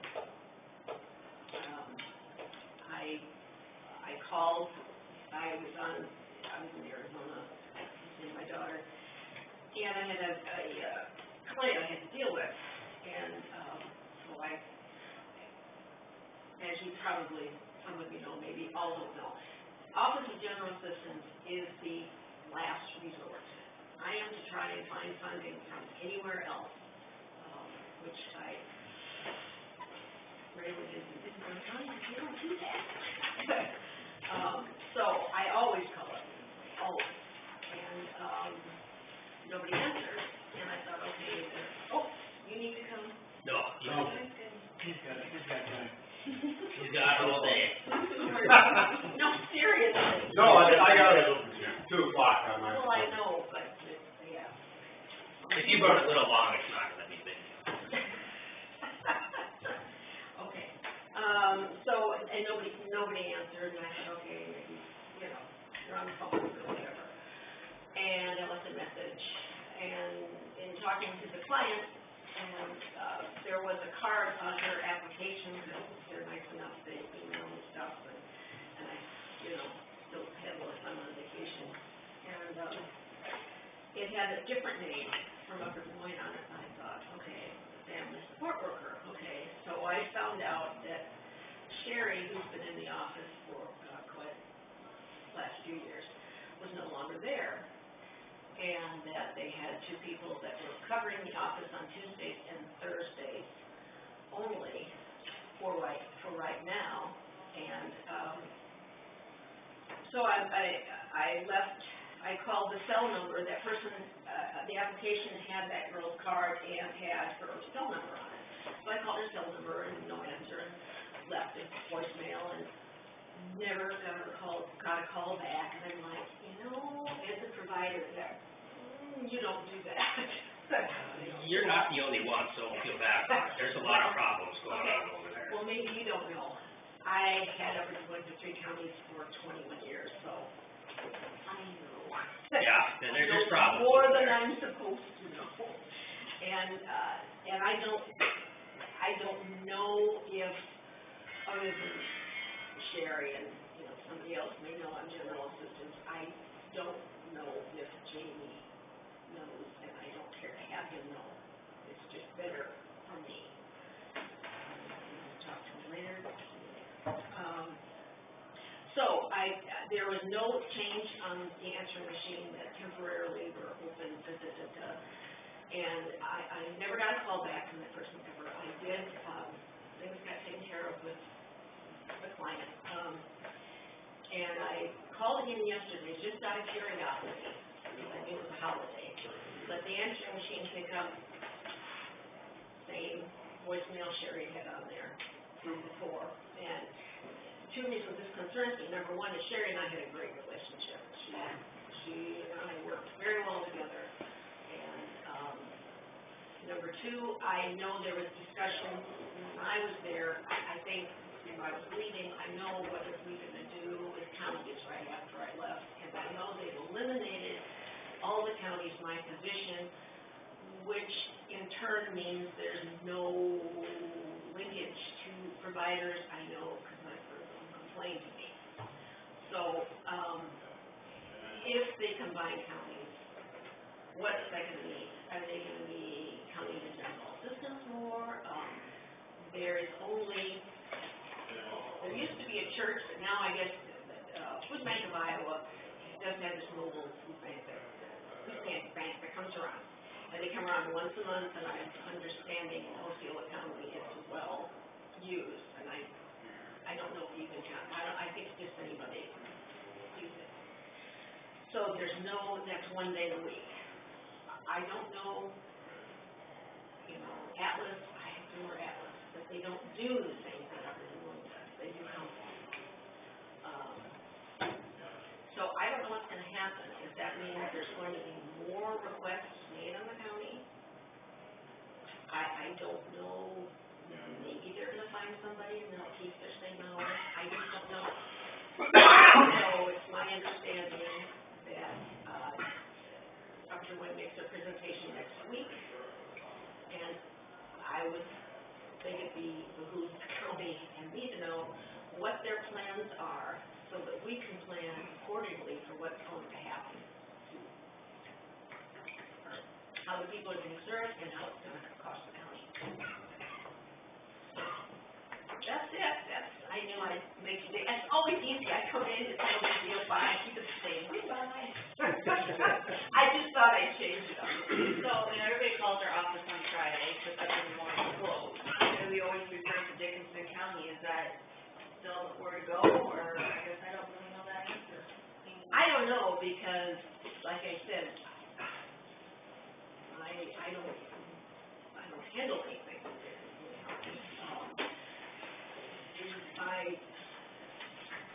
I doubt they, you know, for one thing, the distance is so far, I doubt anything's gonna happen unless they live, you know, in Harris or whatever. And I wouldn't hold out a lot of hope or fear. Yeah. So I don't know, there needs to be, there should always be, it should be call their office and say, what do you want me to do? What do you want us to do when people call here? If that's their problem, because they're not coming mostly for anything, you know. That's so. No, I mean, they're calling it Upper Des Moines, but then Right. our number's on there for general relief assistance, so then they, you know, call us Yeah. for the Upper Des Moines, and Right. it's like, you know, Yeah. it's usually on Friday, because they're, you know, not. Oh, I know, open, or- Friday's the day. Yeah. So, I'll let you brilliant minds handle that. I keep throwing. And I know that you don't have I know they had to downsize the board, and I get that. But that means you don't have a representative on the board anymore, so I understand the board. And they've redone the areas, I don't even know how the areas go. I think, isn't it Dickinson who does Dickinson, Tim Fairchild's our rep on that board now, and I've had multiple discussions with him with a lot of the problems going on in Upper Des Moines. And there seems to be a real lack of accountability, and I don't know how the board that is there to represent us is gonna get him to be accountable for things. But I have a hard time subsidizing funding for UDMO for services they're federally required to give us with those grants. And I've seen how they've spent our money in some of the other programs on boards that I've sat on, and it resulted in us no longer doing business with Upper Des Moines due to not good spending of our dollars that we have in those programs. And I just, the amount of service we get here is, it's just not good. I really honestly don't know how we can justify subsidizing something that they're already getting a federal grant that they have to provide us for anyway, and then what we do get provided for isn't all that good.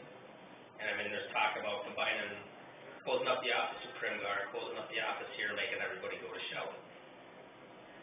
So I don't know, I have a hard time with it. I would just assume fund other entities that are providing those duplication of services in our area that aren't getting those federal grants, because of how the state carved out all these areas. And, you know, talking with the other folks on that board as well, it's too big. I mean, they need to be closer to something to the size that they got over that represents the Sioux County area over there. It's not near as many counties, but it's so big and so sprawled out. And that's how you got that board that was too big. Now that they consolidated it down, I mean, they still haven't fully seated that board yet. We're supposed to have a rep on there from Osceola, there's another rep supposed to be on there from O'Brien. And, you know, they've had plenty of time to get this thing set up and get it straightened out, to get full representation on the board. But as it sits now, we're not represented with how we're supposed to be represented on there. Other counties aren't either. And then trying to depend on another supervisor in another county to get you updates. I mean, case in point, O'Brien County asked for updates from over Des Moines from Jamie when this all got consolidated. They wanted him there quarterly to give updates. So far, he's refused to do it. We asked for email, updated information from them, kind of the same, what's going on, because since you don't have that supervisor there, nobody's coming to give you an update on what's going on over at Upper Des Moines. That's been also refused to be done. And so it's like, I don't know how you can keep funding things that don't want to If you've inform been you. on the board, you know that the board's only told, that supervisor can only come back with what they're told anyway. Yeah, but as of right now, we got nothing. I couldn't tell you what's been going on there the whole time. Tim said that he would try to get us minutes or whatever, and that was back in June. I haven't seen a set of minutes sent to Osceola County from any of those meetings. So it's just, there's gotta be a better way to do it, and there is no accountability over there with Jamie, and it needs to get fixed. That's just my opinion. Yeah, people might see it different, but if we're gonna fund something, there has to be some accountability. I mean, and we have the ability to, any county does, to get strings on that money to prove that it was spent in the county, you know, because a lot of this money, as you've looked at where it's been gone, it's been given as funding other programs and stuff that it wasn't intended to do, but. $29,000, so we Yeah. put that in this line because we're afraid that it might be getting hit more, or? I'd wait and see what they're going to do, because we're not set up, actually, because they have grant money that they get that they can use that Yeah, we don't we should have. still expect it from them, but if That we don't get. I mean, but the problem is, in delivering that money, how that, we used to have a lot more autonomy at my position, which was the center director, and, okay, here's the grant funds, we took the application, didn't we approve, disapproved, no more. Now they have a person who's like in my assistant's position, she can't even approve or disapprove the applications. It has to go to one other person who is over in Hamilton or somewhere county, I don't know. And, she has, the family support program that she's in charge of. So if I come in and I have a shut-off notice, or I have an eviction notice, everything over $50 has to be approved by that other person. Well, by the time you get back, there's too many, they're not trusting the people in the local offices to do what they need to do. There's been too much. If there's someone there. If there's someone there. But and if you don't trust them, get somebody you trust. That was always my, thing. And so, if you can't, that would be my frustration, when I need, okay, this person needs this, well, they were gonna have to, but then their application has to be reviewed by so-and-so, and have her get back to me, and they get back to me, and it made it more difficult for me to do my job, because I'm not supposed to spend this money. If they can do it, how do I know if they have grant money or they don't have grant money? This county never had a lot of client service dollars. That's the question I want answered by companies. What happened to all my client service money I left in there? I want to know. I would love to know. And, there's line items for everything. And when you put something, you take your money and you send it in, you code it, and it's supposed to go to certain places. Now, I understand, what maybe you're confusing is, yes, there's grant monies from different programs that help fund, the whole agency in different ways. Well, they're specific grants. Right. You have your needing assistance grants, you have your food pantry, all the rest of these little grants that they are federally required to provide in the service area that the state gave them. Whether we give them any money or not, Really? they still have to provide that service to our area. Okay. Because you couldn't provide what we're giving for $9,000, you're not No. getting any services here. CBG, isn't it? Community block grants. Yeah. Yeah. Because they get something in the neighborhood of $13 million in federal grants every year to provide all these programs. But they also used to have more programs than what they have, which brought in dollars, which helped fund central office expenses and blah, blah, blah. Well, they lost child resource and referral. That was a huge thing to lose. But a lot of that gets picked up by the indirect rate, and they got something like a 20% indirect rate tag to all of those. They get almost $1 million a year in indirect money in order to cover all their office. Right, so what I'm saying is when you lose a big program, you lose a lot of those indirect dollars. So that was a huge program, huge. How did they lose that? They lost out to another entity. I think they had one word wrong in their whatever supposedly is what we heard. I think that maybe not quite what happened, but, yeah. And there's been other things that they have lost because of, It's poor management. my phone number. Yeah, kidding. I'm not kidding. I'm not kidding. Yeah, okay. So, I just am concerned, how is that gonna affect, we've got everything rolling along, we basically don't do anything, very seldom do anything here except provide for burial assistance, which is cremation assistance, so. Thank you.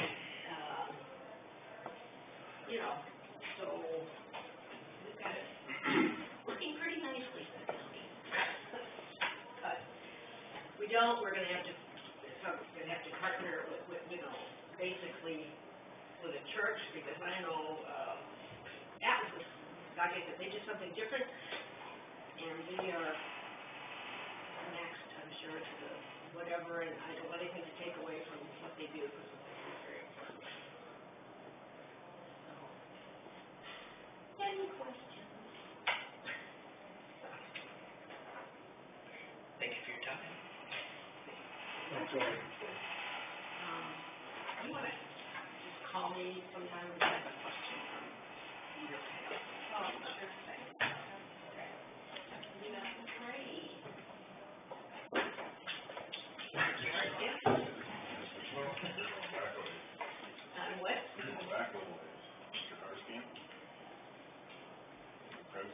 Oh, sorry. 16 years ago for Oh, well, I'm old, what can I say? You got a good memory. I do, see? There you go. Yeah, when we have Alzheimer's, you remember things from years ago. I don't remember either, that's the problem. Taking a break? No, I was gonna ask Mary a question. I could have called you something else. Yeah, that's right. Yeah, that's good. Oh, yeah, okay. Well, hello, everybody.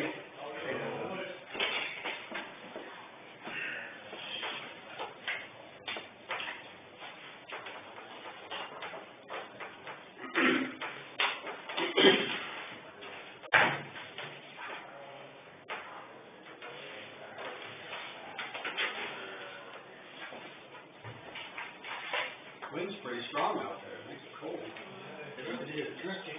Yeah. It's sticking on the road, or it will be pretty soon when it gets warmer.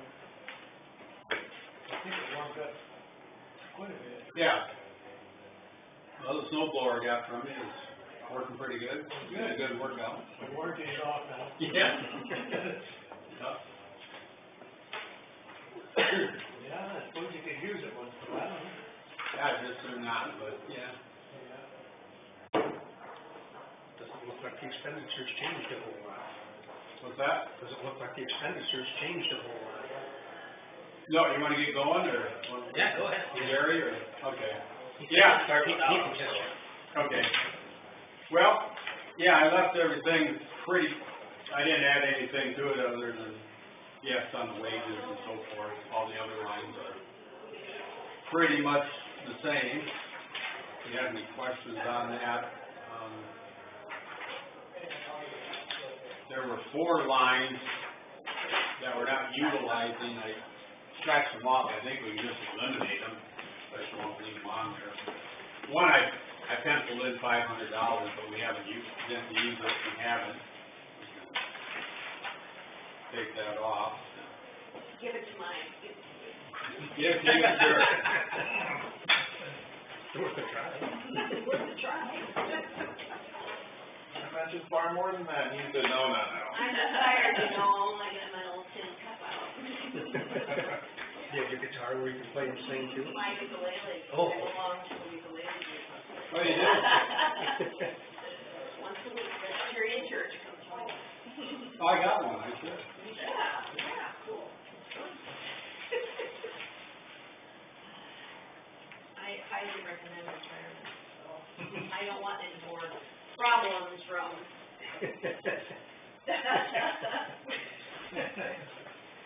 You guys. Yep. So anyway, yeah, the overall is about 2% increase, so I was happy with that. Things are running pretty smooth, But your revenues didn't go up either. not really. Stays about the same.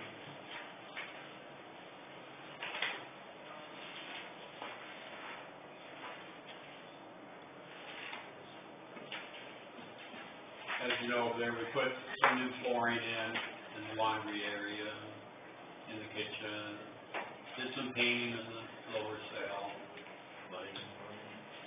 Right, yep. Try to keep it up and keep it clean, keep it safe. How many more years do you think it'll pass? Well, I don't know, hard to say. Hard to say. He's not gonna have to worry about it, is he? No, that's the bad part. Well, hopefully not, but. Yeah, the answer's not one, he will.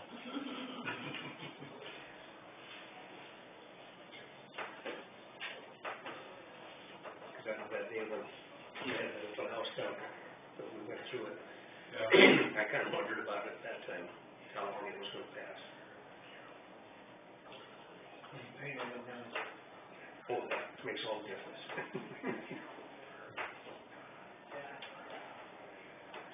Well, we keep good books, good records, keep it clean and repair anything that gets broke, so that helps, I think. safe. Yeah, but, you know, we don't have the full-time jailers, and that they always mention that in their report. But, well, they shut it down. Yeah. Hopefully they give us a good warning.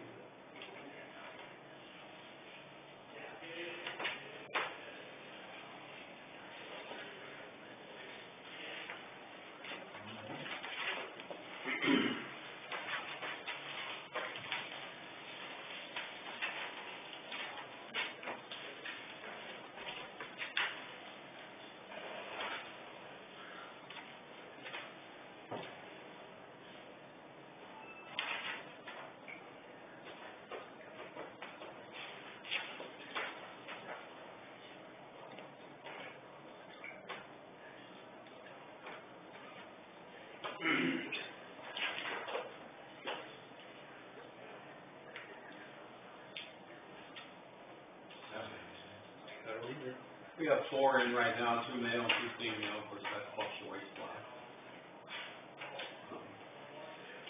This time of year, we're pretty much full staff, so that helps. And we're trying to send who we can to updated jail schools, that's required every year, 20-hour class. So we try to send them as many as we can during the winter months, when it's a little quieter. I mean, quieter as far as people aren't taking vacation. Yeah. Seemed like right after the first of the year, after Santa Claus came, everybody got naughty. We had a bunch of activity, a couple search warrants. Another measure, huh? Yeah. Yep. So Santa Claus put up to it, huh?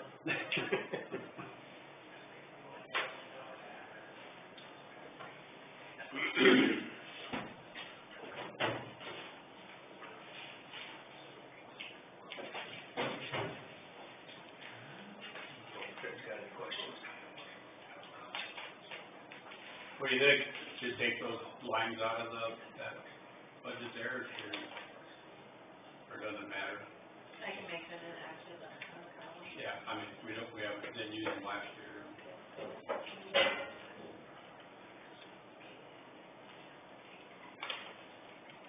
And just take that $500 out of it then?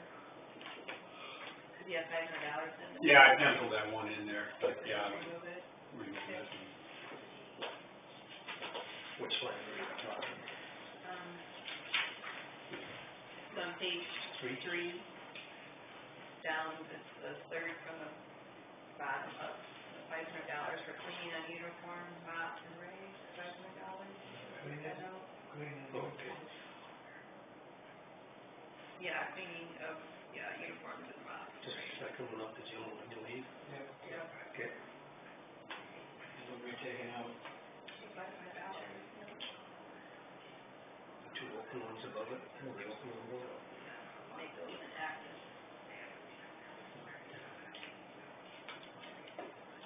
We haven't used them the past 2 years, so, yeah. The $500 you use in 18, 19, $187. Oh, okay, sorry. Yeah. Yeah. But that can come out of a different line. Okay. Your budget would reduce $500.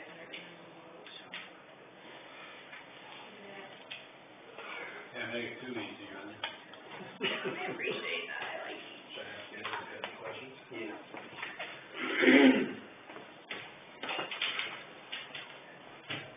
Hey, yeah, Doug's in a hurry.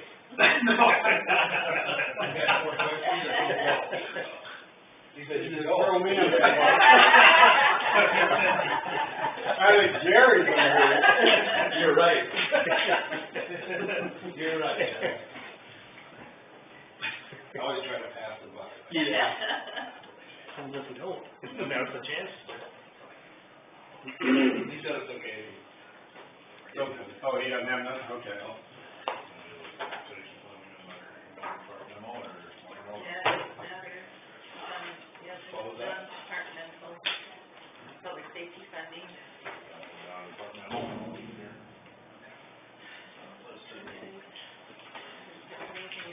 Coming back tomorrow, or?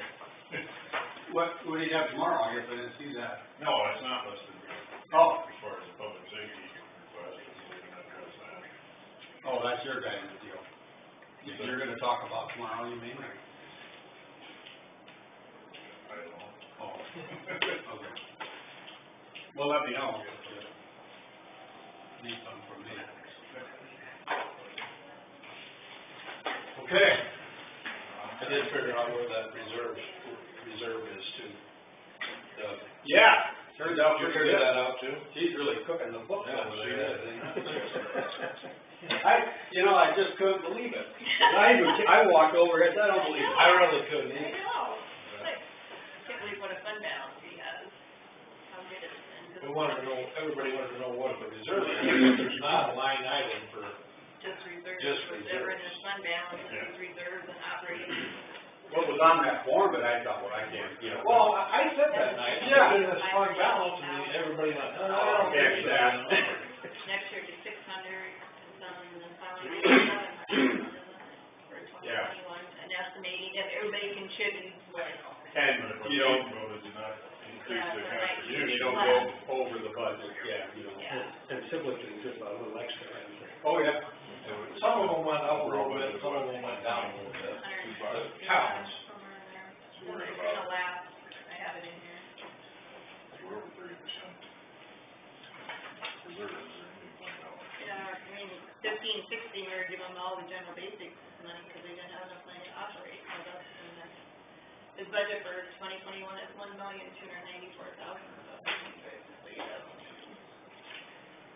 budget expenses, is one of the sheriffs in the last tab. I put the, where's others in there? No, I'm very happy to hear that.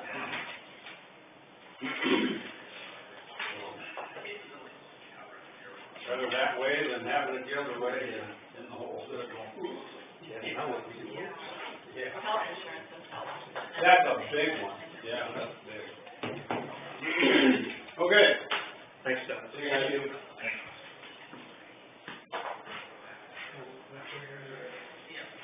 As of June 30, there's 588,000 in there, 19, and then next year, I think it's 700 or 650 some, if you remember correctly. A couple of years ago. I'm gonna have to go back. I mean, I think it was 30, wasn't it? Yeah, like in 15, 16, I know we had to give all general basics to them right away, because they didn't have enough money to pay bills. It was not the number. No, it was done way better, just way than the other way. Yeah, it's kind of scary there for you. Well, for the last couple of years, things have been going on pretty good. Yeah. So, yeah. But, you know, it just takes one vehicle to be, Even though we've had some of them. yeah, you have, and insurance, you know, covers pretty well. Yeah. You know, that helps too. But you still have to try it. Yeah, you do. Yeah.